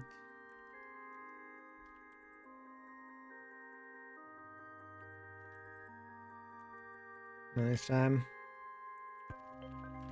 add dino. Should it call big dino-log or d-log? Let's call it d-log. Submodule.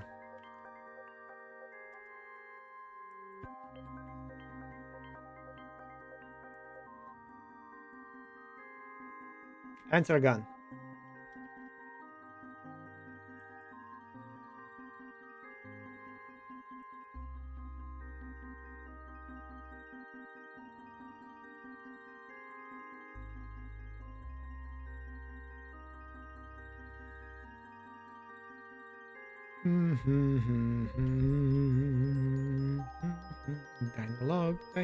Dynalog repo URL.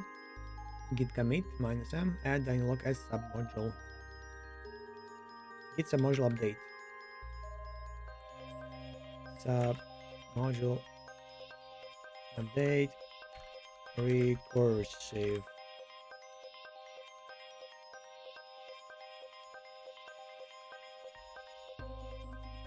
Oh.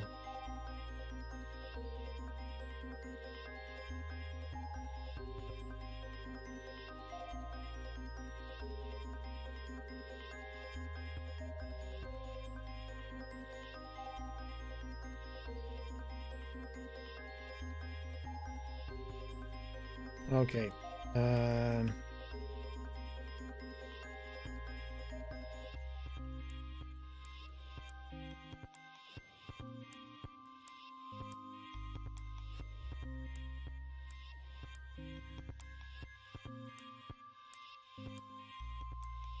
Okay. Now what? First of all, does it still work? Yes, it does. And yes, it does work here. So I can work with that if I wish.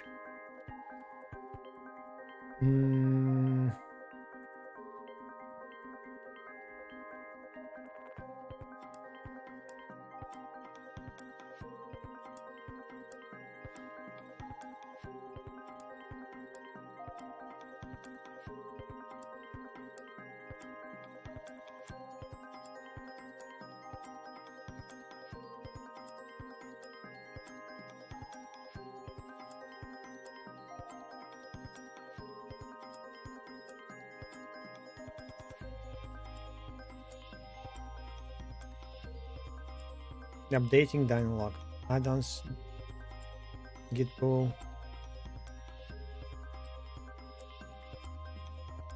updating Dynalog. So if I'm in this folder, I do git pull, go up, git commit, updating Dynalog submodule.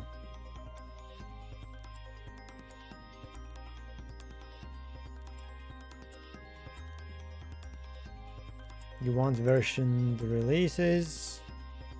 You want clean separation, plugin, add-on library.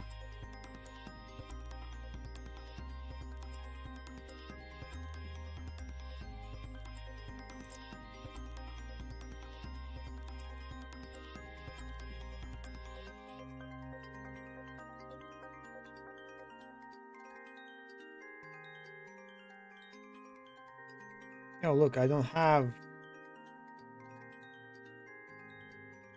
my stuff. How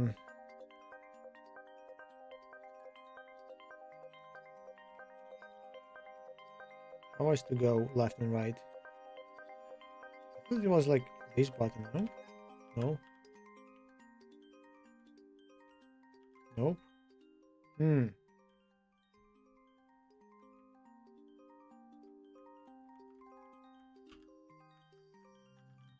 Oh, because I exited accidentally.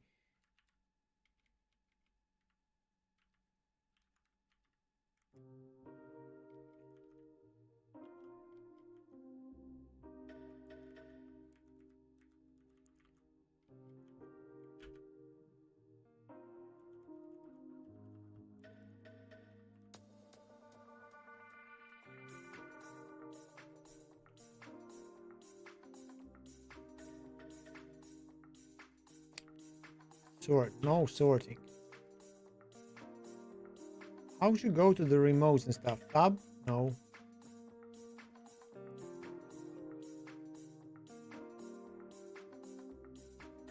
There was a way to go with left and right, and I forgot.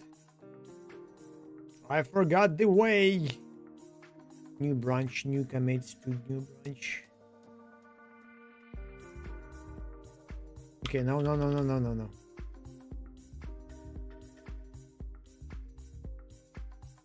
Oh, okay, yeah. I keep forgetting that if I click.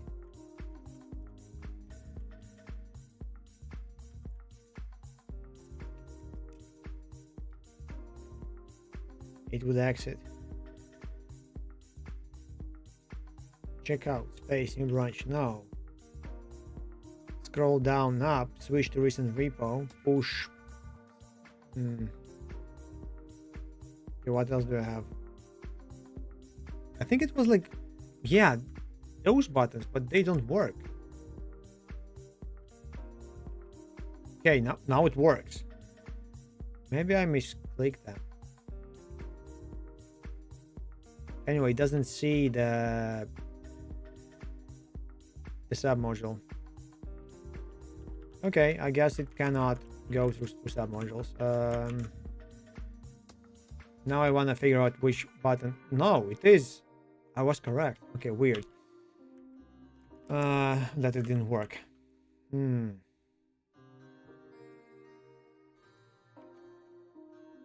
So now I have a submodule. Let's ask ChatGPT something else. Okay. I think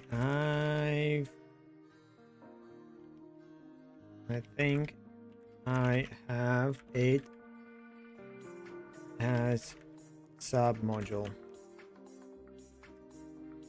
What is the workflow if I want to update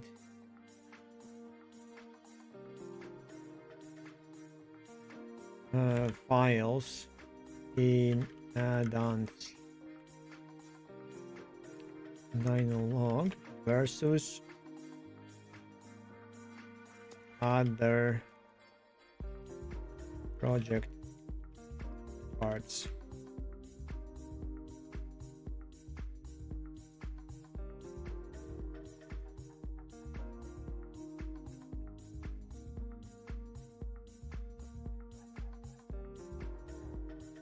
Day-to-day workflow, not the theoretical Git manual stuff.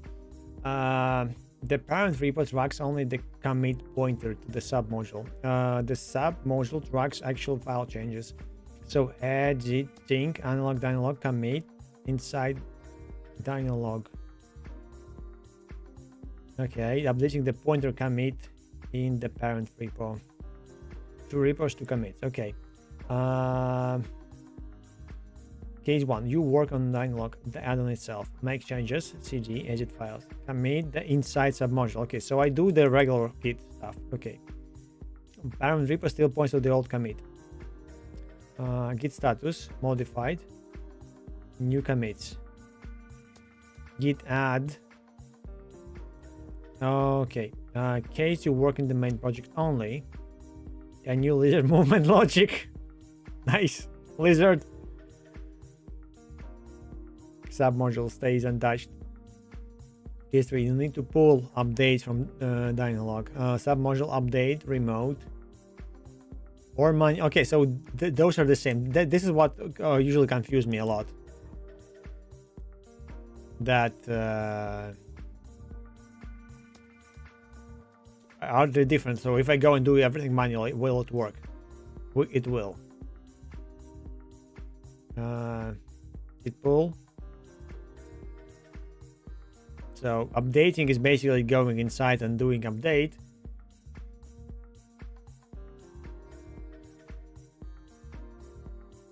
Or manually. Git pull, then I go back and then I update this. Cloning the project, important. New clone, git clone, parent repo, submodule update init, git clone recursive submodules.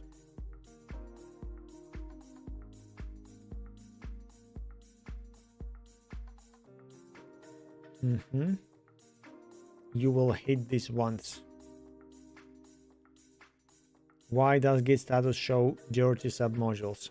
You edited files in add-ons download but didn't commit and change inside. Okay. I committed parent repo but forgot submodules commit. Parent repo now points to nothing useful. Git commit amend.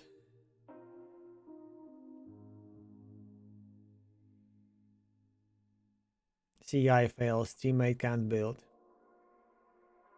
They forgot. Okay, recommended quality of life analysis. Submodule update. Okay, this is submodule init. This is submodule remote. Usage. Go dot add on specific best practice important. Git tag inside git push tags.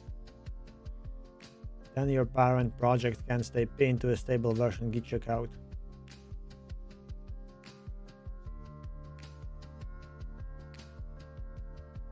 If you want, next I can show release workflow for Dynalog. Branching strategy, dev versus stable add-on, how to auto sync add-ons during dev. Okay, this is all good. This is all good, thank you.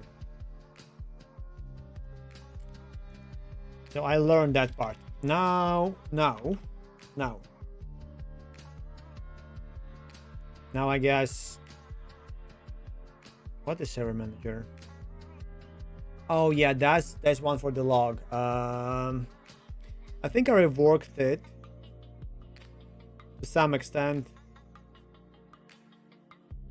Yeah, let's go and try to modify that.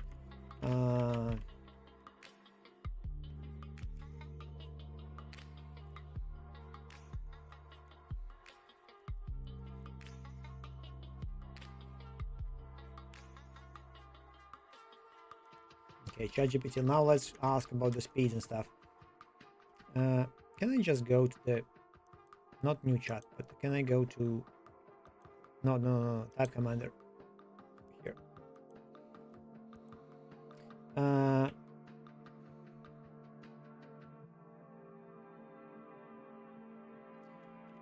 Creating my, while writing my own service manager.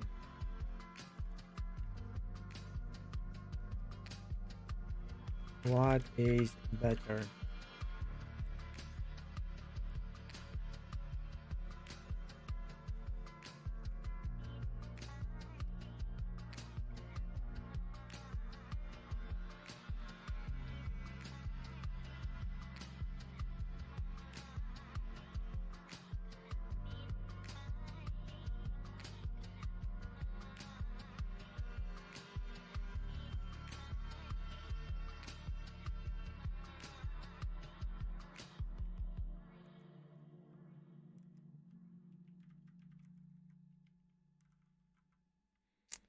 Or node dot has method and call.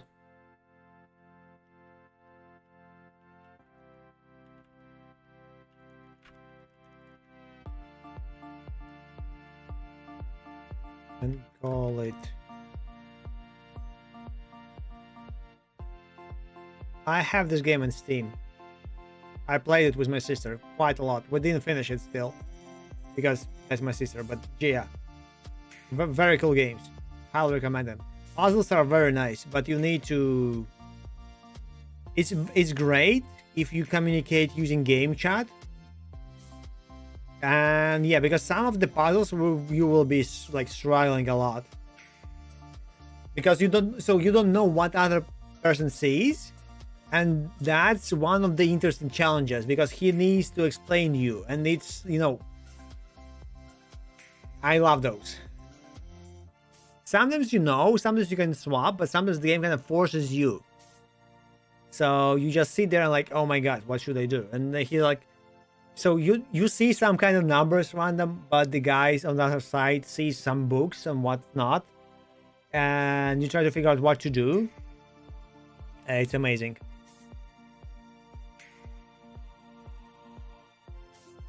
I mean, very, very cool in that sense because.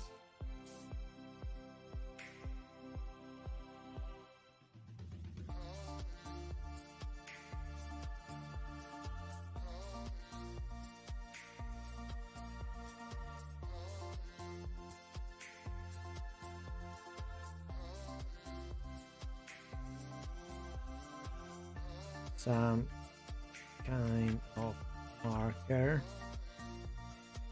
like annotation, so I could inject my logger everywhere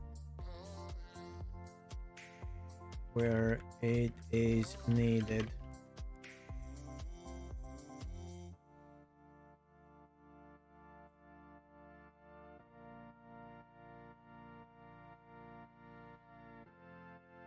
Short answer. Okay, don't poke fields, prefer an explicit method.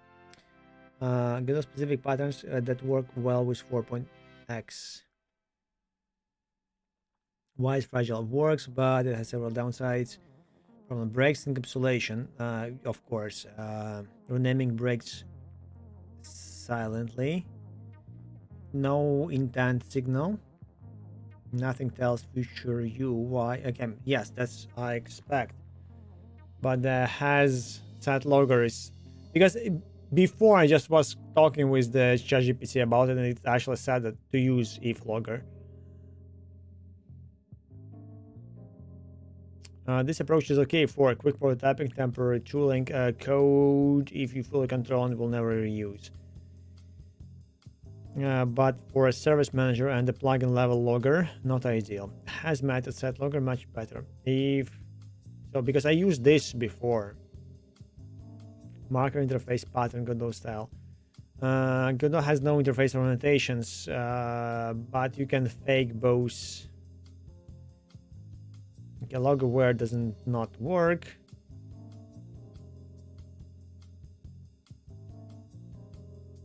Best solution, no reusable, not usable for resources.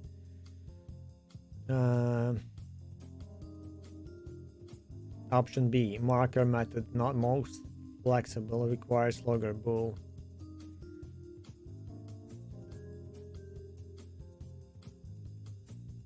And node requires logger.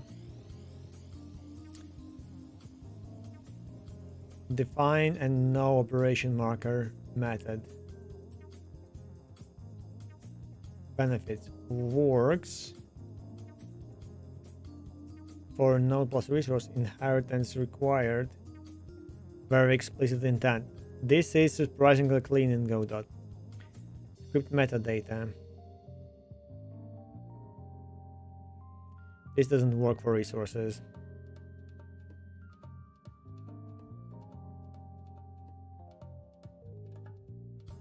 Lash for game code. For your logger plugin. You are building on the 5 add-on. Logger is a resource. You care about linear architecture, best combo. I never thought about this one, by the way. Service manager, inject node. 0 magic strings, no field poking. Make it discoverable in editor.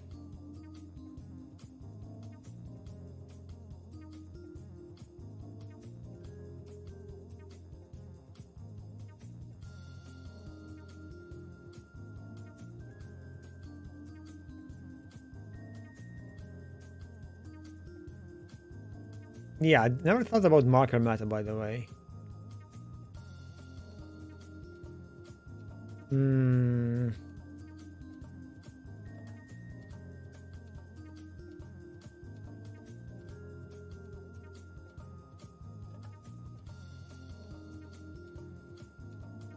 How can I ensure that all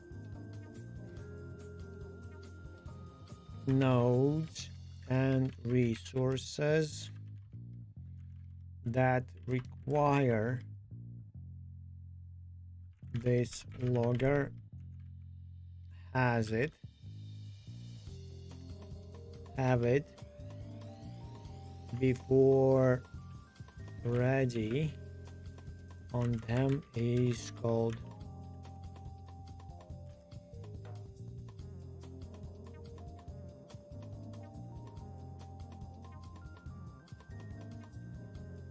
weirdly enough, when I clicked button YouTube save music became dumber. Also recently, yeah, Instagram started showing me tons of music, especially kind of like dubstep like metal futuristic one with many different sounds. Very weird. One of the real sharp edges of Godot's lifecycle. Short answer first, then the correct patterns. You cannot globally inject everything before ready automatically. Godot does not provide a pre-ready dependency injection phase. So you can consider it deterministically if your structure ownership correctly. The core problem, why this is hard. Order roughly. Yes, init and yeah, I know this. Good that it explains me. There is no hook that lets you traverse the entire scene tree and inject dependencies before any ready fires. So you must choose where ownership of injection lives. The correct solution: inject in enter tree. If an owner rule object that creates or owns the node is responsible for injecting dependencies before ready. This is the canonical Godot pattern. Yes. Pattern 1. Scene root injector recommended. Enter 3. So logger injector, var logger inject 3. Inject recursive and has method requires logger. Okay. Children already exists. Injection is complete before logic starts. This guarantees every node in the subtree has a logger before ready.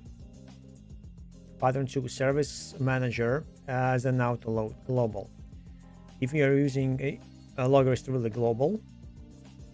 I mean, it's not really global, but I guess the menu will have it. So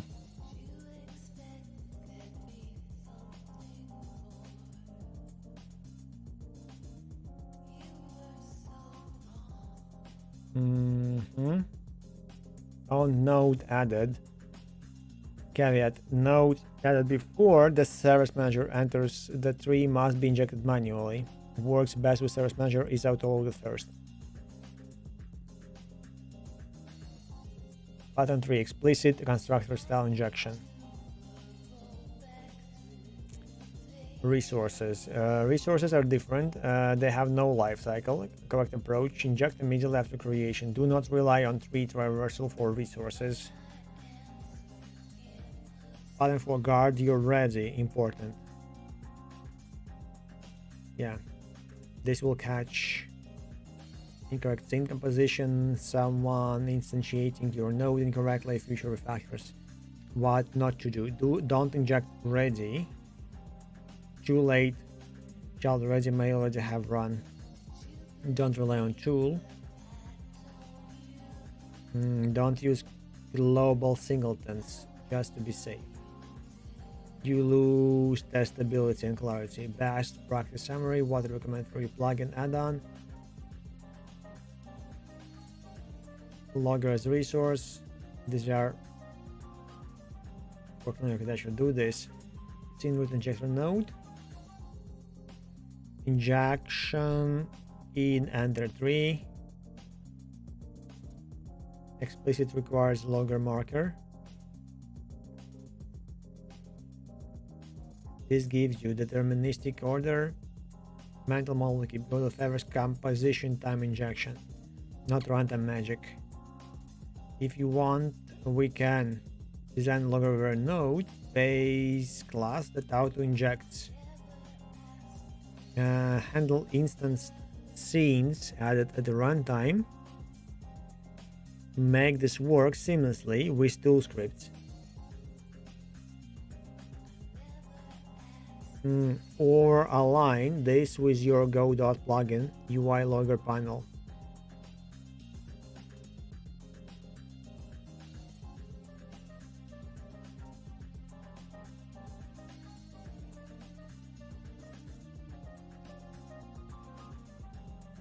Handle instance scenes. I mean, I can do all of that. I guess this is what I'm doing already instead of require logger.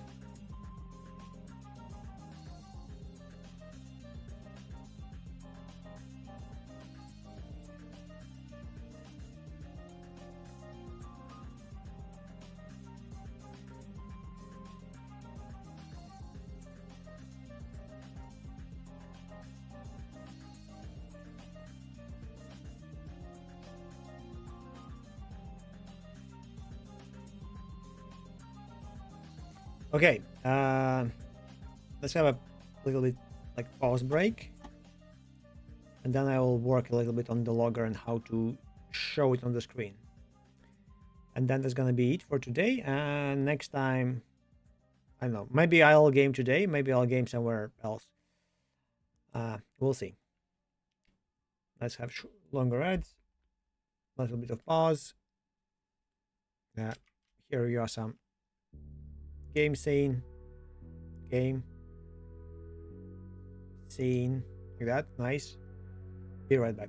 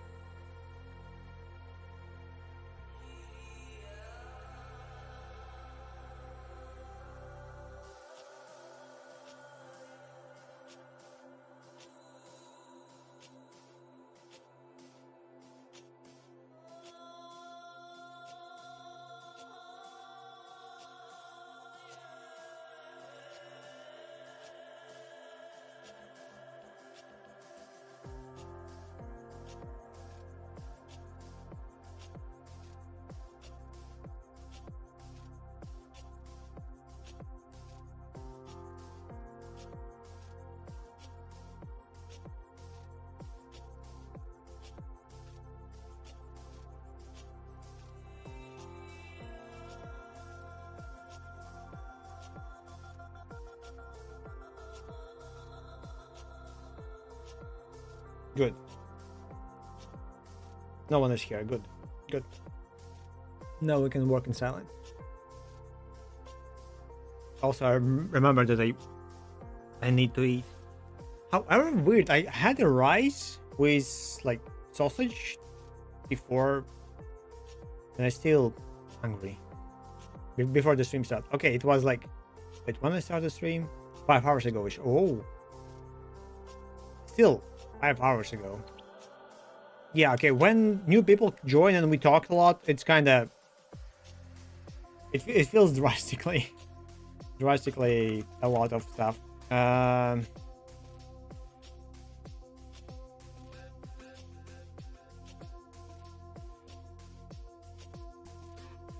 You tried, we were here. What?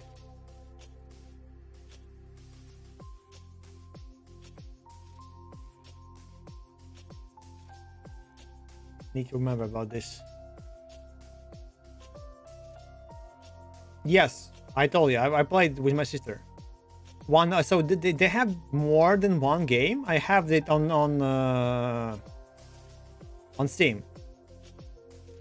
So this is a bit weird. I kind of feel negative towards Epic Game, even though I don't know why. I guess I just don't like their client of how shitty it was, and I started hating it. Maybe it's good now. I don't know, but I'm not even installing that. It feels so awkward to me. So yeah, I'm ignoring that. Oh, it's different. So It Takes Two is family friendly, kind of funny style. I mean, there are some moments, of course, but generally it's very cool. But it's like easier. We Were Here Together is, I mean, similar vibe, but the puzzles are more challenging. Because so in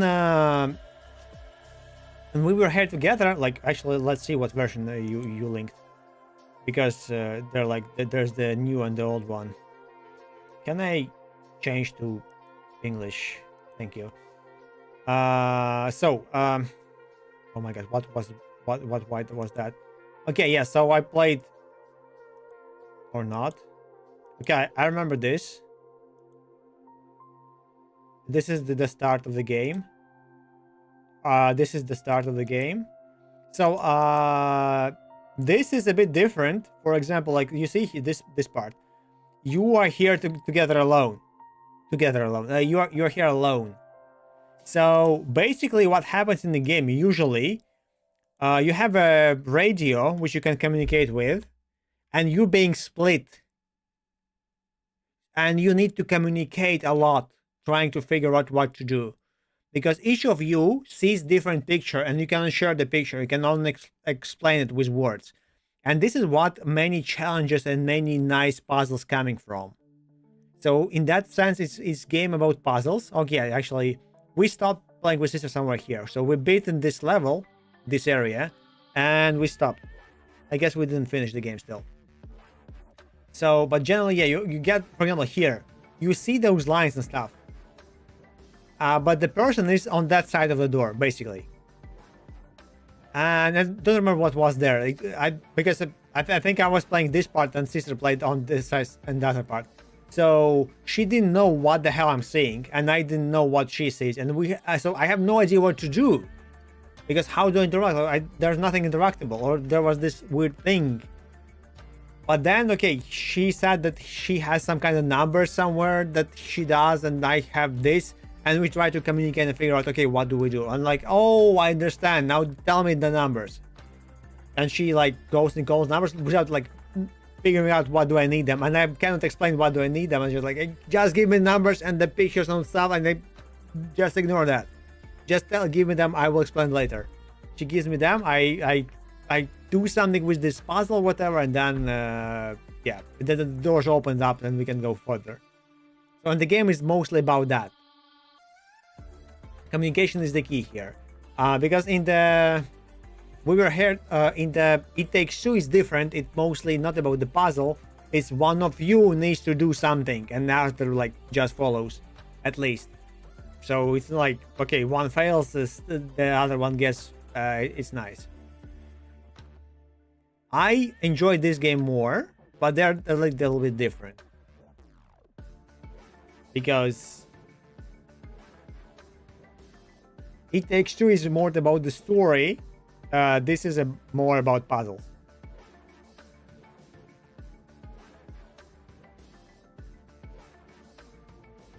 I think this is what my sister saw when I was seeing and talking to a ghost. There was a ghost somewhere. Yeah, this is the start cabin when you spawn. You can practice and learn how to get out.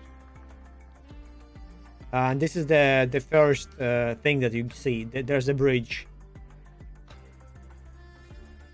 The idea is that one of you stays in kind of closed cabin and needs to communicate where to go or something like, because I think it spawns the tree, the bridge, but you cannot step on some blocks of the bridge. So, and you need to call or to say like where to go or something like that. And then there's the button that it will gonna stay or something. I don't remember like actually.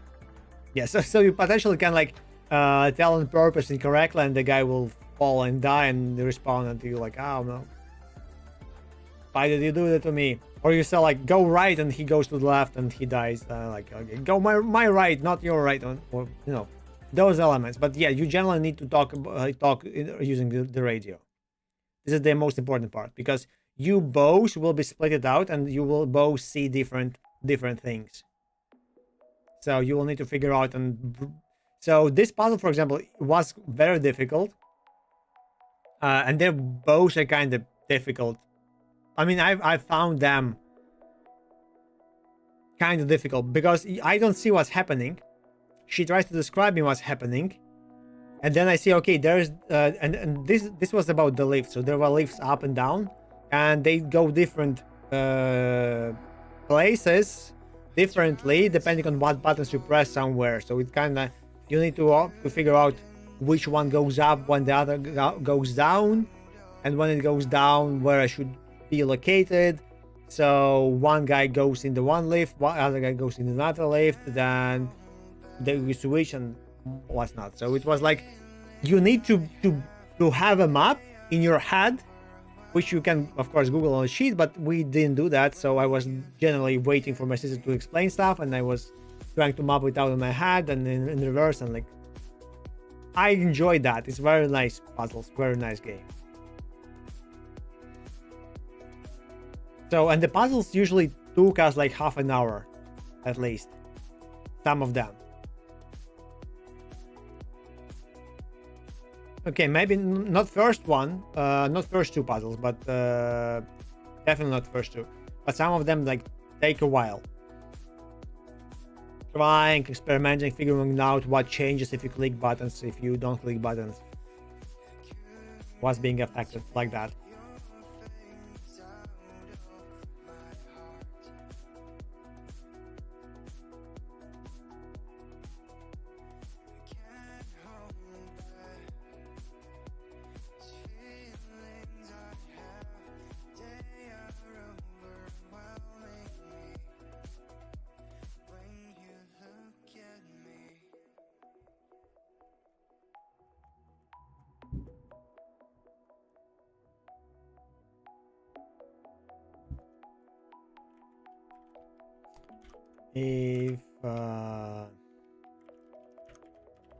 If not logger, I'm feeling dizzy right now. This is weird.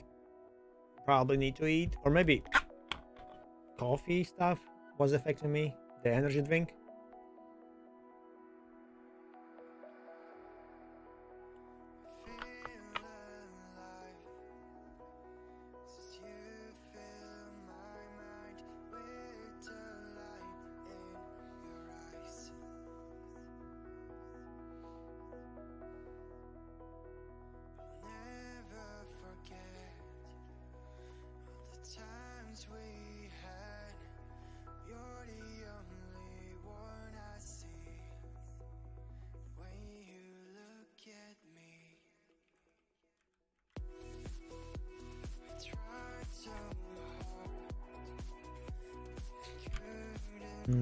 Okay, now here.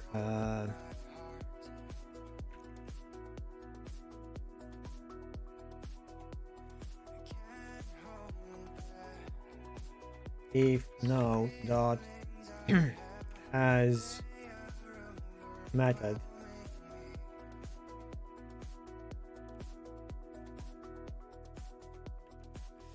require logger and no dot require logger. Sorry, I hit my mic on accident. My nose becoming very itchy for some reason. Oops.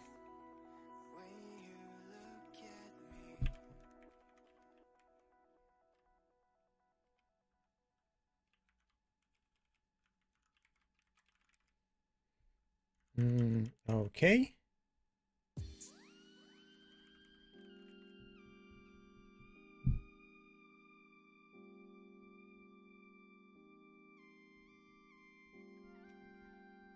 Okay, one thing that I just noticed that it might be wrong about.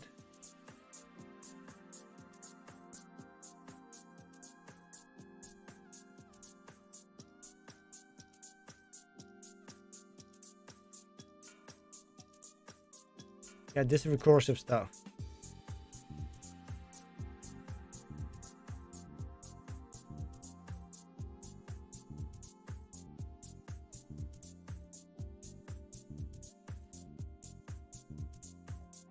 Okay, here, this one, yes.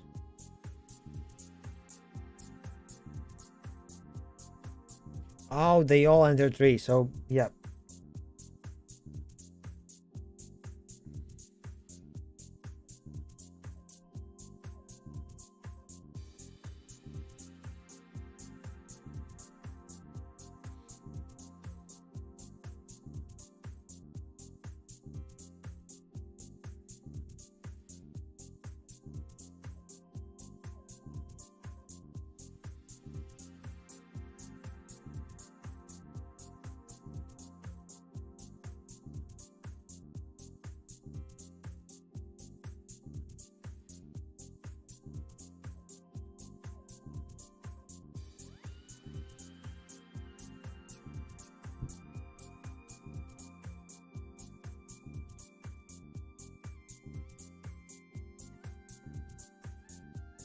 It can be a level thing, so the level will have its own log.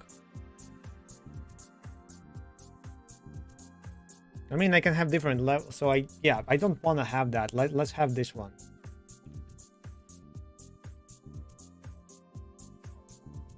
But what if, okay, what if it's logger injector? It yeah, that's actually genius. I like it more. So keys is disabled, no key inserted. Yeah, thank you. I forgot. Globals, yeah. Screw you, global.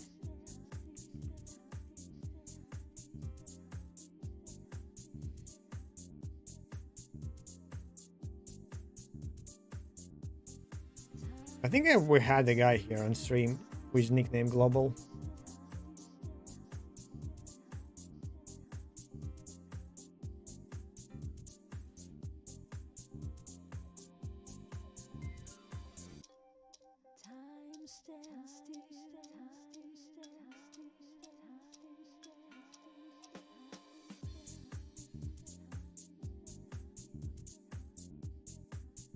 Base. So fantasy.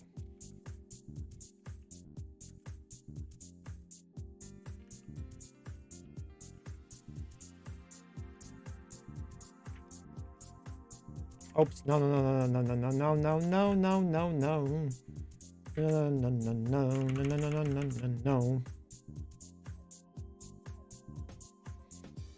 There was a core. It is utils. Oops. Oh, Dan, color switcher. What? What have you done? By the way, the game jam, you probably heard it. Yeah, game jam is indexed. Have you finished the one that you made for Shell, the math one? I think you finished that one. I still think that you would work more if you would stream. Bomberman, yes, of course. But by the way, you weren't participating and you weren't making Bomberman. We despise you. How I called it? Logger injector.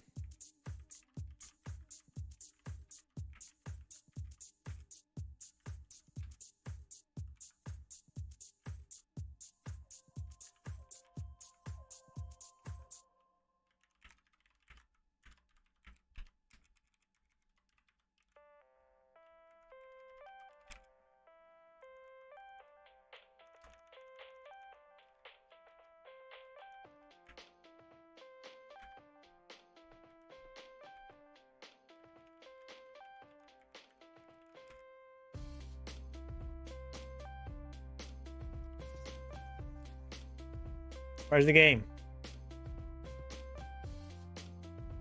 But that's the mission of the... You also made your page private. That's how evil the Dan is. He even shows you a nice link for the nice game and makes it private so you wouldn't have access for it. Then...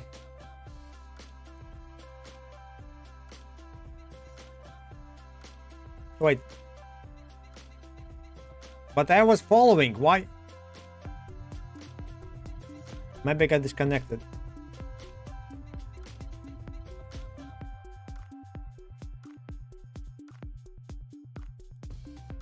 I thought I was following.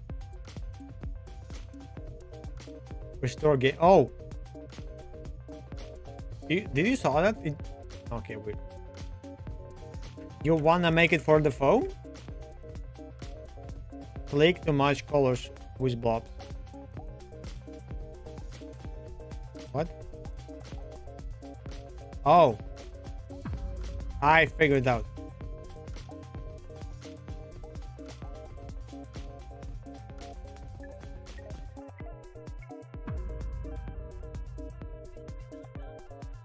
Do I need to move it left or right? No, I don't know. Why?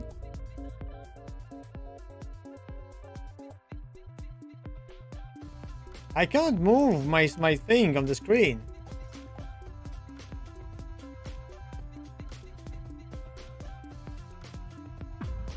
Wait, oh, okay, the background, okay, the sides also change color.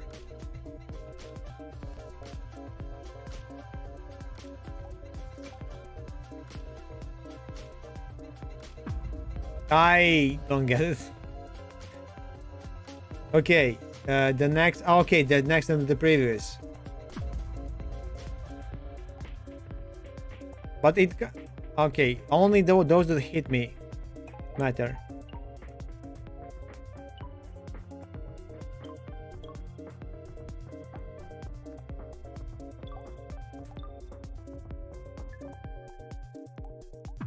No.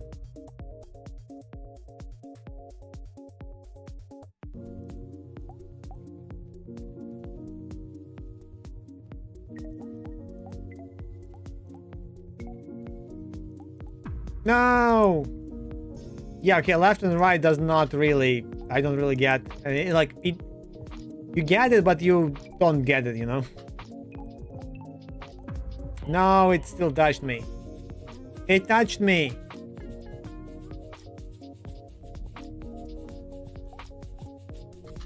The next one will be red, I guess. Okay, green, now the red.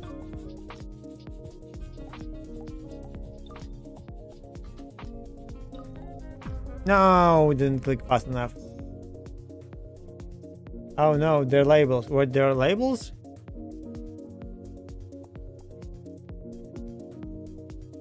There's a bug. I don't know. I won. I'm pro. I won. All good.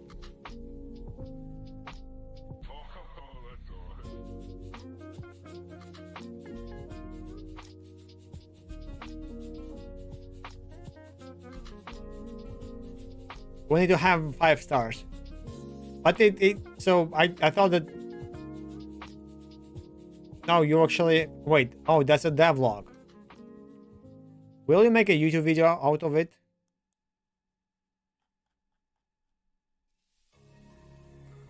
There's nothing to scroll much, but yeah. Snake physics.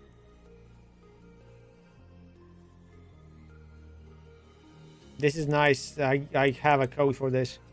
I have a nice gem for this with bunch of code. Rhythm dash, bounce puzzle, dungeon, wave blaster, match, panic. Flappy pixel. Okay.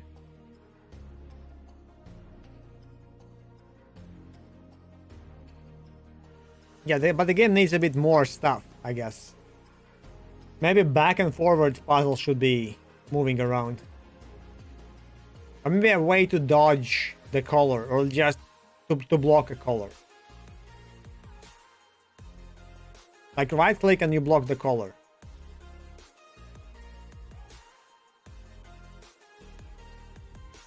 I don't know this one. So it's just a song. But it has Russian words. I'm not gonna listen to it. Not now. Maybe I should keep it in the list. I don't know. But I thought about moving the bar. Yeah, okay, the bar is kind of normal, I guess. But if they go like 2 colors go in the like side by side and they're different, I don't know how many times I need to click to get to the next color. Okay, there is this moment. Okay, I need to know which the next one is. Maybe I know it, but if it's not the next one that is coming next, then I don't know how many times I need to click, which makes it all whole loop harder. Maybe start with 3 colors and then slowly increase it. Like, or maybe you have 2 colors and then after like 10 points, 50 points, you get second color or the third color, stuff like that. Maybe.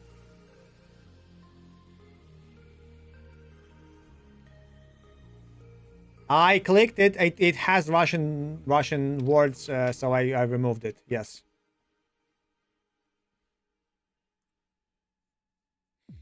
Maybe I'll like leave it for the next for the off stream because it has Russian letters. I'm not listening to the Russian how it's called.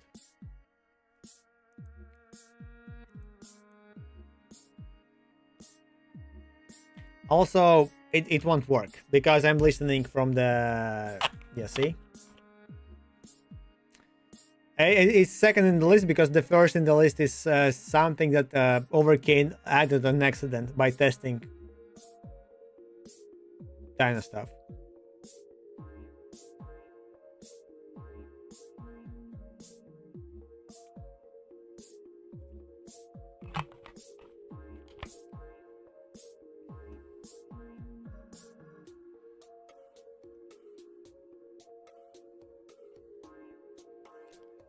But yeah, they don't work.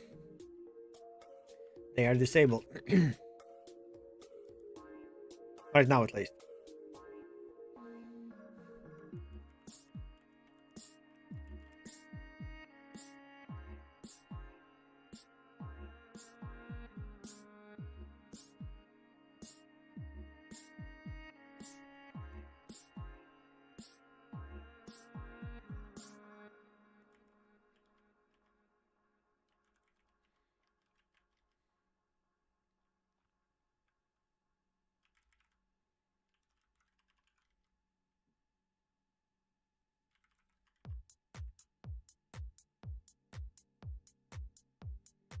Do I know owner before the root?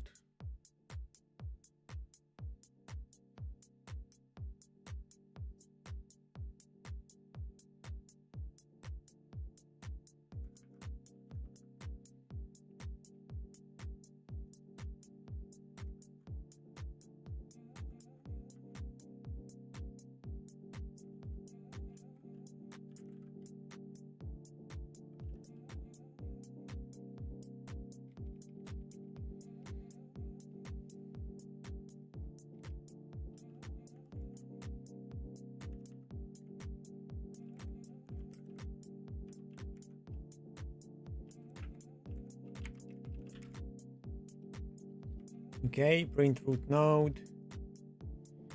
So let's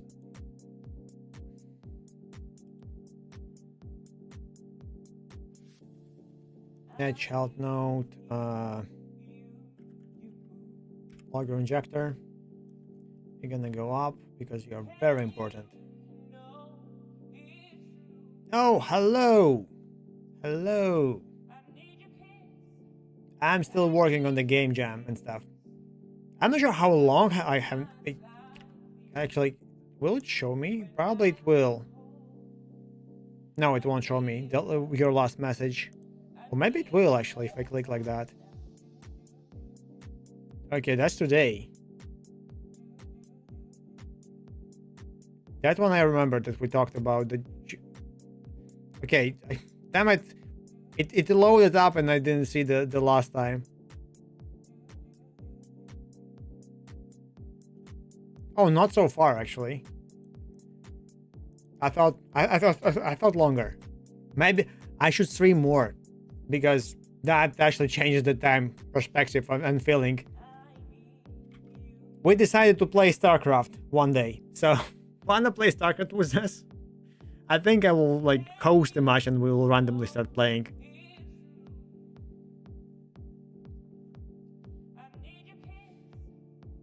I already forgot. I remember that we talked about JavaScript and stuff and the nulling and whatever, and then I forgot.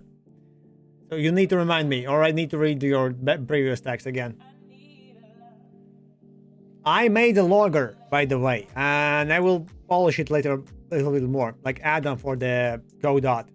Basically, it I can show you if I fix it, of course.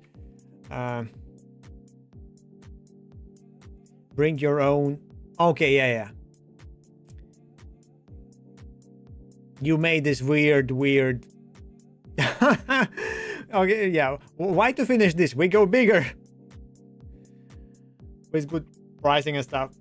Wait, you talked about. I remembered about the server stuff, but was it about hosting and cheap price for hosting? Because today we talked with a guy about self-hosting stuff, Cloudflare, and like having stuff separately. And I thought that okay, I will self-host everything but my own but email, websites, and everything web related, just to not expose my IPs and to have any additional vector of attack for my whatever I'm self-hosting, basically.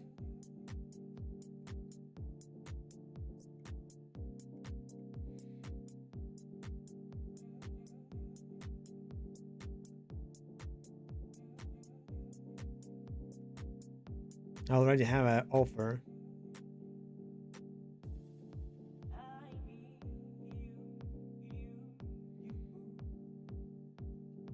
That's quite a lot.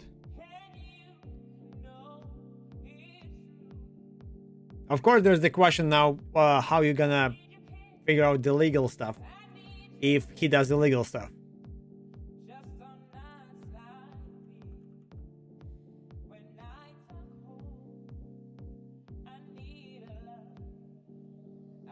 Okay, I mean, it just like if someone has that huge amount, now I think okay, is there like any legal concern, like or like other things? I mean that's true, but you can damage your IPs or or all your like setup because of that. It's same, like for example, if I see, I mean generally that like it's not like the common, but okay, if I would see that email is originated from Proton Mail, I'm already suspicious. I know that Proton is very good, but also that the hackers use it. You know, it's kind of okay. So you can get to that territory.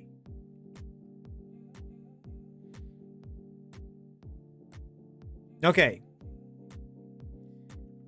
I just don't know all the rules. That's why I'm kind of mostly asking. I don't know.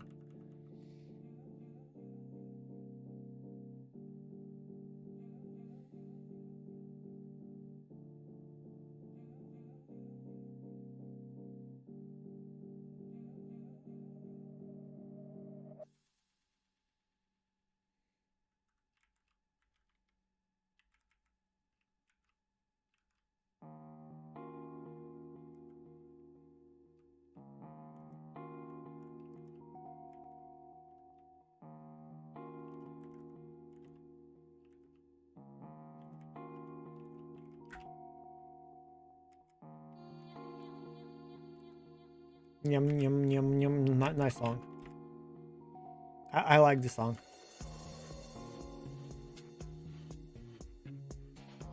Yes. To me, so this is actually I have very weird feeling about Kubernetes clusters and all these pods and stuff. Because it was one moment it was overhyped along with Go language. So people were using Go and Kubernetes and having that word all the time. And I was kind of also, I'm using Docker. I kind of excited, like, oh, there's like orchestrator over the Docker, so it's kind of very nice. But then everybody starts using it, and without like a lot of deep knowledge. And I kind of slowly started hating it, but mostly because it's overused. And now my brain kind of goes towards, okay, if you and the company, you don't have hundreds of servers, you do not need Kubernetes. So it's gonna be a waste. You can start like trying to use that if you know that you're gonna grow or scale it up or whatever. But if you don't have that, you don't need that. It's gonna be a waste.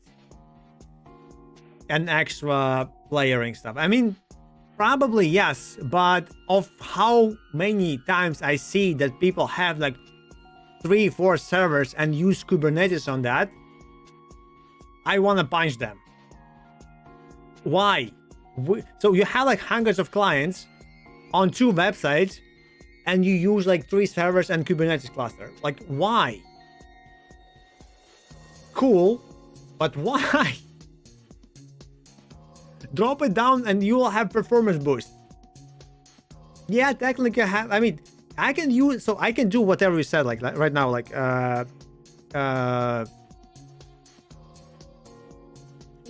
you think, I'm not sure if the Kubernetes is easier. For me, load balancing with simple engines, so I will use this Nginx or like Nginx, what I'm not sure how to pronounce it. No one knows how to pronounce it.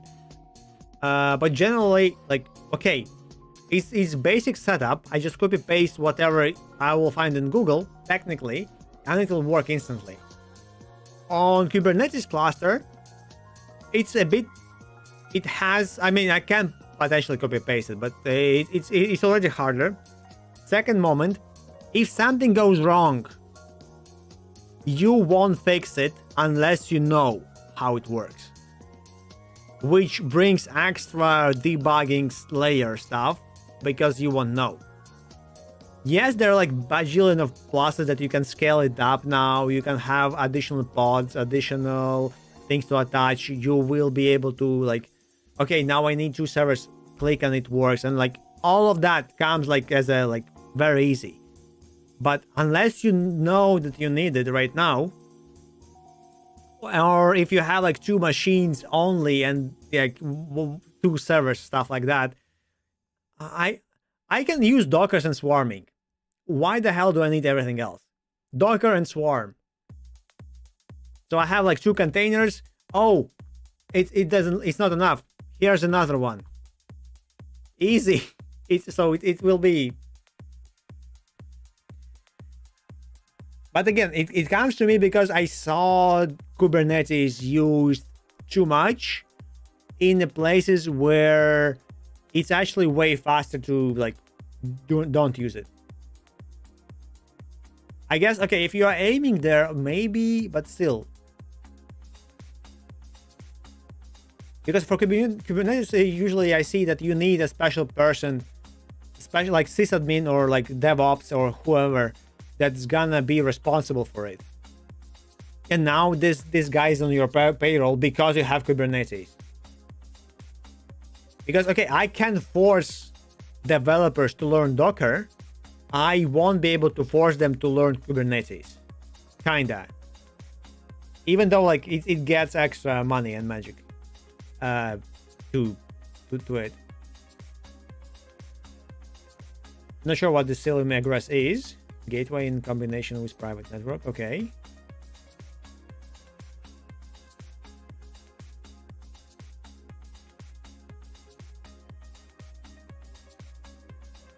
Yeah. Yes. Kinda.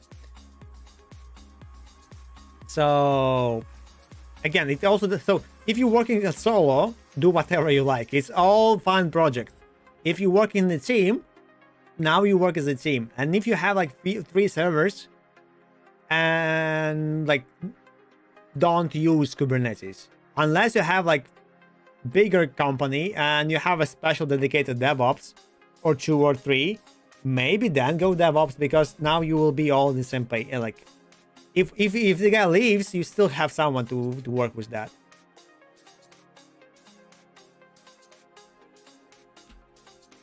Because when you have like bigger companies, the guys who work with like, I should not think how to develop how to like make proper Docker setup in container, how to have it in my own pod, how to make Ansible files and all of that. So generally, still I would like to know, but you know, I'm not paying for like me, like, you know, I getting paid for for stuff to work and the code to work generally. That's actually one of the reasons how I left the previous company, because DevOps, we had like 3 DevOpses and they were extremely busy trying to configure fucking Kubernetes.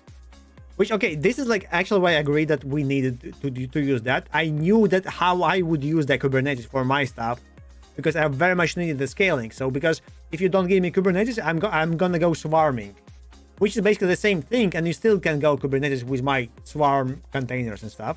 It's just like whatever. But they were busy, and because of all that struggle, I needed to configure all that shit, which was like, I can do it, but I have tons of like different other things to do. And now I also work with this thing on the server that doesn't work. Also, the Docker got updated and it wasn't exposing the web network by default. So you need to go and enable the bridge, which it doesn't say anywhere, because now suddenly the new Docker has no bridge connected. And like, it took me like 4 hours to figure out, because why it doesn't have internet? What the hell? Yeah, so it was, yeah.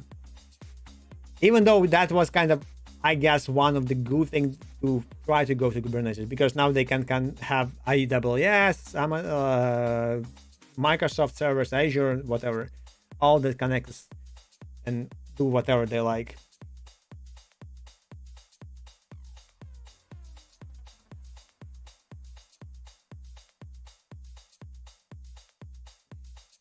Yeah, that's,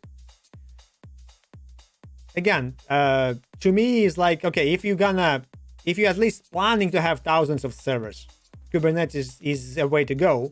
But before that, you can use Ansible, you can use Docker, you can use all those smaller tools, which are free, easy to learn. Devs will get them faster than to actually how to configure, misconfigure Kubernetes. And even if you misconfigure them, it will cost you less. The mistake won't cost you like, oh, whole cluster, whole pod goes down with 20 different servers. No, it won't be. At least that's my feeling. I to be honest, I don't know how Kubernetes works still completely. I know vaguely because I never had time to go deep. I just know how it's gonna be consuming my stuff as a pod, as part of the container and stuff.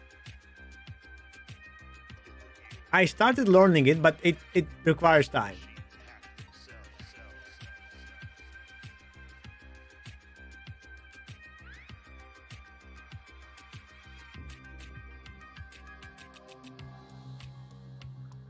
You want to?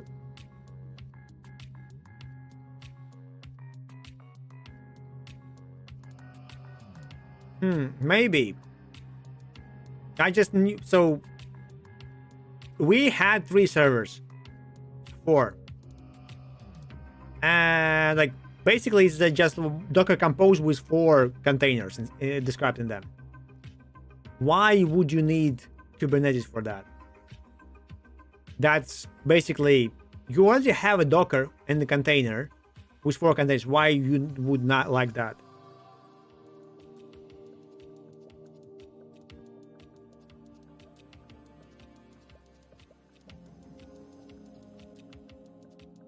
No, I think no, it would split, no? Okay, but I'm not sure. I always thought that it's kind of Kubernetes, the big one, goes kind of this child, so it kind of propagates itself down. But okay, I'm at. It's already beyond me right now. I didn't have chance to go deep and figure that stuff out.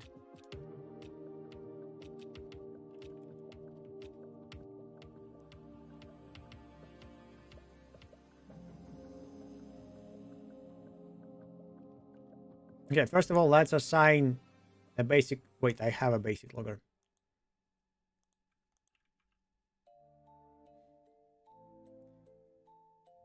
And the fantasy root, yes. So will it work? Invalid call. Debug and base nil, yes. So it didn't get propagated.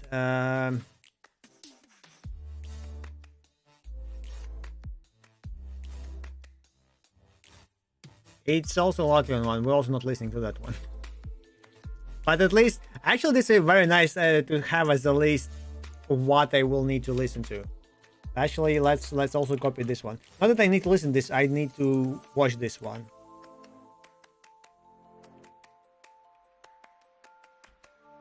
Also, one of the things why I'm not gonna listen to it, because I'm streaming on YouTube right now in parallel.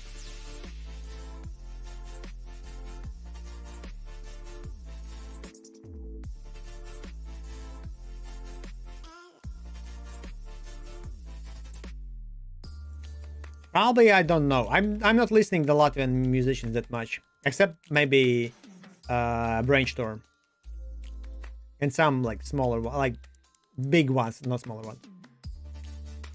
Wait, I missed. No, well, let's see. Going to build within 3 days now. Well, okay.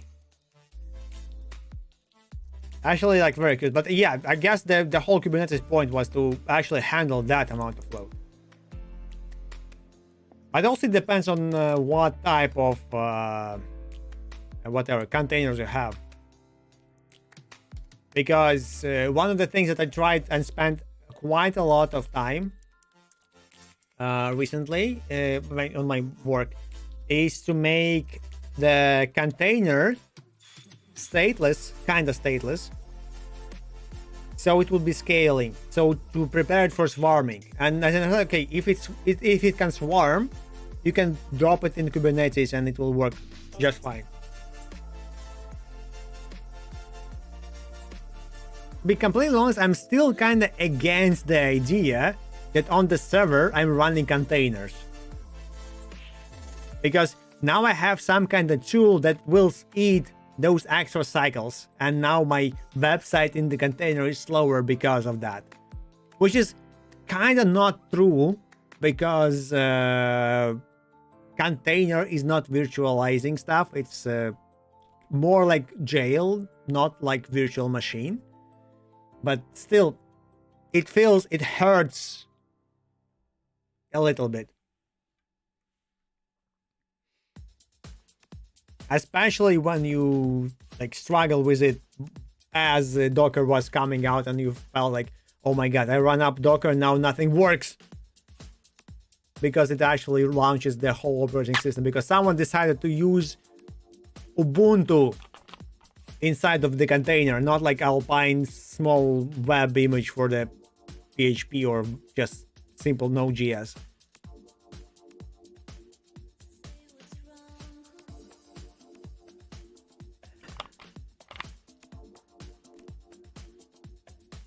Yeah, and because of that, Docker is kind of easy to read for the developers.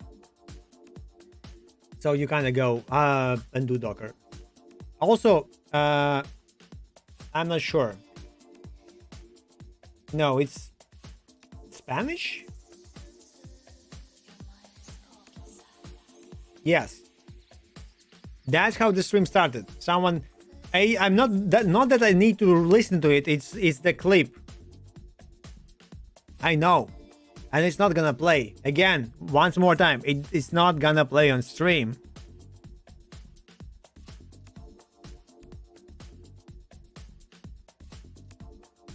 We were just discussing the songs today at the start.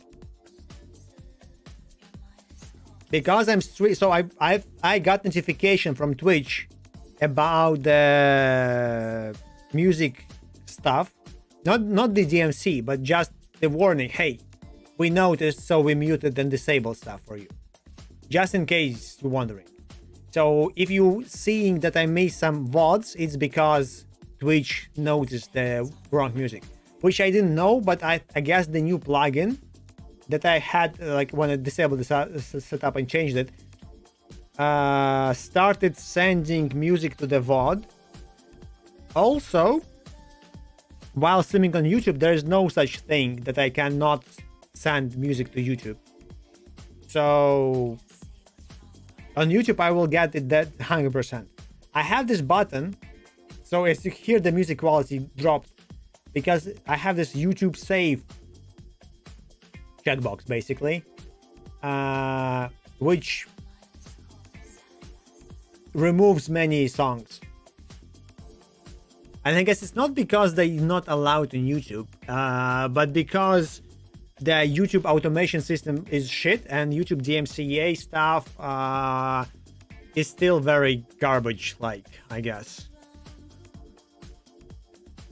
Which is very weird because they tried many times to show people that it's illegal, like to send the DMCA claim. It's not like it's actually, you will get fined for that if you do it. It's very like serious crime, not very serious, but it's a crime, kinda. So, but someone still does that, which potentially you should be like legally in, like, by the judge and trial and whatever, and fined for that.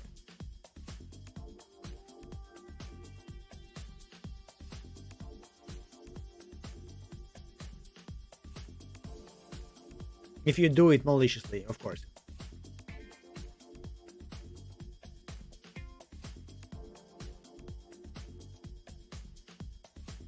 Okay, what I wanted to do. The debug started and it should send fantasy node. Okay, so it knows about the node when it enters the tree.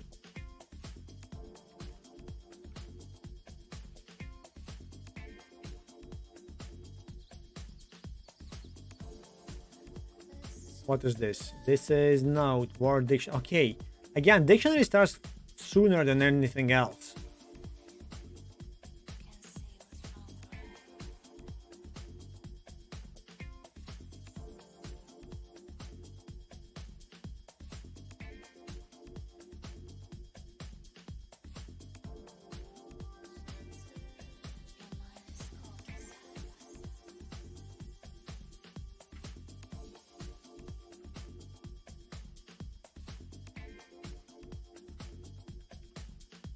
Enter 3, child enter 3.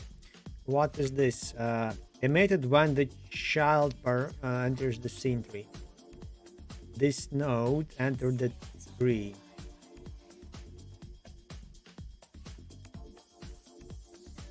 The signal is emitted after the child nodes. Oh, okay. No.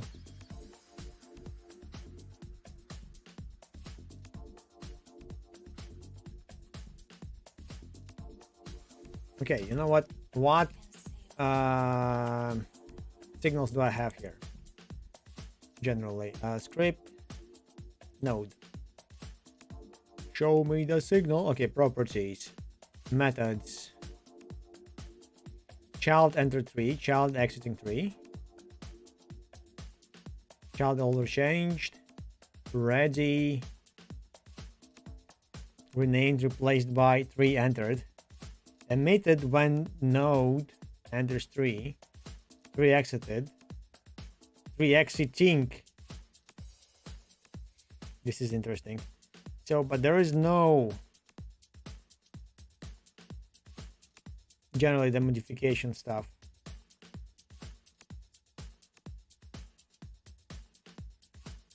child exiting 3. This signal is emitted after notification enter 3. Notification received when the node enters a scene 3. This notification is received before notifications moved.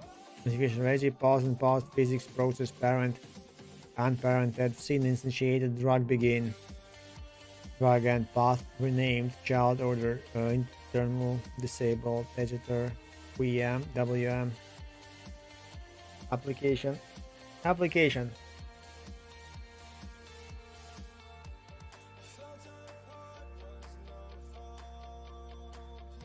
I think I might, no, probably not. I thought it might actually need the Kubernetes stuff sooner or later, but yeah. But I guess I need to figure it out if I... It would be actually cool to understand at least, or maybe find some service that allows you to have your own Docker setup up. I guess the Amazon and stuff kind of do that already, where you can have your Docker service, Docker Compose file, sending them, and they will kind of recreate the servers for you for this particular thing. I'm thinking in terms of, okay, if I have a game and I need to open up new container for each instance, for each battle, for each lobby, basically. So technically something like Kubernetes is very nice for it, but I'm not gonna set up it regardless. So it will be way easier for me to recreate 20 lobbies and have it like, okay, now wait for your next setup. Maybe that's how Tarkov does it, by the way.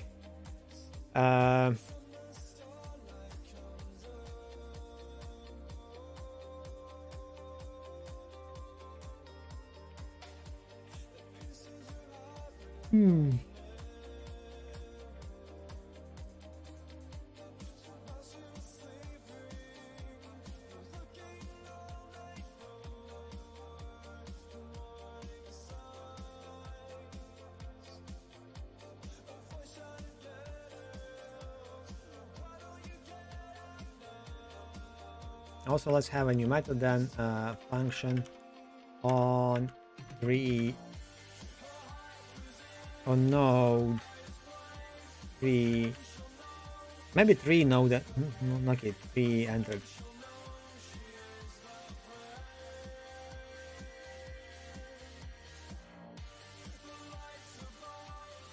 Okay, and now I do inject recursive node.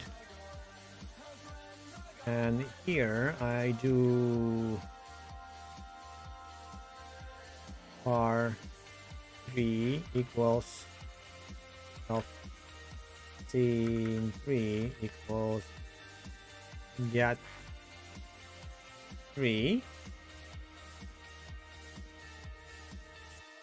dot node added dot connect on node 3. Let's call it added.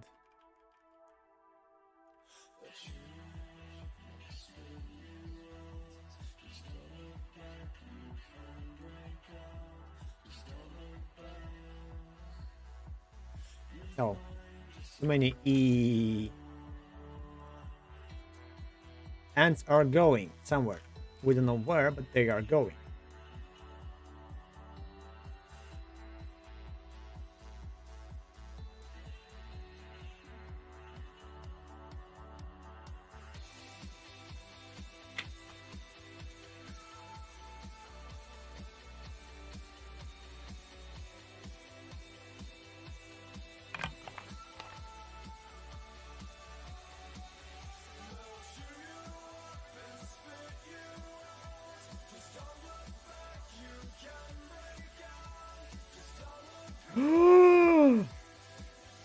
I see that someone plays Pass of Exile too.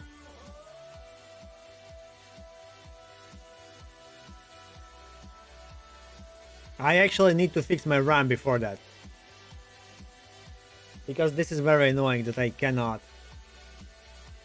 That my game crashes. Before it wasn't, now it does. So I have no idea why. Yeah, and I won't be able to see if the RAM... Okay, the RAM is, I guess, properly seated, but I'm not sure. Also, I don't know what RAM I have. We don't know who it is. Also, wanna play StarCraft today? In a half an hour. Who's up for StarCraft? Maybe I should ask in actual Discord.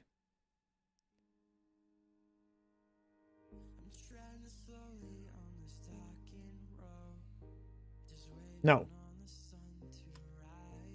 Oh, you. I mean, oh, I'm not gonna play it on stream. You're gonna play it off stream. Oh, you have... Wait, you have... But Pass of Exile works on Linux? Oh, wait, you ran full Linux?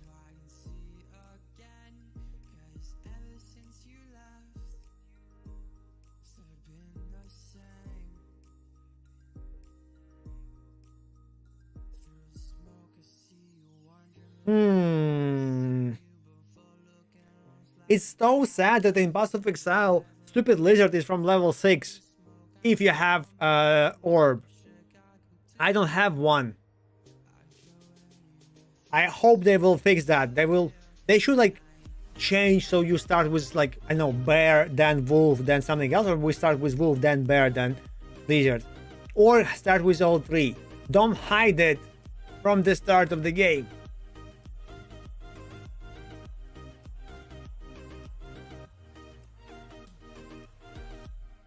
Of course it has Proton, but I'm not sure if it... I guess Pass of Exile should work on that. Okay, Warcraft 3 definitely works. So that I'm sure. I played myself too. I'm just wondering why Pass of Exile works on Proton. Didn't expect that.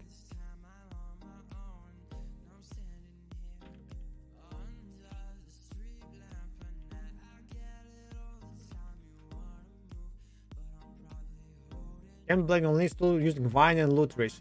Actually, I don't know what it is. Yeah, I guess it's Vine but different.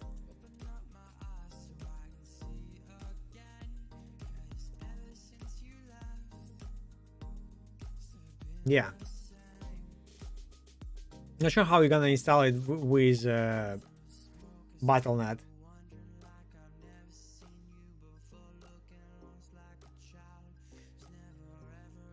I remember like recently, okay, not recently, but to some extent, I first found out that Activision Blizzard is actually Activision acquired Blizzard, and that Activision is some kind of big company and Blizzard was some no names. And in my brain it was like, what the hell? It's Blizzard. I have no idea who Activision is, but I know who Blizzard is, but it's Blizzard, Activision Blizzard. It was like, oh my god. Still don't know who Activision is, especially in that time.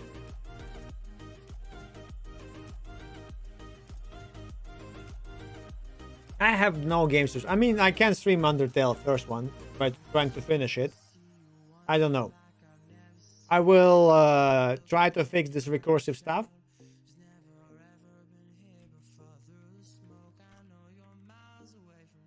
On node 3. Wait, I don't need it.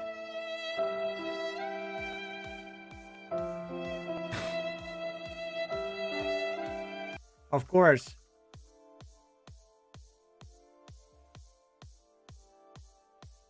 Let's see if it works first.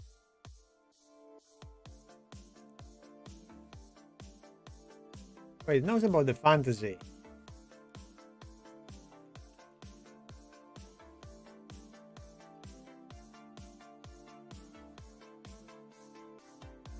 Oh, I remember. I remember. Wait, I'm here. I will save. I will go and start. It will crash. I will stop it. If I could, of course. I guess I cannot, so I need to Windows V. Now I can't stop it. Now I still cannot stop it. Fucking Valent. This is a node. So function that logger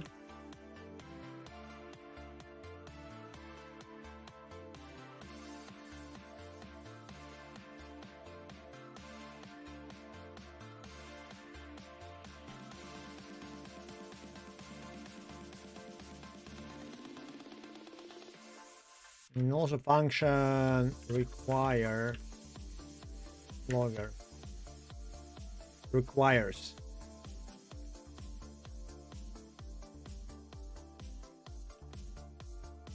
Oh, return to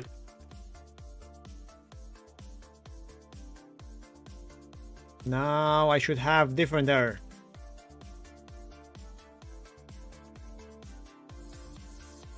Now it worked. Good. 1, 2, 3, 4, 5, 6, 7, 8, 9, 10, 11, 12.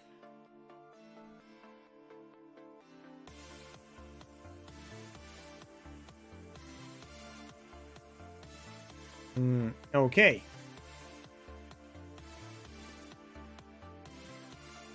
Let's polish my logger till the end. And submit it. Yeah, let's fix everything. So logger is set.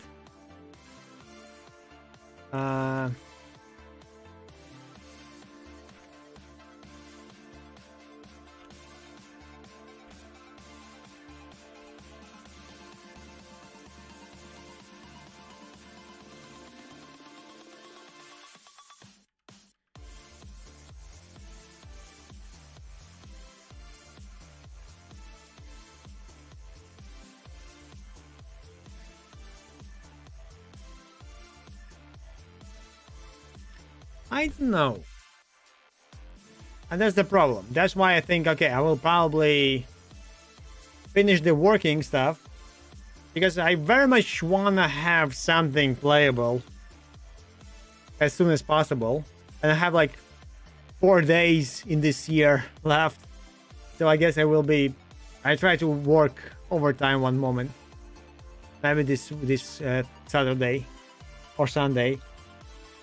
So yeah, okay, tomorrow, I don't know. Maybe we're gonna play StarCraft tomorrow with friends too. So I guess can randomly connect. Yesterday I found out that StarCraft actually allows also, first of all, you can make StarCraft slower, which is very nice. And second part that you can have handicap or whatever it's called. Basically, to have your HP and stuff lower. Would be nice if you could make it higher too. So, you know, someone has 200% HP and damage and someone has like 50%. But it allows only to go down from 50 to 100. So if, for example, I will have like 50% and the guy will have 100% and I win, I cannot get more handicap. Next stuff would be also giving him additional friend AI.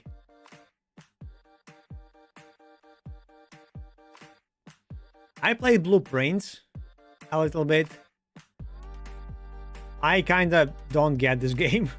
But I think it's probably because I played Outer Wilds and I kind of want the game show me the same thing. But generally it has that utilization of, okay, now I have this room to save stuff. for the next challenge. I have this for the next challenge. This is permanent unlock, so you cannot beat the game in the first run, I think. Even though I got almost to the door, I just didn't get the key to get the door for the end room, antechamber. But that also requires you to get this room 46 after that, which is also weird.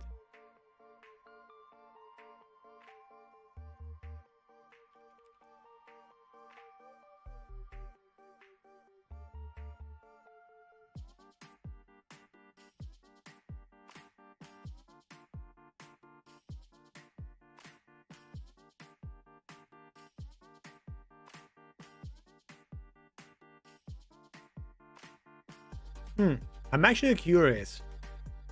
Technically now I can have a preprocessor that can attach a class and other things to the log. Because the grabbing where the log is coming from is also the function, I think. Which is cool. Anyway, this one is done.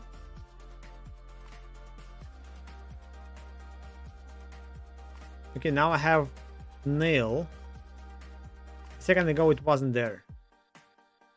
Okay, good. But where it is? Action.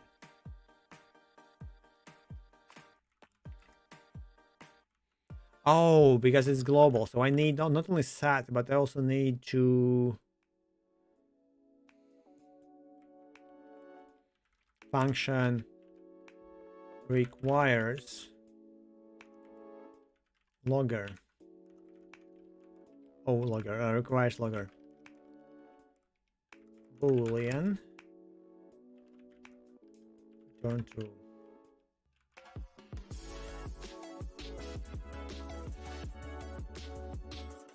Now I need the same with context, no? Why can stop it? It says F8. Now of 8 to do that.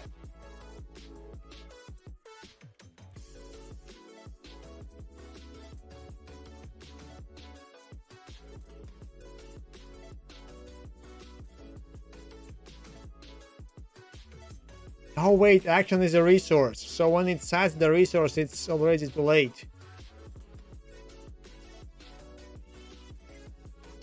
Wait a second. Where are you being called? Action context.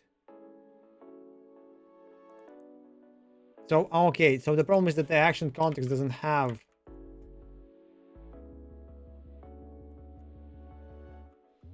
the thing about context.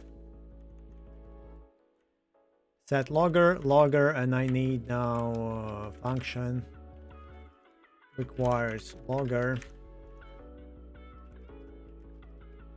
boolean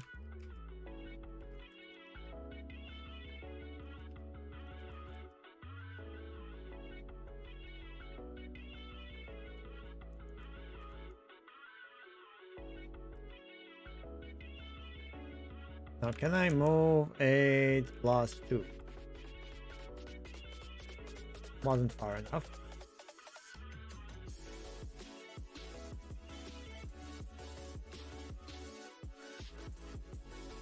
Okay, now let's see how it will behave. Okay, now it works. Nice.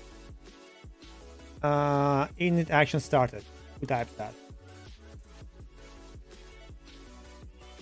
Init action started. Good.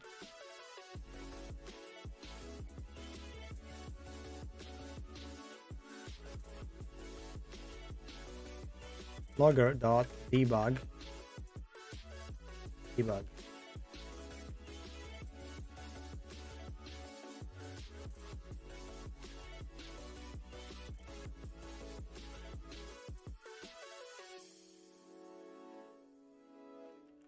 I can type the name of the action, of course, but oh, that's an it. It already has a name. Good.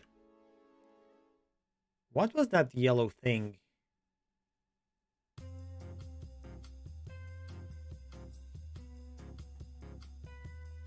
Okay, it disappeared. Command help received code golem. Command help build house. No.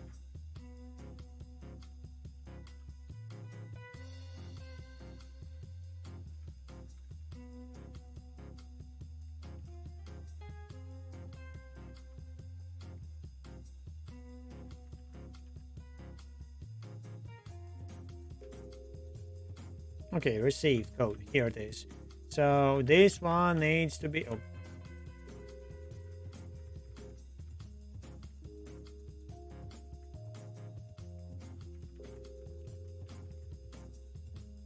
Okay. Interesting that I can do this now.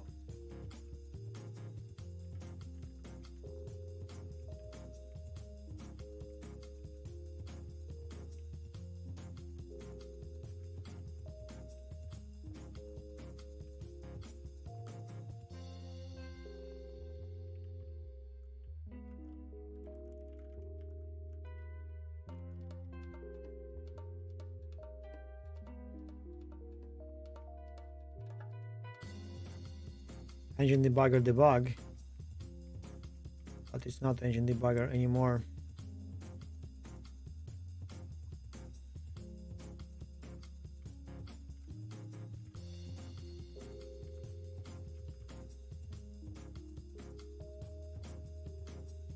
Logger is not declared in the current scope because that's a mediator. So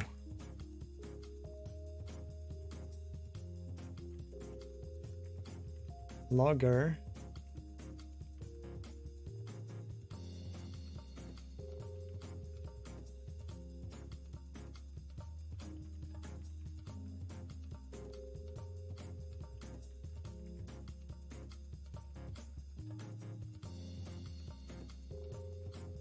dlog abstract logger.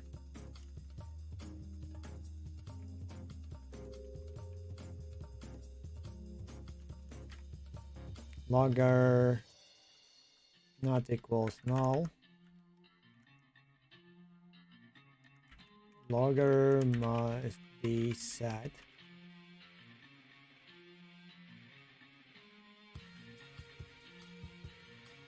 Okay. Now function requires logger boolean true. Function set logger of logger dlog abstract logger void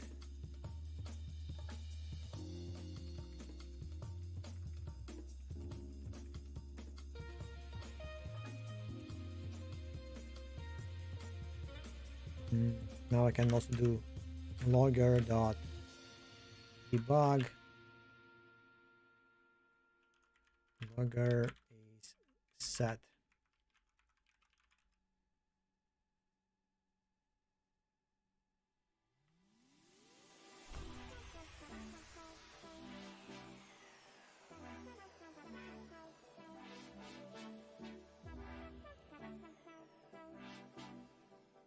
I don't know. I guess I will just end stream here and see what's happening next.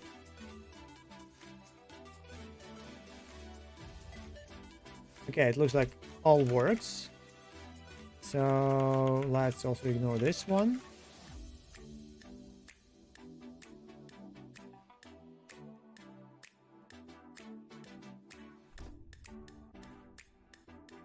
Oh, really? I thought it was like 10 hours more. Okay, then I probably can try to free myself of that spider bug.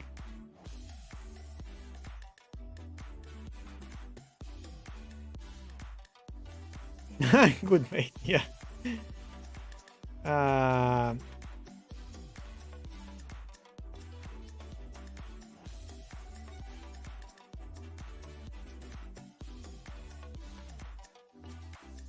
I can do this and then this.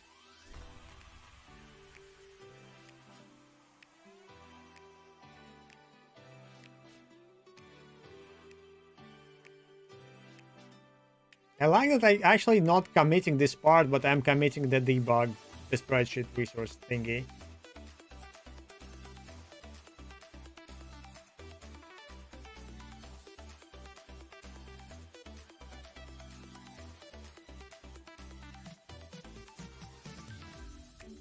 Fix, replace logger. Maybe add custom logger.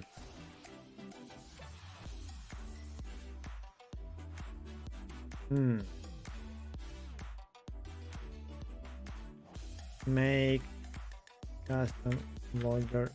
Okay. Remove auto load logger.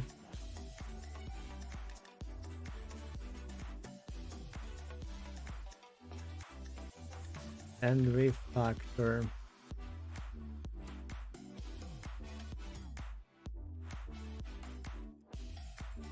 Whatever, now push.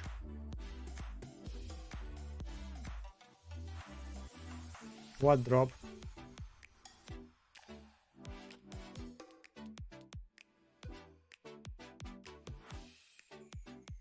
Oh, okay. I mean that you drop. Yeah, I think the game doesn't handle enough. To me, volume was not an issue because I'm actually changing the volume for every time when I open up my PC and start my PC. I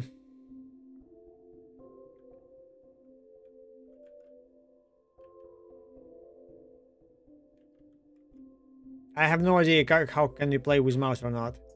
Wait, cancel what? But they saved everything. Oh my god. Right all. Lazy git. Oh my god. Wait, no. Okay, so it's only one, so all good. I want to quit all, and I close my splits window.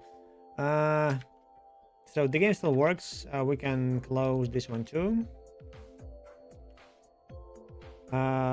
Game jumps and stuff is open still. The song list I will see in the song request queue of the bot. Now I can power off.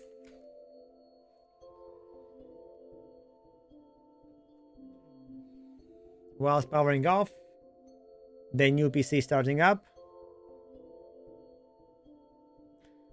Will it switch? Okay, it looks like it switched. I had it to show still got no signal every time. It's a bit annoying.